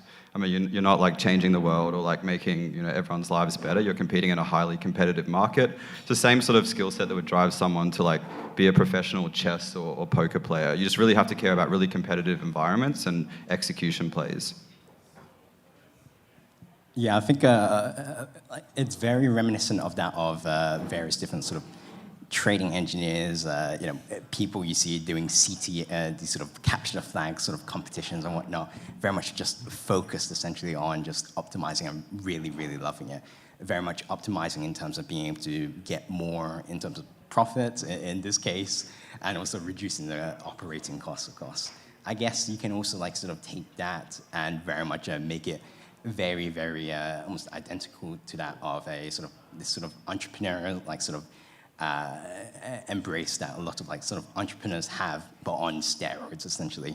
That now that they have this sort of clear goal that they can see essentially, do the job very well, get paid the most, and make sure that you do it as efficiently as possible, reducing costs. Then it's a case in which you will come out on top. So you're basically saying solvers and searchers have the same skill set? I think it's the same thing. I would tempt to disagree. I think in the short term, certainly, and you do see that in the competitions as well, that a searcher type of setup and behavior works short term. But I think we're still very much in the short term. And if you look inside of solver teams who are trying to scale, then that might have a limited runway, that approach. Right, so I think there's a common meme that the worst code is written by searchers. You would never ever want to work on that code base with anybody else. I think that is incentivized. It's almost has to be that way, otherwise you're not fast enough. But this breaks down if you want to be a solver for solving infrastructure in the long term. The simple challenge of, for example, going to multiple chains and solving cross-chain, but not even solving cross-chain, just solving multiple on multiple chains, like 5, 10, 15, 20 chains, it will not work if you approach it with the searcher's mindset. So I think there is definitely some limits to that approach, and we are approaching it definitely differently because none of us, or too few of us, would fit that searcher mindset and that approach to software development. And we approach it very much from a long-term perspective of building infrastructure that is extremely reliable so that it scales. And we think that in our mind, this is the only way to provide a service that's useful across all relevant chains and all relevant applications. Sure, it's a bit more effort, but if you want to provide long-term positive sum infrastructure, then I think that's the only way that I know how to do it. So you think there's some like crossover between the role of infrastructure and the role of solving? Oh, 100%. Okay. So we're going through, everyone is going through the pains of integrating every protocol, and there's some protocols that are hilariously difficult to integrate. I think we all know them. And you need to find ways to abstract this. Otherwise, you are never, ever going to scale to 10, 20, 30 chains. It will just not happen.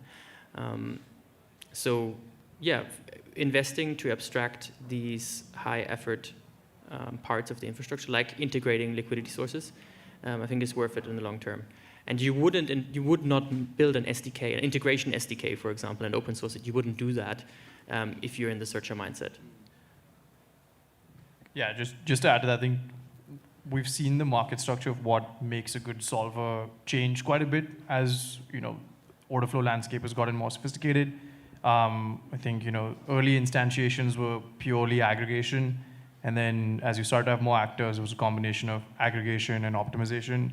And now I think you can throw in aggregation plus optimization plus infrastructure, And I think that you need all of these three things to be competitive as a solver today. I don't think you can just be really good at any one thing without the other, and infrastructure is becoming central to a lot of the stuff that we're doing on the solver side, whether that's liquidity sources, whether that's latency optimization. Like, the game has evolved considerably compared to earliest days of MEVGeth. So yeah, I would say there's some differences there. I agree in all this in like terms of what's playing out in practice, but not necessarily in terms of like what's ideal. I think ideally you do want to separate the roles of like infrastructure, solving, liquidity, users, and applications. And like, you get the most efficient market structure if you can separate those concerns well. But yeah, I do think in practice, like, we are seeing these things combining, which is like the key point of like centralization, right? Like, if you combine capital and searches, you get like market makers that have like a huge edge. So it's like every time you combine two of those concerns, you get some level of centralization. I agree with this a lot. I think a lot of it is really around the market growing and with that specialization growing. We started the DeFi aggregators with the 1inches and 0x's, right? Who basically wrote a solver, but that combined with an app, with the order flow they generated and things like that, right? Whereas now we moved one step further from that in the place where solvers compete to provide that best outcome, to a user on the and we're gonna that's how capitalism works. That's how the economy works. You go further to sophistication and specialization, and this is where I think I work with various solvers a lot, and this is why I think solvers individually, including the top solvers who are extremely competitive, have actually very different vision for their businesses. Some of them want to be more and are already more like searchers, and some of them are more like infrastructure builders. So I think it just demonstrates that perhaps the definition of what a solver is too generic right now, and it's just basically someone who will be further, not fragmented, but kind of specialized into individual roles. Yeah, I think this touches on one of the biggest dangers of designing around MEV, which is like that of cooperative extraction. This idea that like one MEV extraction strategy or one solving strategy benefits from another strategy. Like, say, if I'm doing block building and I'm doing arbitrage at the same time, I combine these things, like make even more profit. And as much as possible, you want to prevent this cooperative extraction from happening. Like, whenever you can isolate the advantages of different types of solving from other types of solving, you get a market that is like has lower barriers to entry and is more efficient. Yeah. I think one of the things with this, transaction supply chain space is that it's so reflexive that when one person does something, it becomes the market structure almost immediately. Like, we saw that block building as soon as sort of like subsidies began, then everybody had to start have subsidies as a part of the stack to become competitive. And in theory, I agree with you that we do want to see some kind of specialization across the stack, but at least right now we're seeing quite a lot of integration within the stack, and then therefore that's become the market structure. Although I will say, like, the sort of data is different for different platforms, like Uniswap X versus CowSwap. CowSwap does tend to show you that you can have different solvers doing different things and being competitive, whereas in Uniswap X, I haven't investigated fully as to why you have SEP and Winterbutte winning all the order flow, but yeah. I think it's because you have this integration between the capital and the solving. So like, solvers bring their own capital and they have this like massive edge with capital, but really like solvers are just like taking capital and offering yield. There's no reason that capital couldn't exist on chain, for example. And that's like a great example of how, like, if you can isolate the solving from the capital, you can take away that edge that market makers like SCP and Wintermute are currently enjoying, and you can commoditize them. And commoditizing solvers so they just become a resource that you can harness is like the key to efficient market design. If you don't do that, then solvers have a lot of power. When solvers have a lot of power, you have a problem. I say this as a solver, like, we shouldn't have choices. We shouldn't be able to consent to things. We should be like a resource that you harness with the way that you design a protocol. But I guess one interesting sort of thought from that is the case in which the sort of use of capital is there in order to essentially trade risk. Very much, of course, when it comes to, let's say, a centralized exchange, decentralized exchange arbitrage, very much you're sort of using this sort of capital in order to essentially play this sort of non-atomic risk that you sort of get in terms of trying to pick up a price of a Binance or Coinbase, and then then arbitrage that against a DEX such as Uniswap or SushiSwap, and very much you're playing that game, of course, of risk. I guess for, like, let's say, same chain solutions like CowSwap, 1inch Fusion or Bebop. Of course, very much it's a case in which there it's very much there is sort of minimal risks, and that of course really it's just a matter of making sure that the protocol in a sense works and doesn't have any sort of smart contract sort of bugs or whatnot. I guess there is I think it potentially could be the case in which we've still yet to essentially see like this sort of decoupling, essentially just because of the fact that capital really is a nice intermediate solution to essentially being able to solve amongst these different ecosystems and be able to do so in a way that is composable and essentially is zero risk essentially to these different solvers that want to participate in these various different systems. There's like a trust issue, right, in decoupling the capital. Because like the trust issue now happens off-chain. Like Winston makes a contract with me and I give them capital and they give me yield. And like on-chain, I have to decide like who to trust because they could rug me. And you can build some constraints into the protocol, but like there's always going to be some trust model involved. But I don't see why we couldn't just have a simple trust model to start with of like, these are the like market makers you can choose to delegate your funds to. You just like trust which ones that you'll delegate to, and the funds go in the vault. This is what Hyperliquid did, right, when they started their protocol. We already have some early versions of this, right? I mean, I think there's a couple of solutions coming out this summer that will go in that direction. One that we saw since last year is Balancer reducing their fees by 80% for solvers, right? They're trusting all CowSwap solvers to act not against the protocol and not trade on their own book, and only trade users swaps that were submitted to CowSwap as part of the true batch auction. And they're trusting all solvers who are whitelisted by CowSwap to execute trades at 20% of the normal fee. So I think we're already starting to see that, and I think the DEXs that are going to come out this summer, they will make much more use of this. I think in terms of capital, and I used to work at Wintimute, right? So it's always great to participate in these discussions. Kind of taking a sidestep to this, right? So we're talking about private liquidity, so literally some coins that sit in a smart contract wallet of a market maker. And so that's one way to route an order. Another way to route an order is to route that to an AMM. And of course, this year we see so many new chains coming up, L2s, L1s, and I talked to a lot of them, and the main metric is TVL, and of course it is. However, it is the antithesis to capital efficiency. The more TVL you have, the less capital efficient the trading is, right?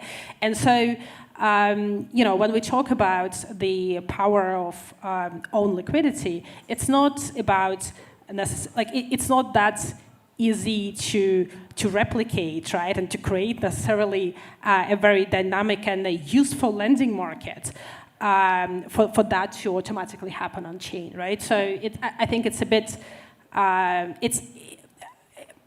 maybe we're going to talk about something else that's going to bring me back to that point, but it's just something that I wanted to mention, and specifically the thing that just keeps coming to my mind about such a contradiction between the main metrics of chains, which is the TVL, and the fact that actually for professional traders, this is the least useful metric.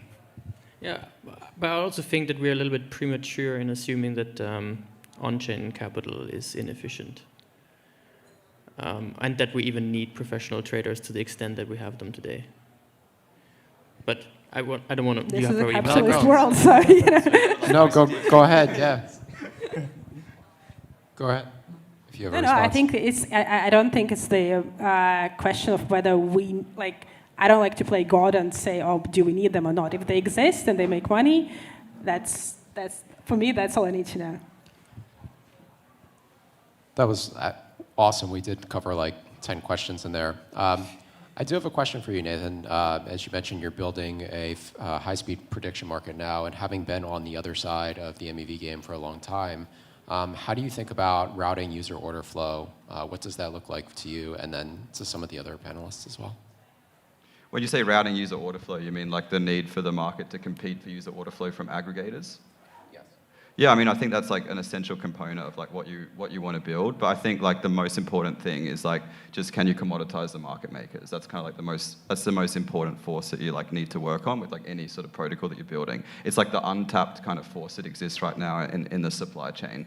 And like, if you can commoditize market makers, then you can bring more efficiency to the user, and you're going to get more user flow that way. I think this game of like, can we play with as many aggregators as possible is kind of like short-term thinking. Like, it makes sense in like today's market, but I think in like tomorrow's market, it's about what can we do to commoditize market making. There's all this lost value there. Can we bring that back into the user? It's sort of like, it's like the last bastion of like untapped like resource from the MEV supply chain perspective. Nods from everyone. What do you think, Taker? Yeah, no, I definitely would agree that. I think that. Yeah, I think that pretty much it's a case in which we're seeing a lot of like sort of initiatives around application-specific sequencing, being able to essentially sort of commoditize essentially like the market maker, essentially who gets essentially order flow through various different sort of auction mechanisms. There's some different research bits about order flow auctions, some around essentially being able to also be able to also diffuse it in various different ways to various different, let's say, block builders in the Ethereum sense, in a PBS sense, or very much to various different sort of private mempools in order to like sort of find ways in order to capture value essentially.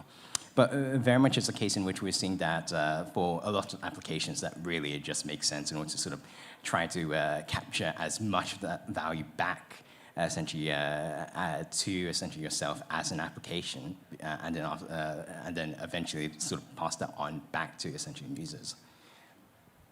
Yeah, I completely agree with the focus or direction of commoditizing market makers. I feel that that is one of the biggest sources of friction, of remaining sources of frictions that we have.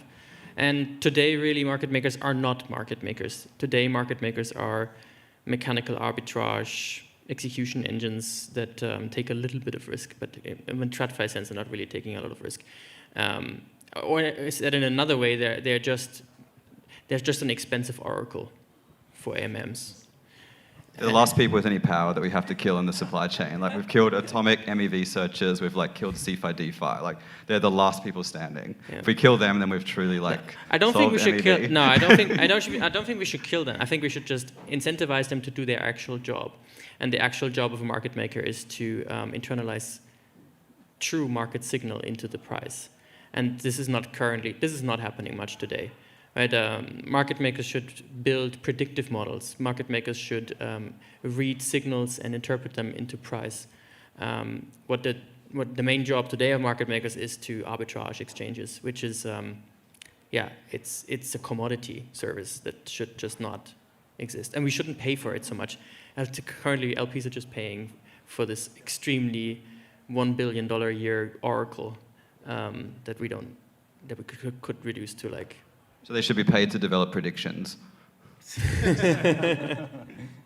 I think one of the early signs of encouragement in terms of the market makers doing what a market maker is supposed to do is the work that we do. So I'm going to do a little bit of shilling. But what we're seeing from an application perspective, especially on Ethereum and the L2 sort of landscape, is that applications are actually hungry for wherever users' liquidity is. And bridges are not quite cutting it, even if you stick in sort of like a bridge aggregator and you have like 4 or 5 minutes to find that liquidity to fill the order. It's not been enough. And we've seen architectures like Across do really well. Sort of Uniswap X cross-chain is modeling itself around that. And that actually is like, I would say, the part that we haven't got right with that architecture is the auction itself, because the prices are being set by the front end, and generally speaking, there's competition on latency. There's no competition on price. There's a lot of things that we would be happy to pass back to the users for a lot of this cross-chain filling that we're doing. But that starts to look a lot more like market making and a lot less like, hey, let's pray against LPs on L1. And as we start to see more liquidity move, especially on the trading side, to L2s, I think this is a good early sign of having someone like a Wintermute and telling them, hey, stop doing startup, start doing this instead. And they've been filling on DLN recently, and yeah, taking on sort of price risk on these assets that are directional in nature and filling users so that they can go faster and do what they want to, which I think is good market structure as we go forward. Yeah, I think the thesis, the idea, this sort of ideal is, of course, very much aligned, but of course the sort of models that we're working with, I very much agree with you, Marcus, in terms of essentially that's very much that we're sort of operating too slow. Perhaps, maybe we need shorter block times, maybe, or maybe we need market makers in order to be much more proactive than they are now compared to that of essentially the sort of dumb AMMs that we have essentially on-chain right now.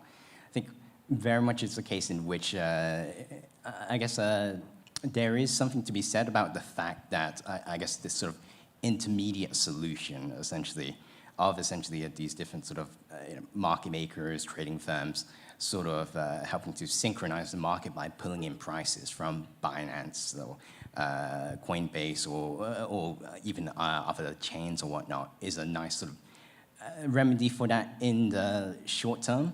It's definitely a case in which, of course, I definitely do agree that it's a sort of subpar solution, but that for the moment here, that very much it's a sort of solution that helps to essentially emulate and synchronize essentially markets and sort of bring them in line, help to get much more better prices for, let's say, the sort of swaps that you do in cross-chain, or even for like exchanges that you aren't able to easily access because maybe perhaps the exchange is banned in your jurisdiction, or there's some sort of regulatory essentially like sort of thing stopping you. So it's very much a case in which there is, of course, like some sort of, some sort of regulatory arbitrage or some sort of course, benefit that it is luckily sort of offering this sort of market making between, so this sort of trading and sort of searching, searching across these different dexes and picking off these different prices.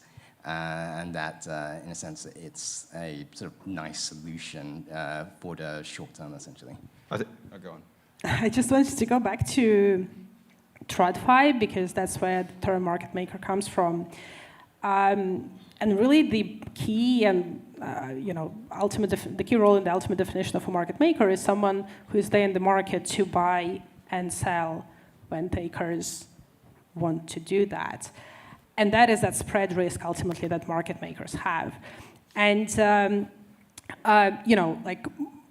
I think saying that market makers need to be running predictive models or kind of using their internal pricing systems to sort of make this into an oracle for the market.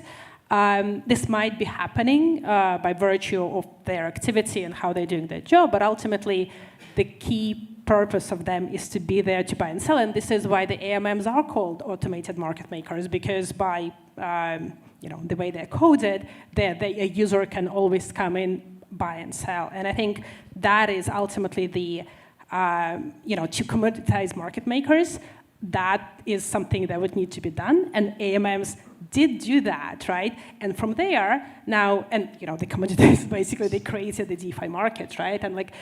And then the market makers came into that because they believed that, and they proved in a number of cases that they could do it better, right? So I think the market makers are already commoditized, and more systems will, or kind of the market is much more open.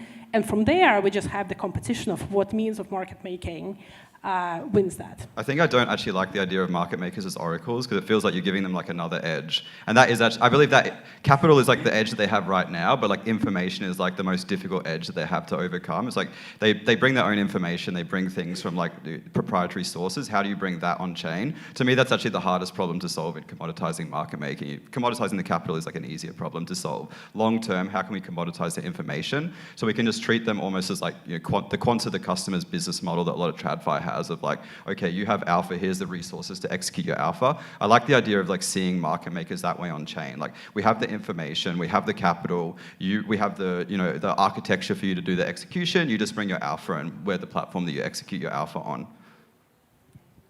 Yeah, absolutely. No, I'm not saying that market makers as integrators of signal should be any sort of like oligopoly.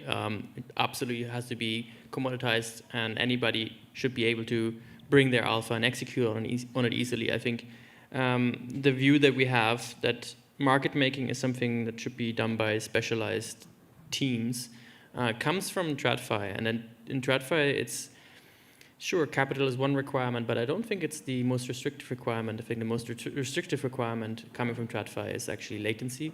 And latency as an important factor for competitive market making is only a result of market structure. Having time-based execution, having continuous time-based execution forces you to have this structure. And if you don't have that, which we don't natively actually have in DeFi, then I don't know whether we would even have market makers today if there were no off-chain exchanges. If there were no continuous order books out there, I don't know if we would have market makers as we have them today.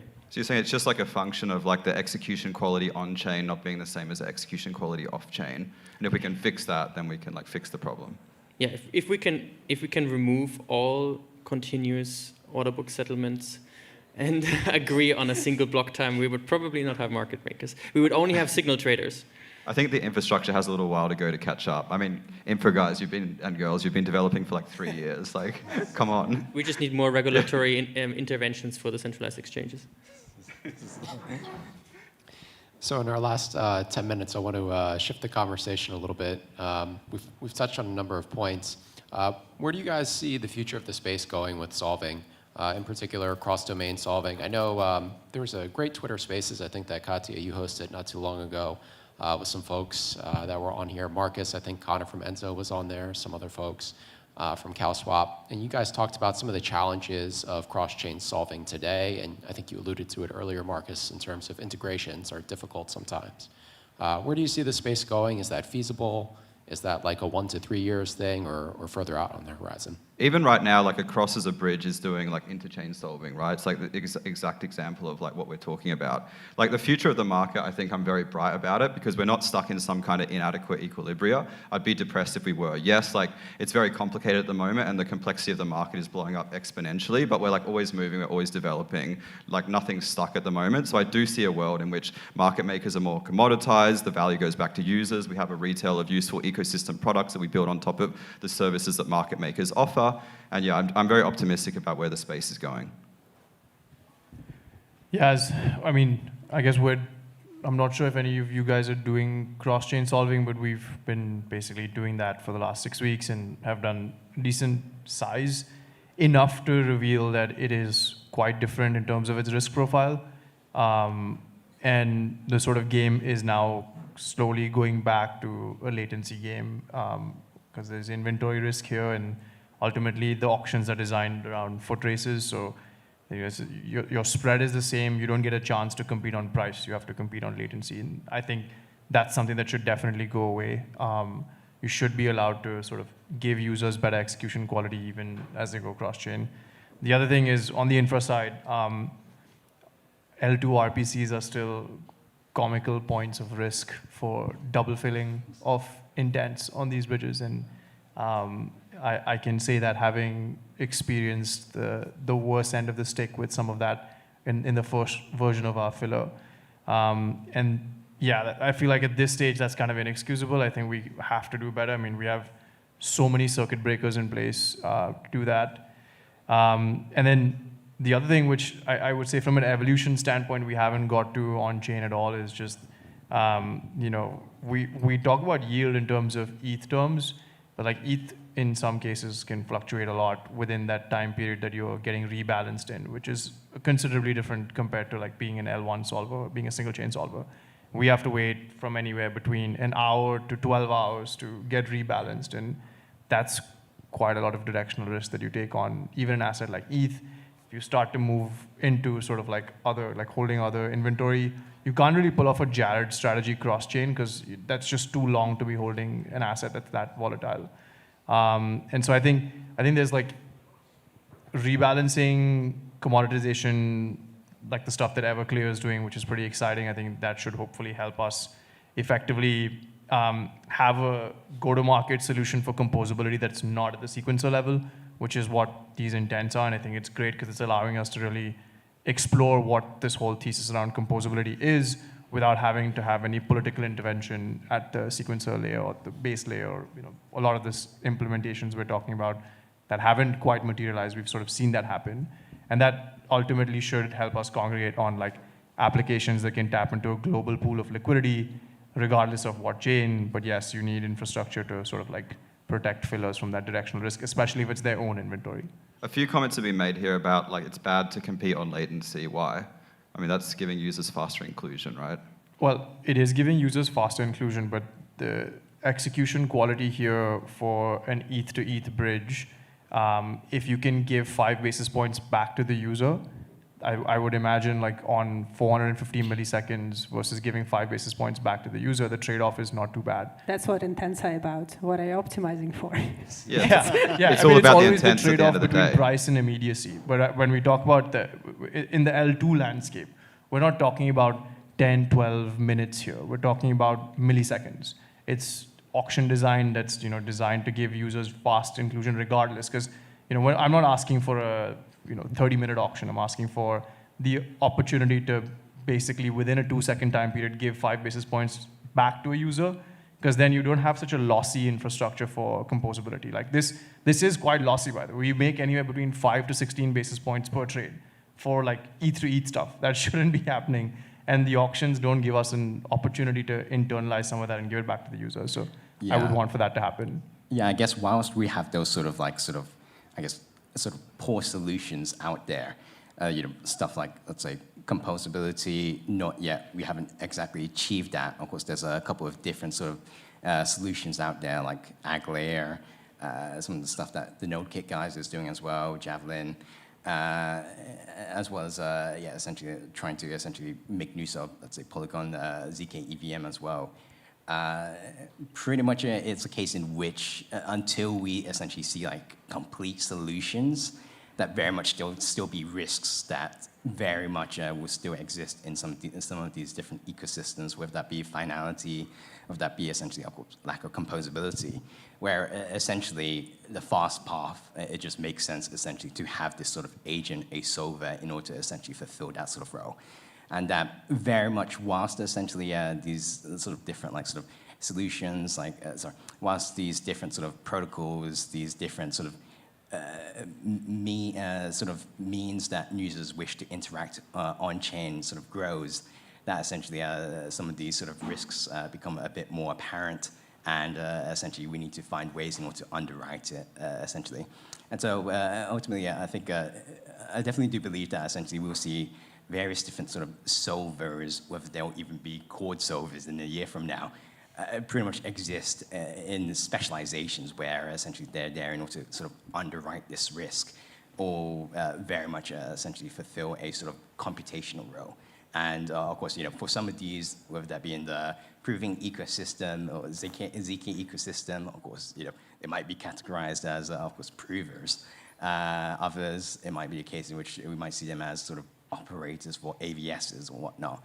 But essentially, I guess depending on, of course, your sort of definition of solving in a year's time, that very much we'll see various different agentic sort of actors out there very much fulfilling all sorts of these different roles, essentially. And if cross-chain essentially is still how it is right now. Cross-chain beyond Ethereum, right? Yeah, cross-chain. Depending on how cross-chain will be like from now, essentially, that very much it's a case in which we will probably will still see essentially very much solvers still plugging in the holes, pretty much plug and making sure that the boat doesn't sink, or making sure that the experience isn't subpar to be able to achieve that. I think we have to be careful with the term cross-chain solving.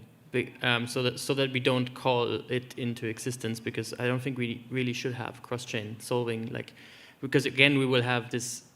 A cross-chain solver has many different roles to fulfill, right? He has to have liquidity, he has to solve on across liquidity on one chain, he has to bridge, he has to then solve on the destination chain. These are too many roles. They're again vertically integrating and centralizing.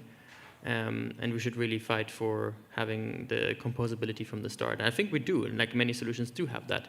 And I think many assume that there will be these cross-chain solvers, of which there are actually very few.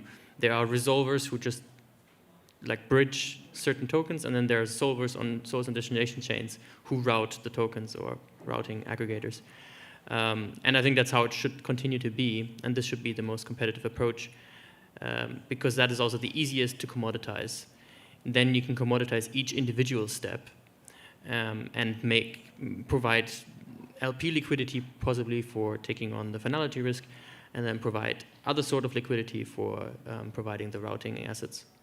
Yeah, there's a really nice definition of solving here, I think, of being someone who's paid to take risk. Whenever you have some kind of protocol design where there's like an element of risk and you need something to price that risk, like having a market of solvers is like that's the most appropriate way to have that risk priced. Interesting. I would never have picked that. Well, it looks like we're almost running out of time here. I want to say thank you to the panelists. You guys made this incredibly rich, also easy to host. You had a lot of things to say, so thank you. I definitely look forward to going back through the recording and taking a look at this. And hopefully everybody in the audience got a lot out of this panel. So thank you. Give it up for the panelists. Thank you. We do have time for one question. If anyone has any question, you can raise your hand. Make it spicy. Nothing spicy. Oh, 1 minute. Spiciness. Please spicy.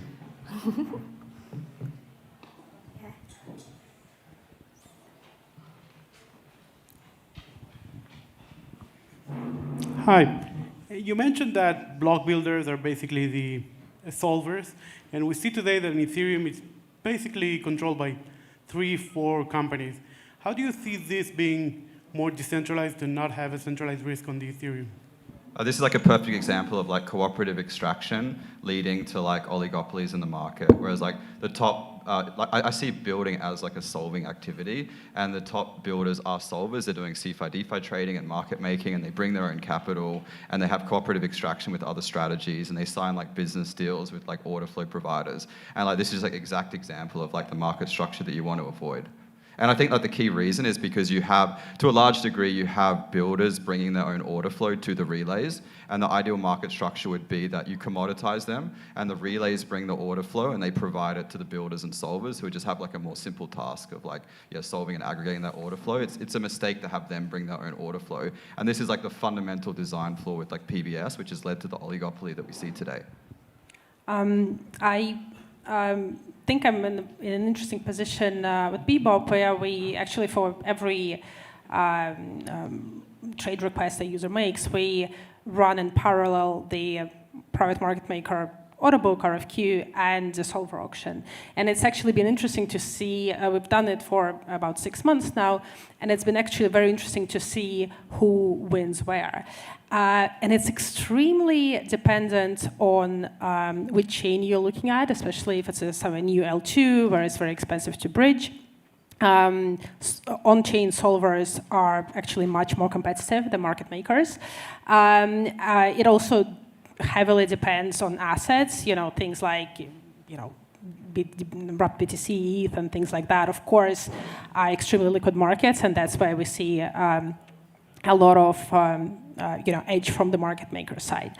So, and the reason I'm bringing this up, right, is that ultimately a solver auction right now primarily is a price auction, right? It's not a latency auction, it's none of those things. It is, like how much output can you bring, and that's what happens. And because it's an open market, we can't really go and say, hey, Wintimate, hey, SCP, hey, anyone else, come and you can't build a block builder, you can't do this or that, right? I think ultimately this is the system by design where anyone enters. But at the same time, and I think you mentioned one of the solvers, Copium Capital, in some of the questions that you were suggesting. And I think, they really came kind of pretty much out of nowhere and became a very competitive player on CowSwap very, very quickly.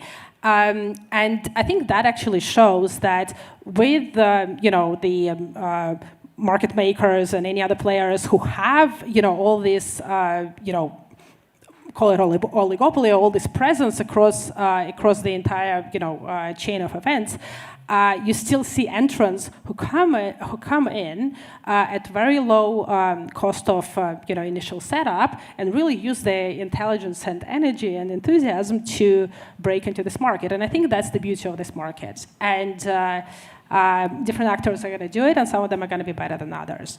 So that's my take on it. The builder markets. No, you go ahead first. Actually, when I look at the builder market structure, I feel more hopeful than this being an example of centralizing forces. I think that actually it's quite positive to see a builder, Titan in this case, without internal liquidity and without their own SexDex ARP team to be so competitive. And if you talk to the other two teams, you actually, what I've been hearing in anecdotes is that they're much less integrated than you would assume. They actually don't do codependent building, where the builder depends on what the searcher knows. But these are just, actually what led to this oligopoly, my understanding is that you have economies of scale to attracting order flow. And the real problem is that you don't have a single source of a single RPC that anybody would send to get their order flow included, to only supply to trusted builders. And this market design limits the accessibility to new builders entering the market, because until they have a critical threshold of all the order flow providers, of which many are searchers, they can't really fully compete. But if you have this piece of infrastructure, if you have an SDK that automatically only submits to trusted builders, then you will have a much more competitive builder landscape. Yes, but I mean the key edge that Titan enjoys, right, is that they have their own order flow that other people don't have. So it's kind of like they still have this edge that they're bringing that no one else has, that no one else can compete with. Whereas other builders bring the capital or there's always that sort of cooperative element where there's these things that you want to separate. And whenever you have the builder or the solver bringing some edge like that to the market, I think that's a problem. And even now there's sources of order flow where as a builder, if you don't have them, you're relegated to 0.1% of blocks, no matter what you do essentially.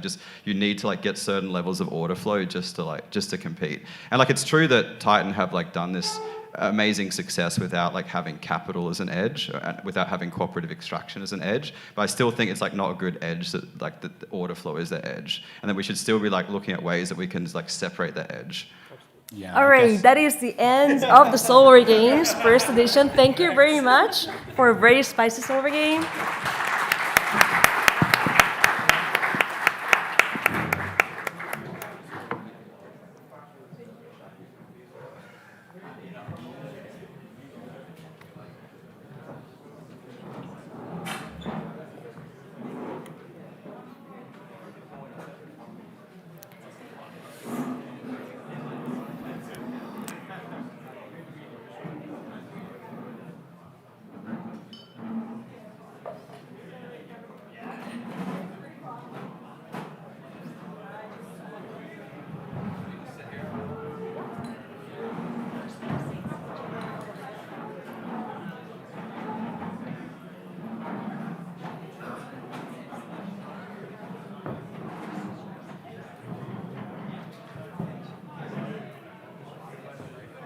Test, test.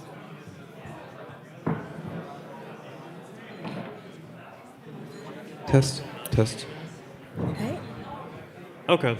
Yeah, really excited about the last Campside Chat. The topic is protocols, ecosystems, community, and tokens. Actually, the first time these concepts were discussed in public outside of the work we do at our team was at the Bell Curve podcast that was hosted by Mike Polizzo from Blockworks. And I find it really exciting because after that podcast, this concept actually stuck. I heard that Mike actually did use the same concepts with the same definition in other episodes. Well, so yes, please, Mike, thank you for joining us today, and take it from there. Awesome, thank you. I appreciate the kind words there, and shout out to the Bell Curve podcast. I learned everything I know on this topic really from the team at Anoma, so huge credit. We've got a lot to cover today, and I actually want to use this discussion as an opportunity to widen the aperture a little bit and zoom out and discuss how this new paradigm of intents is changing the way that we think about blockchains and protocols and communities. But maybe we could just start with a super quick round of intros from our speakers here. Vitalik, on the off chance that there is one person in this room who doesn't know who you are, could I pick on you to go first here and give yourself a quick introduction? Then Chris, if we could go over to you. Sorry, I didn't hear the question well. Oh, I just, I'm not sure. Sorry, can you hear me now? It was to introduce ourselves, right? Yeah, I think yes, if you could make yourself like 20 decibels louder, I'd appreciate it. I'll try to yell. Okay, so the question is to introduce ourselves. So okay, so I don't know. I mean, I have a blog. Vitalik.eth.limo. I have a GitHub. So if you like discover that the blog sucks, you could go to like GitHub rebooter and blog, and then you can actually put PRs to the blog and like help make the blog suck less. So people have done that occasionally with typos. That encourage more people to do it. I mean, if you want to make a PR that just deletes the whole blog because you think it's that negative to society, you could do that too. You'll have to do some convincing to get me to accept it. I don't know. Otherwise, like, I mean, I dabble in this Ethereum thing. Yeah. Yep, I'm Christopher. I also have a blog, actually, but it's harder. It's very hard to spell, which I realized was like a shitty marketing decision. And occasionally I end up in a position in Germany where I live where I have to explain to some person in the bureaucracy how to spell the word plurinimity, and every time I just curse my life. The blog is plurinimity.org. I also have a GitHub, and I am an Ethereum crowd sale contributor, but I lost my private keys. Can we also make PRs to your GitHub to delete your blog? You should make a PR to my GitHub that like adds my private keys back so I can claim my 2,000 ETH that I bought with Bitcoin, then moved cross-country and seed phrase, bye-bye. Yeah, so Vitalik, let's see what we can do about that. Maybe we'll take that offline though. All right, guys, I want to, like I said, use this as an opportunity to zoom out here a little bit. We are now 15 years into this crypto experiment with the creation of Bitcoin. We're about 10 years into the Ethereum experiment, and Anoma we're a little bit newer, but it's a very promising start. And, you know, over the years, Vitalik, that blog of yours that you mentioned has gotten a lot of eyeballs, and it sparked a lot of discussions within the community. And I would love you to maybe put your protocol designer hat on here. I know Ethereum at this point is extremely decentralized, but if you could just give us sort of a history of your thought process when you were first creating Ethereum. What were some of the core design philosophies that you thought of back then? And maybe with the benefit of hindsight, what are the things that you got right and developed largely in the way that you thought they might? And then what were some big surprises to you, or things that might have developed differently than you expected, or if you had the benefit of hindsight, what would you maybe do differently? Yeah, so the way that Ethereum originally started, right, was that I was working for some of these other, like what were originally called Bitcoin 2.0 protocols back then, things like covered coins and Mastercoin. And I eventually had this idea that like the best way to increase their functionality is to add in a general purpose programming language. And at that point, I just realized that like at that point, you might as well just replace their entire protocol with a general purpose programming language. And I suggested this to them, and they were like, it'll take a while before we get to it in our roadmap. And then I realized that like they didn't get it, and I started doing it myself. So then I think this idea of a general purpose programming language was like the very initial core, like the thing that made Ethereum be what it is, as opposed to being something else.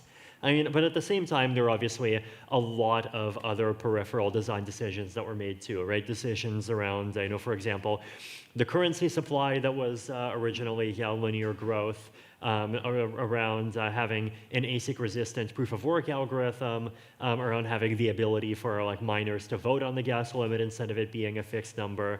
A whole bunch of things that were basically saying like don't make the mistakes that Bitcoin made. That was like actually a big like generator of ideas near the very beginning.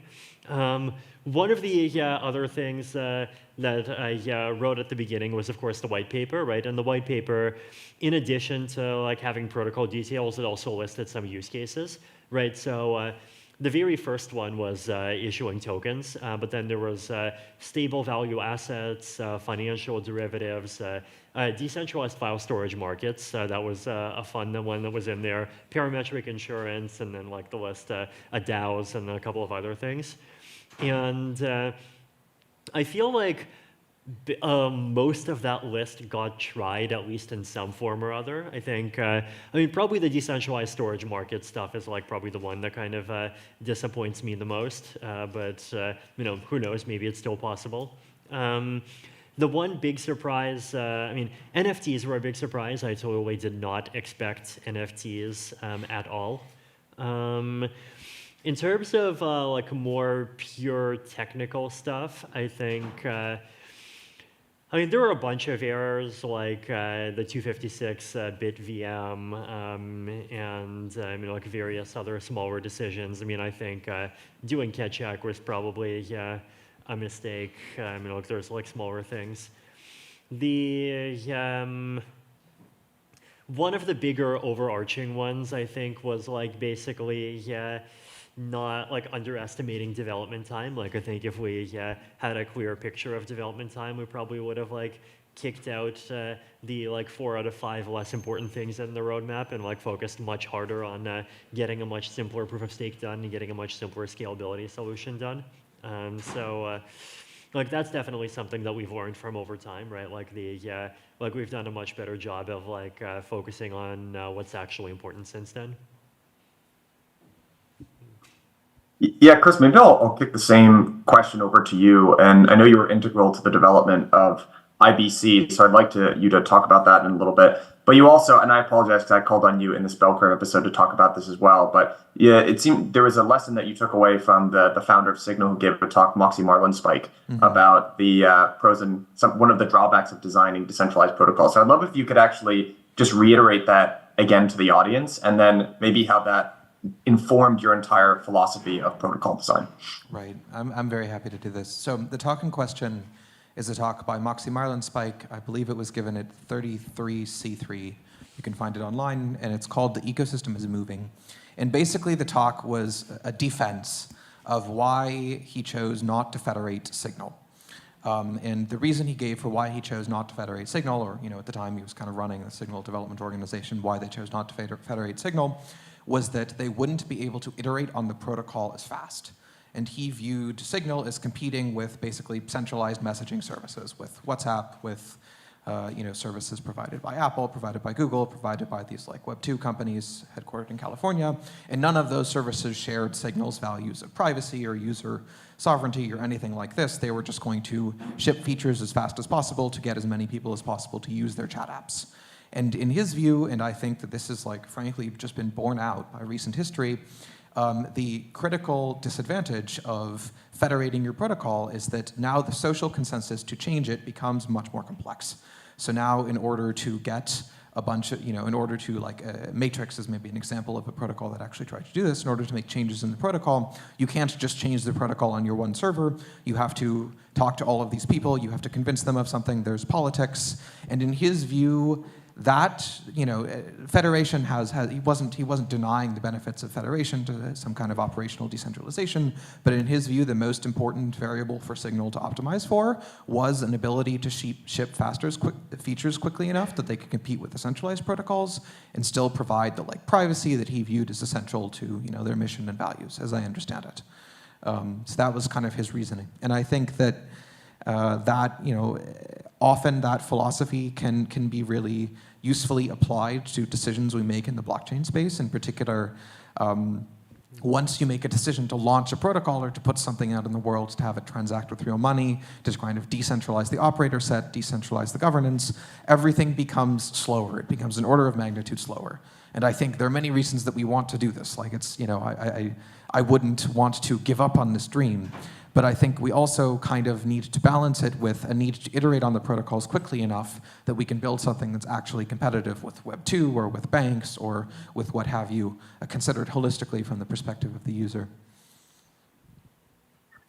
And so I guess what that begs the question of is how do we as designers and contributors to decentralized protocols ultimately successfully compete against our centralized counterparts, right? Where they have the advantage of sort of efficiency and speed. I would love to get a sense just over the years, like what is the trade-off that we're all comfortable accepting here, and how can decentralization be a superpower? And I think that's going to bleed into the discussion around community here. But I mean, talk to me about your guys' perspectives. Like, okay, we know that we can't just unilaterally make decisions like we could if we were operating in more of a company setting. But what are we getting on the other side of that ledger? Like, what's the benefit there?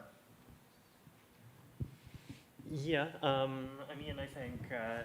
I actually think it's easy to overrate the extent, to be overly pessimistic about the ability to actually upgrade these protocols together, right? Like Ethereum has done it, right? Like we execute upgrades of the execution and consensus layer across an increasing number of client teams, and are getting a more and more efficient pipeline for actually doing this. I think I actually think the the force functioning aspect of consensus there helps quite a bit, right? Basically, that if a hard fork is decided on, then if you're at some the data's fixed, and at some point if you're lagging, then you're just not part of the chain anymore. So I think these are really things that can be improved on quite a bit, and I think I actually think that we've done quite a good job, and certainly a much better job than a lot of people were expecting at the beginning. In terms of the benefits that we get, I think, it is case specific. I think if you zero in on, say, Ethereum's multi-client architecture, for example, right? The original reason for this is basically the political benefit of avoiding centralization within one development team, right? And that itself is one of those kind of learning from Bitcoin's failures kind of situation, right? With how basically the way that I interpreted it, and I think I would say still consider kind of the Bitcoin core teams stranglehold over the protocol at the time, basically ended up leading to a bunch of decisions on things like the block size and so forth, if you have multiple teams, then there's more realistic choice, and the ability to sort of fire one of the dev teams actually becomes a more realistic thing. So that's one thing that I think is valuable. Another thing that I did not appreciate at the beginning is that I think having 5 parallel teams actually gives you a larger pool of expertise that ends up being helpful in a whole bunch of ways that are difficult to even anticipate, right? Basically, the pool of people that just understands layer 1 code development issues, and that's able to push forward on proposing ideas like much more efficient archive database architectures is 5x bigger, right? And that's not even a benefit I was going for, right? That's a benefit that I learned over time. So I think that's also something that's proven to be really valuable for us.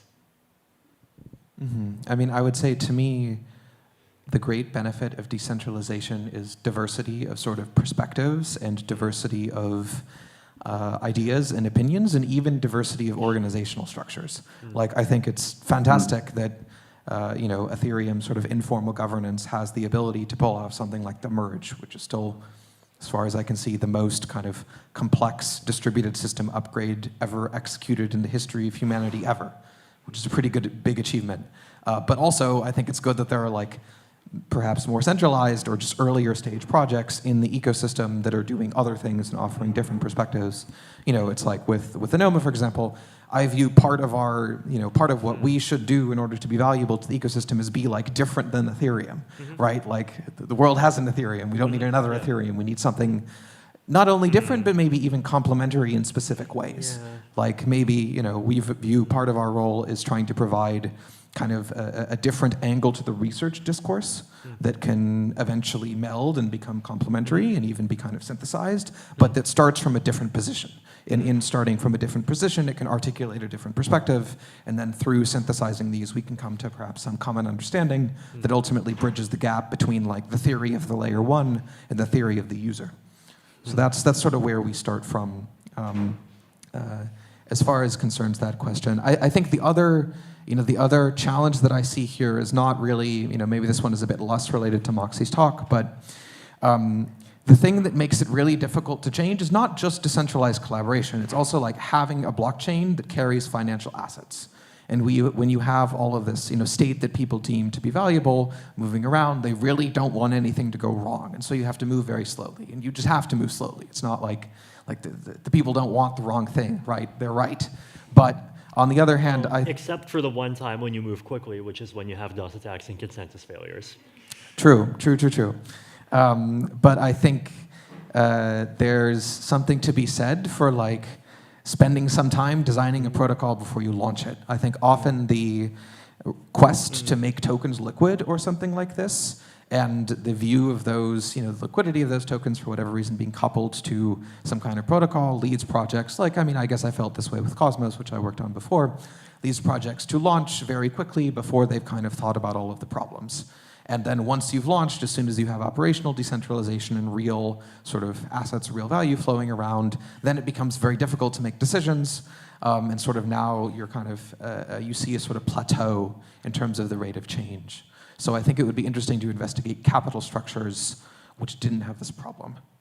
It's not just one of operational decentralization. So I want to actually maybe take this as an opportunity as well to try to get a sense of, maybe Vitalik, I'll call on you here because you wrote a phenomenal blog post a couple of months ago after Blobs went live, saying that we've kind of moved from this being a 0 to 1 problem to a 1 to n problem. And I think this blog referred to a couple of previous blogs where you sort of show this growth scale where there was a lot of changes that were happening in a very short period of time, and now we've moved on to a more plateau phase for Ethereum's growth, where there's still some definitely big upgrades coming, like Verkle trees, etc. But a lot of the technical growth that needed to happen in a very short period of time has happened. Can you just expand a little bit on what you wrote in that blog post, and if we're done with a lot of the really hard, fast-moving technical parts of Ethereum's roadmap, what comes next? Yeah, I mean, so the merge was crazy complex, right? And it was crazy complex from an implementation perspective, from a spec perspective, from the perspective of the ecosystem adapting to it, all kinds of perspectives, right? Even an ideal upgrade to proof of stake, take the ideas of single slot finality and then plus some kind of pre-confirmations on top of that, even a change to that, right? The delta between now and Utopia is considerably smaller than the delta between now and proof of work, right? And I mean, even just to the fact that proof of stake has fixed slot times and has things like finality, that alone gives us many more possibilities to actually run that upgrade smoothly, right? Or even the fact that we actually have execution consensus separation, right? All of these different things make any future upgrade much easier. For the surge, right? So the L2-centric roadmap, right? So the things that have been done already are, one is getting users in the ecosystem comfortable with L2s, right? And I mean, there definitely are big bumps in the road that we're talking about, but we've already seen a lot of upgrades. Even, for example, with some of the newer wallets, having to manually switch networks for an application is not a thing anymore, right? A larger number of applications are happening on L2s. I mean, I think the closest we have this cycle to a legit application that's attracting mainstream interest, I mean, it might quite possibly be Polymarket, and that's it's on Polygon, right? Big success of L2s right there. In Farcaster, on an L2, lots of things happening on L2s.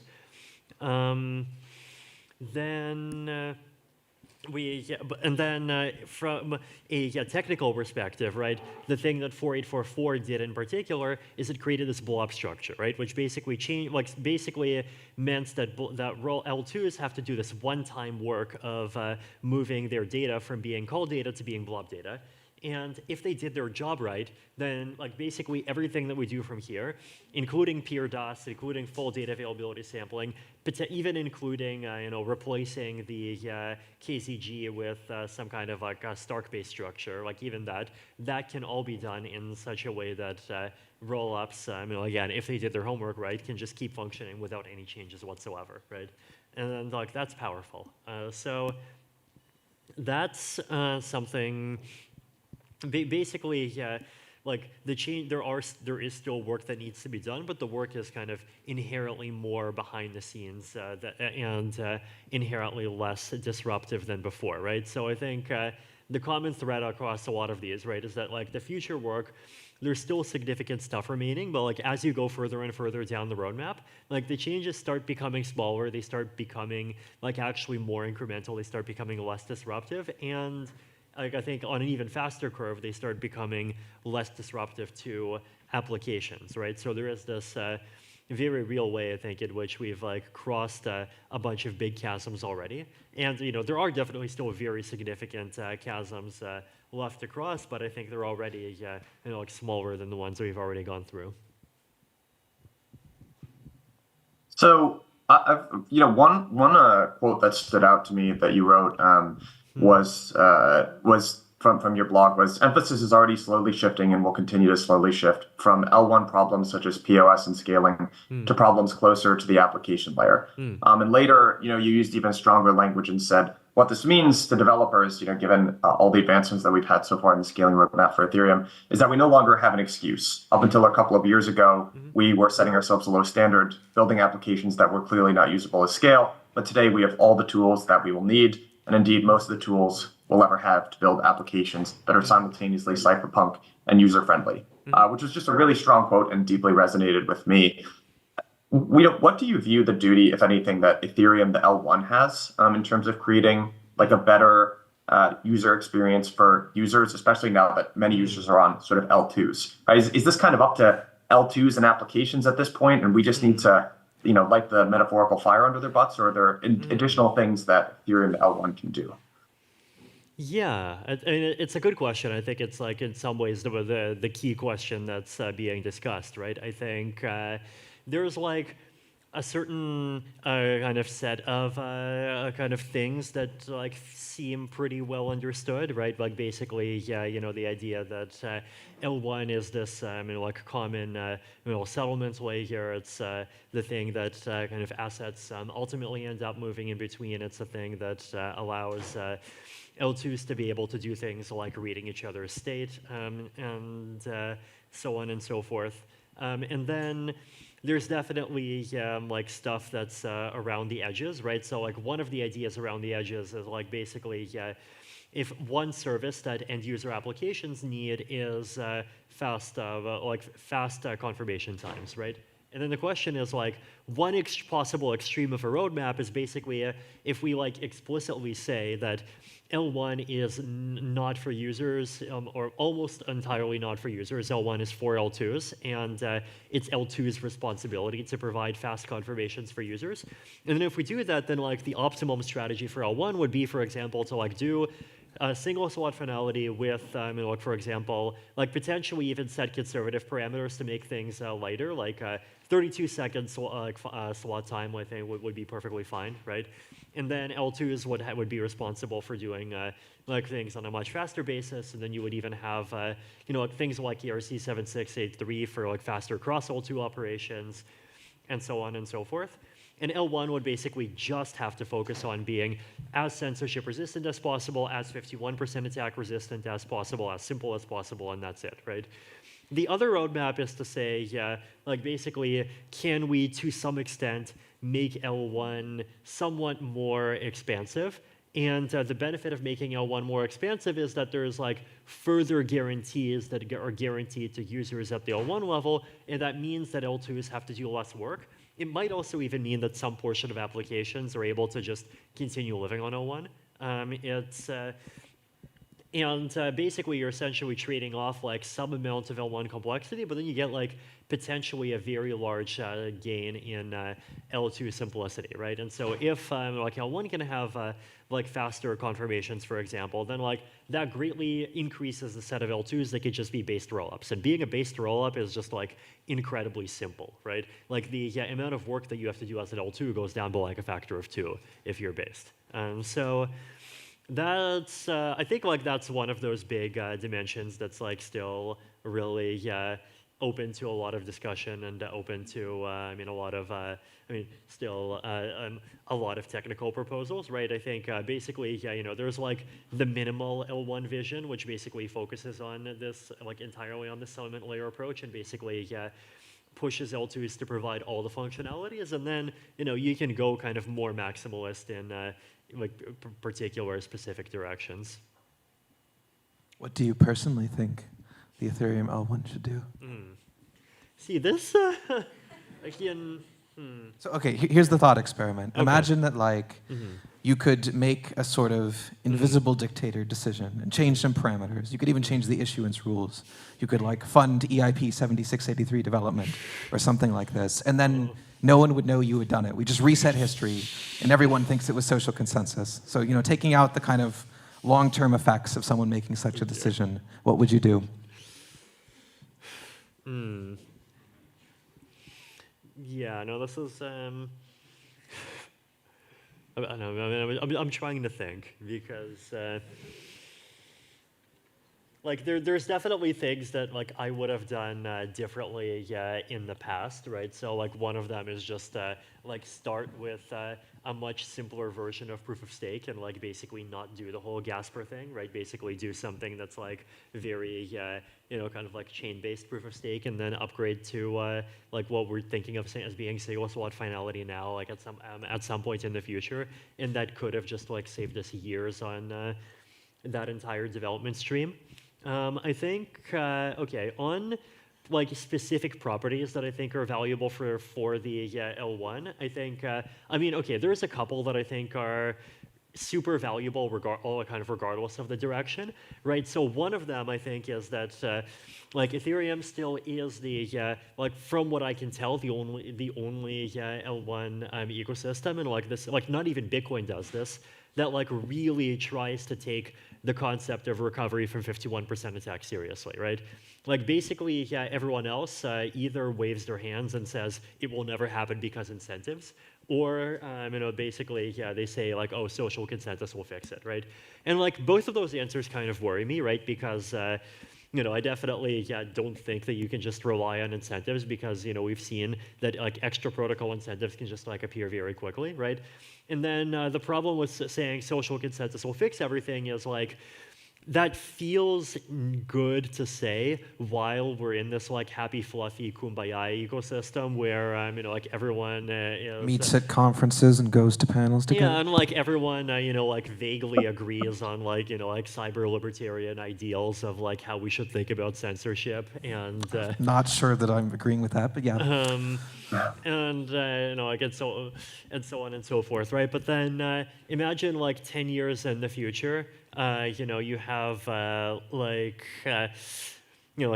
BlackRock in the ecosystem. You have like major trillion-dollar funds. You have like huge corporate stakeholders. Then are we really going to be that certain that like if a 51% censorship attack happens, the other 49% of the companies are like actually going to like coordinate and revert the chain out of their loyalty to Ethereum values, right? It's like no. And so I think the best shot that we have is to make 51% attack recovery something that's as automated as possible. And there are like actual consensus theory like research directions that can like really improve on this, right? I mean, obviously there's mathematical results that basically say that like 100% utopia is impossible, right? But the like 90% may be possible, right? Like even there are designs by which you could do things like, if your validator sees that like other particular transactions are being censored, then it could like refuse to build on the censored chain, or it could refuse to build on chains that are trying to censor you, right? And like basically, there's a lot of like design opportunity to try to build architectures where if a 51% attack happens, it basically automatically, just by people running default software, fails in the direction of the attacker having one chain, and then basically all of the honest good guys being able to coordinate on a single minority chain, right? And if you have something like that, then like basically, the kind of social consensus game theory around like actually coordinating around recovering from that 51% attack and like actually burning the money of everyone who participated, like suddenly becomes much more viable, right? And so, like, this is why, like, I continue to not be a fan of, like, I think there definitely is a kind of like economic consensus and like slashing defeatist mentality that's popular in some other L1 communities that basically say things like, oh, we cannot protect against all the failures because like at the very least censorship is not a fully attributable fault, and so therefore we have to rely on social consensus, and so therefore we should just lean on social consensus fully, right? And like I'm not comfortable leaning on that, right? And I think there is value in like Ethereum being the chain that stubbornly specializes in refusing to rely on that, right? And in like like actually being like actually having a very, very clear and like both like maximally programmatic where possible, but also like kind of very culturally ingrained where culture is necessary strategy for like actually being able to recover from 51% attacks. So that's one aspect. Another aspect is, of course, like really caring about censorship resistance, right? So like one challenge, for example, of this minimum L1 roadmap is like, let's say we have 32-second finality on L1, and let's say in 32-second slots on L1, and then L2s are responsible for providing fast confirmations, right? One big downside of that world is that if one of the L2s decides to censor you, then like they can basically suddenly degrade your experience by a factor of like 1,000, right? Like if L2s provide 32-millisecond latency, which servers totally can, then like if one of them decides to censor you, your latency goes all the way up to 32 seconds, right? And like for some applications that feels fine. It's like, okay, fine, let's say, I'm, like donating to, like controversial political charities. Who cares if the money gets over in 32 seconds or 32 milliseconds? But if you think of like financial applications where we're talking about like DeFi liquidations in the context of like rapidly moving market conditions, or even let's talk about like doing games on chain, right? It's like, okay, imagine you're like, we put World of Warcraft on chain, and like you really care about. That's the real goal of Ethereum. Exactly. Put World of Warcraft on chain. Yeah, and like imagine like you really care about whether or not your latency is like 150 milliseconds or 330 milliseconds, and then at some point it's like, oh, you're playing. Again, and you're playing on like that, that version of hard mode where if your character dies, you go all the way back to layer 1, and then you get into like a PvP fight with someone, and then the person you're PvP fighting against, they manage to like hack into the server, and the server starts censoring you, and then they censor all of your spells for 32 seconds, and within 32 seconds, the other guy kills you, and then your character is gone, and you lost months of work, right? So basically.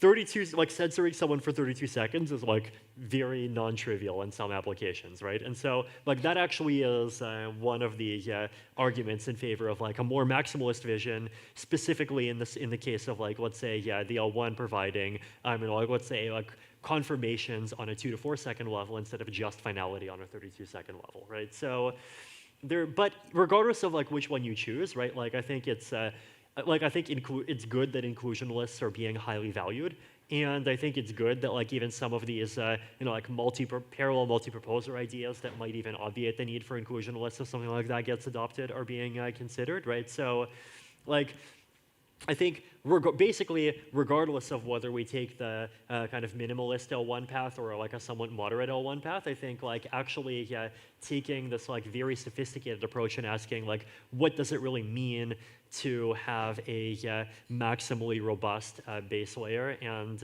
like actually trying to do that, like I would love to see us like actually doing more of that.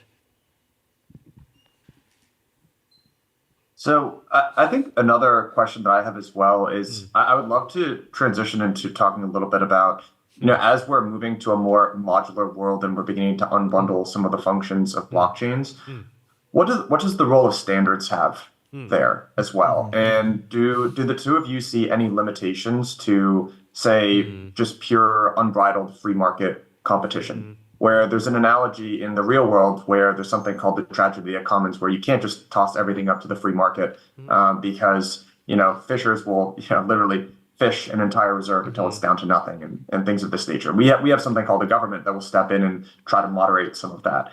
And I would be curious, as we increase the complexity and move computing to different environments, what is the role of standards, if any, play here? Maybe Chris, I could toss it over to you first. Yeah, I mean, first I would want to draw a distinction when we use the word modular. I think often modularity in protocols is conflated with like modularity in networks. And if you draw boxes that kind of stack things on top of each other, one interpretation of those boxes can be layers of a protocol, which build sort of abstractions one on top of the other and hide implementation details, which makes sense when you design protocols. But another interpretation of those boxes can be nodes sitting in between you and like the L1 in the network. And often the actual modularity that has happened is more the latter thing. It's like less about, in practice it has been less about designing very clear abstract interfaces in your protocols and more about, I don't know, putting a lot of intermediaries in the network. And I think the reasons for this latter thing have more to do with capital structure than any like particularly well-grounded design philosophy. To me, the important part in modularity in protocol design is critical, and it needs to separate out kind of the right things. Like you want a clear understanding of what the different kinds of entities can be, what kind of roles different kinds of entities can play in your protocol, what roles are really like fundamentally distinct, what roles are fundamentally coupled, and how do you want to reason about who is performing those roles and how who is performing them is changing over time. So for example, in kind of a roll-up-based roadmap, as I understand it, or sort of a modular blockchain frame, the L1 chain is providing both at least temporary data storage, data availability, and ordering. And in some kind of more Plasma-like scaling roadmap, the L1 chain is only providing ordering. So there's a different set of like roles that are coupled. In this Plasma roadmap, they're like maximally, I don't think you can, decoupling ordering more, you need ordering to happen in one logical place. So decoupling ordering more, I think the only direction I see there is something like inclusion lists.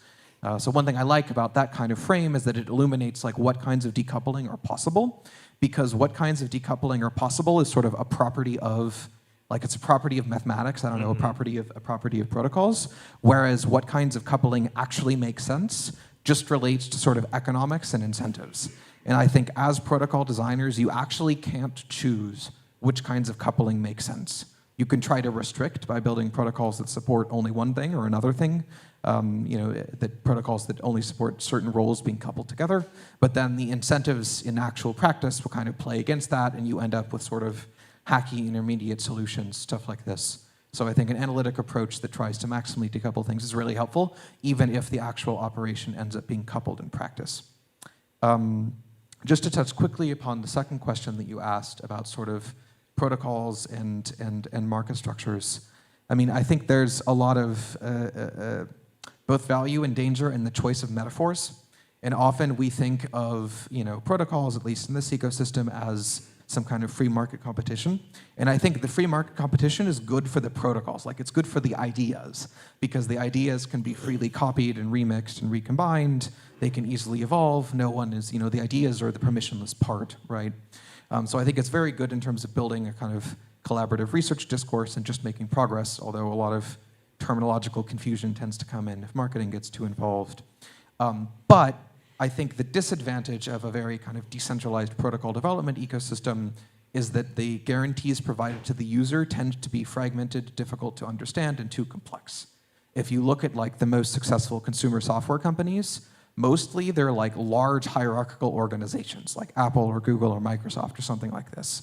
And I personally hate living in a world where most software that people use is made and controlled by those organizations.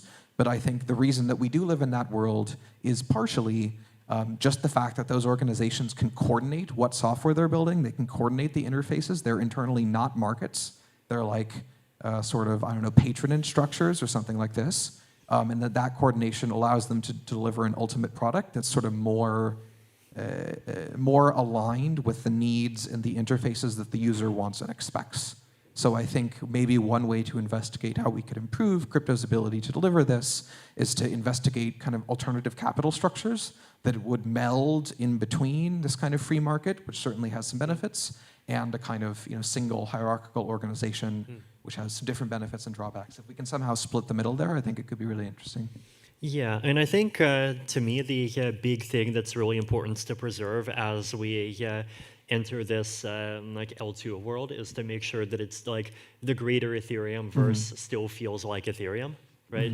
And like the reason why, well, like I intentionally want to use this kind of like more abstract framing instead of like specific statements that have like mathematical meanings like synchronous composability is that I think most of the time synchronous composability is not what people want, right? Like people generally, I think, don't care as much, you know, if their like thing finishes within one transaction or within two transactions a second apart from each other. Like the biggest pain point is like, oh my God, what does it mean when I go to a different dApp? I have to like suddenly switch networks, and what does it mean that like I have to like figure out how to like deposit to Polygon? What is deposit to Polygon? I'm using Ethereum here, right?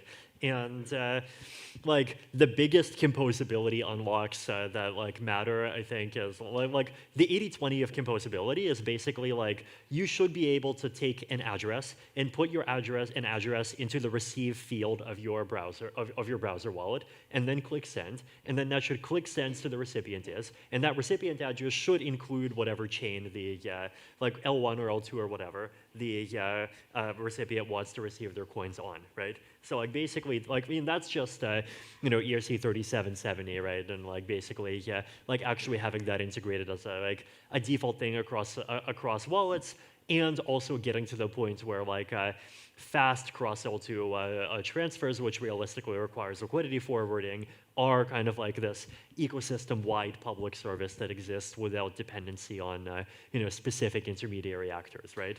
So, like those are just examples, right? Like I think if we walk through the list, I mean, we can talk about how like it should be possible to change the owner of a safe account without doing it in 100 places, and then that gets into like you know key store wallet discussions, and then there's like various other instances of that, right? But like that's where I see the greatest value of standards, and then in terms of like incentive structures, I do think that there need to exist some kind of entities that actually do a good job of actually building that stuff.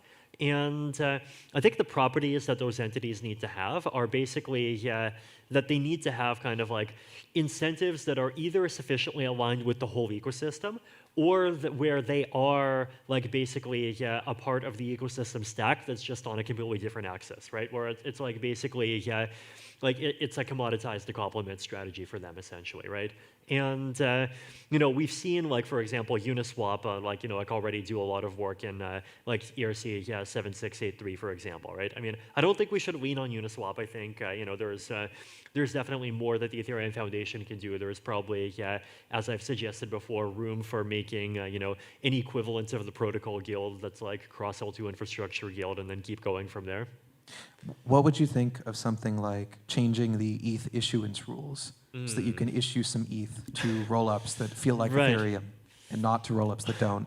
That's a fun one. I mean, I think this is actually one of the reasons why I'm like really grateful that Zcash exists, right? Because I think, I mean, okay, so the general reason to be scared of that sort of stuff is like basically the possibility that it gets captured, right? And like Zcash managed to do that with off-chain governance, right? And like Zcash is more centralized in terms of its community than like I would like, although I know that you know with things like Shielded Labs, they're like trying to actually make an effort to improve on that, which I think is super cool.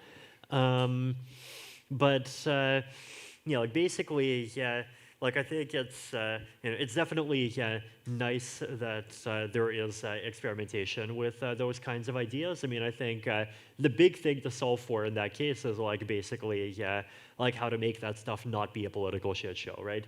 And like I think the best technology that we have for not creating political shit shows is often indirection, right? Basically, it's like instead of choosing who gets the money, you choose the mechanism that decides who gets the money, or even you choose the mechanism that decides who gets the money. And like the more indirection you add, the more you like actually put people, you know, behind the veil of ignorance, right? So like poly market for Ethereum public goods funded by L1 emissions? Right, I mean, like retro funding. I mean, well, it's, I mean, well, you know, let L2s figure that out. I mean, I think, you know, if Ethereum governance like 5 years from now ends up like deciding to like do things like that with like 25% of the like 1559 burn, like interesting, right? I mean, I think this is Not out of the Overton window. It's within the Overton window. Let's say it's like within the Underton window. Okay. Okay. I don't know. I mean, like, come on, like you kind of guys, like you know, like I mean, like, can like we please have like other people debate this? Right. Fair. Yes. I mean, it's my job. Conceptual terrorism, right? Yeah. Oh wow, that's like such a fun phrase. Yeah. Okay. Yeah. Well, you can be Ethereum's official conceptual Terry. All right, I've got a maybe a final closing line of thought, and again, I got to give credit to the Chris and Anoma's team here for giving me the words to describe this. But I think one of the ways that we talk about unbundling different parts of what a blockchain does is we tend to talk about it through the lens of data availability and execution and settlement and actual things that blockchains do. But in another higher sense, I think you're actually unbundling what it means to what are the different core components of a blockchain, which is an asset, a security model, and a community. And one of the things that I think the roll-up scaling roadmap has accelerated is this unbundling of kind of like Ethereum or whatever blockchain, blockchain user exists as a community versus the asset. And the mental model I think that a lot of people have about how blockchains can compete is, hey, I'm essentially this generalized computing environment, and you can build a bunch of apps here, and maybe those apps generate money, and that somehow accrues value to my token. But for me, the stark data point that contrasts this is actually Bitcoin, where the token has continued to do well and compete in this market of monies for a long time, despite growth on the technical side being relatively stagnant. Although that is definitely changing. And I would love, maybe Chris, it was originally your blog post that inspired this idea, but if you could describe this process of unbundling of different core components of a blockchain, and then what are the different vectors that like a community can compete on versus a protocol versus an asset compete on, and how separate are all of these things going to be going into the future? Right. I mean, that's a very broad question, but just to kind of summarize the direction of change as I see it, we all started here because of Bitcoin, and Bitcoin bundled together everything into Satoshi was many things, but he was not the most elegant coder. And Bitcoin was an asset, a protocol, a community. It was all of those things like rolled up into one. And at the time, I mean, I don't know, I guess I participated in Bitcoin Talk in 2011 or something, 2011, 2012. But at that time, which is the only one I know, people really viewed these things as like essentially coupled. Like they didn't, sometimes there were people experimenting with colored coins or starting to experiment with Ethereum, but they viewed like the asset and the protocol and the community as a very coupled thing, right? You would always have assets associated with protocols.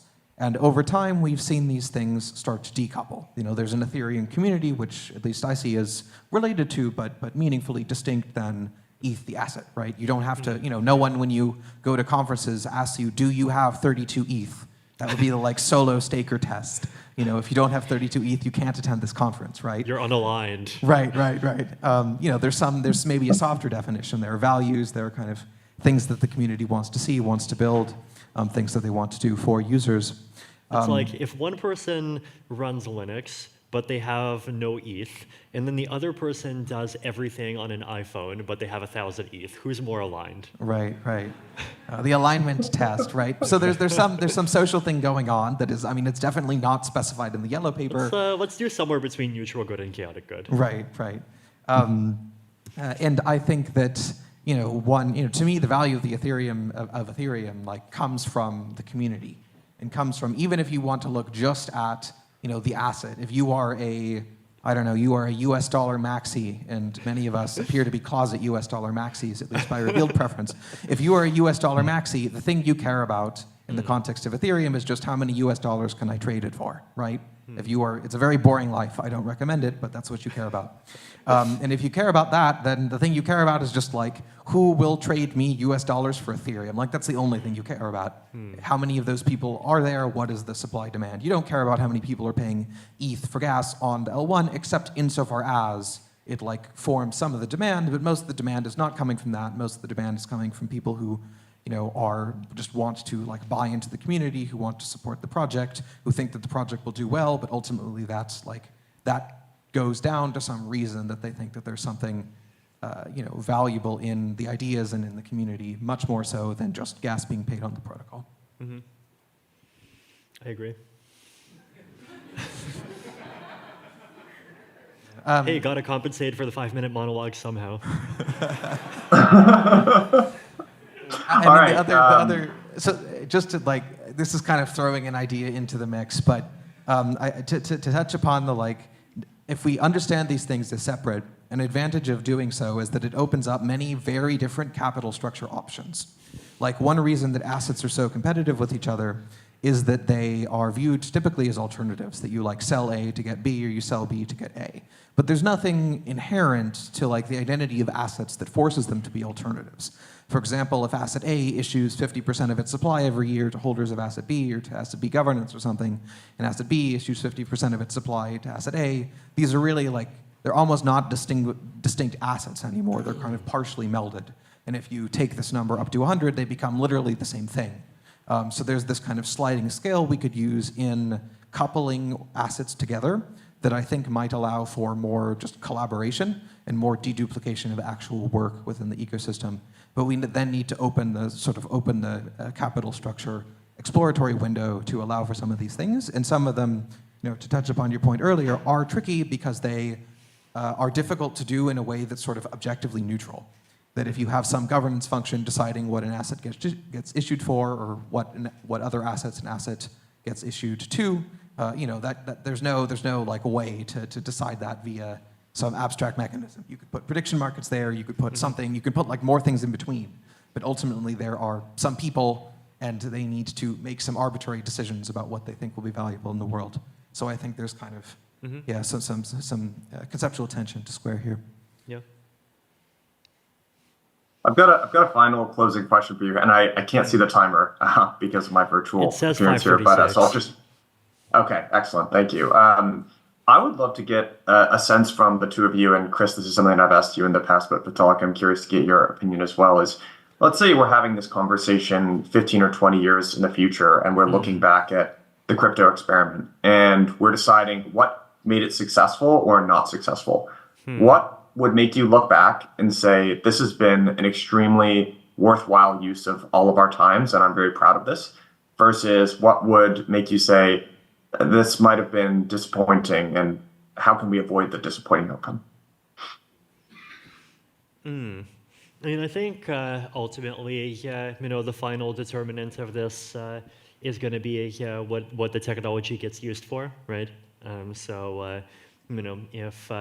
we actually do get, either to the point of mainstream or to the point of kind of being like a Linux level credible alternative to the mainstream, something like, for example, Ethereum based accounts as a replacement for, signing in with social accounts. Or just cryptocurrency as a financial system, or DAOs as an alternative to either corporations or nonprofits, or one of any one of applications in the various different spaces, whether decentralized social media or prediction markets or whatever. If at least some of those take off and it becomes clear that it's had at least the same level of impact on the world that Linux has, then to me that's a success.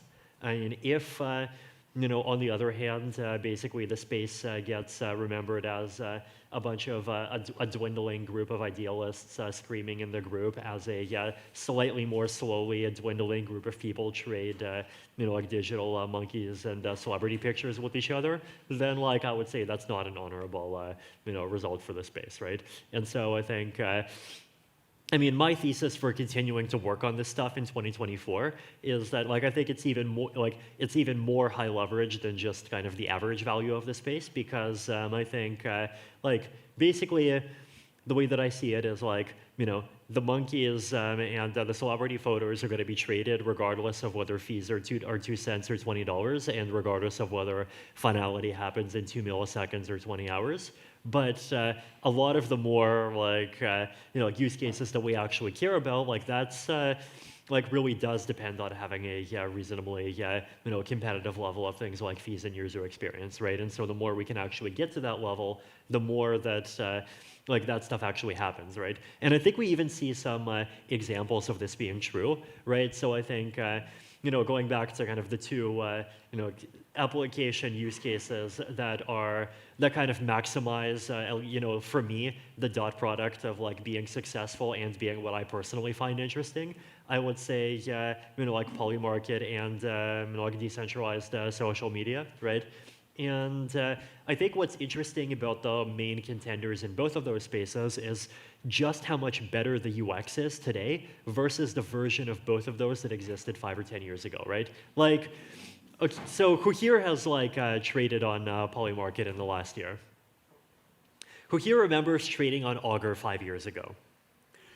Trading on Augur 5 years ago was like not a good experience, right? I agree. Yeah. I mean, I remember, first, then eventually there was Catnip, which made it slightly better, but even on Catnip, I paid over $1,000 of transaction fees, and like even still, there was like a whole bunch of UI hell, right? And with a decentralized social media, we basically had the exact same thing. Like, who here remembers trying status in 2019? Also hell, right? Like, yeah. Yeah. But impressive ambition. Indeed, They're still at but it. they, basically, I think they got the memo. They went into a cave and like they've actually come out of the cave. Like, have you tried their latest demos? No. It's like actually good. So it's basically like the UX level has like actually gotten to the point where like it's moved away from like being this like geek toy where you basically have to be a decentralization religious fundamentalist to put yourself through the experience to something that like normal people actually wants to use and participate in, right? And like that's been a huge gain that's happened over the last 5 years alone, and that gain has proven itself in the like actually much more successful level of adoption of both of those use cases, right? So basically, like I want like that, but like 5 times more and in 5 times as many spaces. Mm-hmm, mm-hmm. Yeah, I mean, I would second that. I mean, I think I would answer in sort of, just to build on that, 2 parts here. One is, to me, the kind of promise and the limit of what the technology can really offer to communities is the ability to intricately balance between, or to have both, in many cases, of autonomy and interoperability. So in most of the systems in the world today, communities, both like at all levels, at the level of the individual, at the level of the family, at the level of the group, the city, the society, even the country, often face choices between autonomy and interoperability. If you want to interoperate with the US financial system, you have to use SWIFT. If you want to interoperate with, the financial, as a country, you have to use SWIFT, or as a bank. As an individual, you have to use a bank. Even if you just want to, I don't know, like give promises to other people that are denominated in dollars or something like this, you don't have the ability to do that. You have to trade off your autonomy for interoperability with the system. And I think crypto can provide kind of standardized protocols that allow communities to very cleanly delineate the kind of parts that they want to be dependent on others for, and the parts that they want to run inside themselves autonomously. And if the protocols facilitate easy interoperability, then the switching costs are low. So then when you want to change the topology, you want to change who's part of your community, you want to change who you're dependent on, you can do that easily. The second part of the answer I would give is social. I think in 15 years, I would like to be completely irrelevant. Blockchain technology should be boring. It should be like a database conference. Like, who here would go to a database conference? Nobody. 1 person. Okay. Someone will still be here for you, but it won't be me if we succeed. Right. Time's up. Thanks a lot, Vitalik, Christopher, and Mike. We have time for 1 question. Of course, Nathan. I have a question, yeah. Vitalik, you made a really interesting comment on the existential danger of social consensus. And since it's existential, is there a role for accelerationism here? I know at one point, people in the Ethereum community were like, we're going to do a real climb. And everyone else was like, stop. Oh, interesting. So you want to like start the EAC movement of 51% attacks? Well, I'm thinking that maybe if you encourage people to sort of move fast and break things and challenge the protocol, then you're like forcing Right. You have like BlackRock and all these other actors in there. It's like just too that might be Yeah. Can you first repeat the question? Yeah, So no, the we question can- is basically like, is there value in like taking an accelerationist approach to like some of the economic problems in the space, so that we basically kind of like run through all the failure modes and have a chance to fix them before the space becomes even bigger and we're even more incapable of coordinating. I mean, it's definitely an interesting argument, right? And I think like there's definitely ways in which that's kind of ended up already panning out almost accidentally in some ways, right? It's like imagine the world if like the Mt. Gox collapse had never happened, right? That plausibly could have been a world where like people would just have thought, nobody would have thought that DEX technology is important, right? And where people would be like 10 times more comfortable just using centralized exchanges for everything. And then it's possible that like FTX might have been worse by enough that the total amount of money lost could have been greater, right? So I mean, it's the sort of thing where like it's like we're talking about like a very like response to threats is a very chaotic system, and it's like it's very easy for arguments like that to be correct, but then it's like also very easy for like bad people to narrativize themselves into thinking that they're good by using these kinds of arguments even when they're not true. And so I think, I mean, my personal preference is like I want that stuff to happen, but ideally at smaller than Ethereum scale, right? Like I think, what we want, like I think the missing middle for a lot of this is like we need something that has an economic scale that's like somewhere in the, let's say the geometric mean between like a testnet and a mainnet, right? Like this is what I advocate for, like for example, the whole kind of like base pre-confirmations direction, right? Basically, that like, or execution tickets rather, right? Basically because like from a technical perspective, like within the mathematical model, it seems fine. But then there's like all of these centralization risks and multi-block MEV risks and like all these risks that are just like inherently very hard to model. And like you're not gonna learn anything about them on a testnet, right? But if you were to try them on an L2, where the TVL of the L2 and the level of DeFi activity is like somewhere in the tens to hundreds of millions of dollars instead of like Ethereum scale, then we would actually learn something, right? Yeah, I mean, this is probably the one unclaimed niche for an L2, right? Like basically, the explicit kind of like the crazy it's like the SEZ of crypto anarchy, right? Basically, just like the thing where you're just like encouraged to go crazy, and like there's a social contract where we basically beg as many regulators as possible to just like make all the stuff legal. And if you want to play there, you can. Otherwise, you just just stay in the regular world. Like where you actually get like some level of this kind of economic data, and like hopefully get like actual answers before they can go like to Ethereum scale. Like that would be better, right? I mean, I think applying that to Ethereum, it's like using Ethereum itself as a sandbox. I feel like the stakes are like getting to the point of being a bit too high already. But like layer twos, they feel at about the right level of scale. Very quickly, but then. So we have one question there.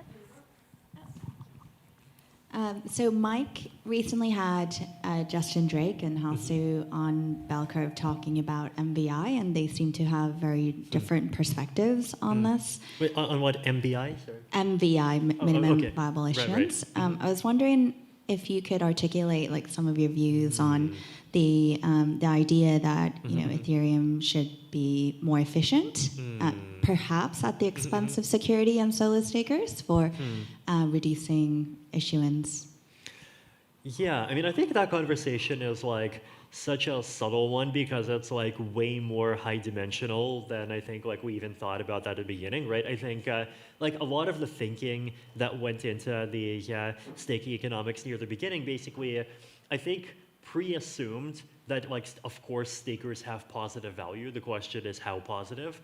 And now the discussion is like, well, no, actually, there are these like weird second and third order reasons for why additional ETH being staked above maybe the 50 million mark might actually be harmful to Ethereum, right? Like basically, yeah, you know, like if one particular LST starts having, like basically, like higher moneyness or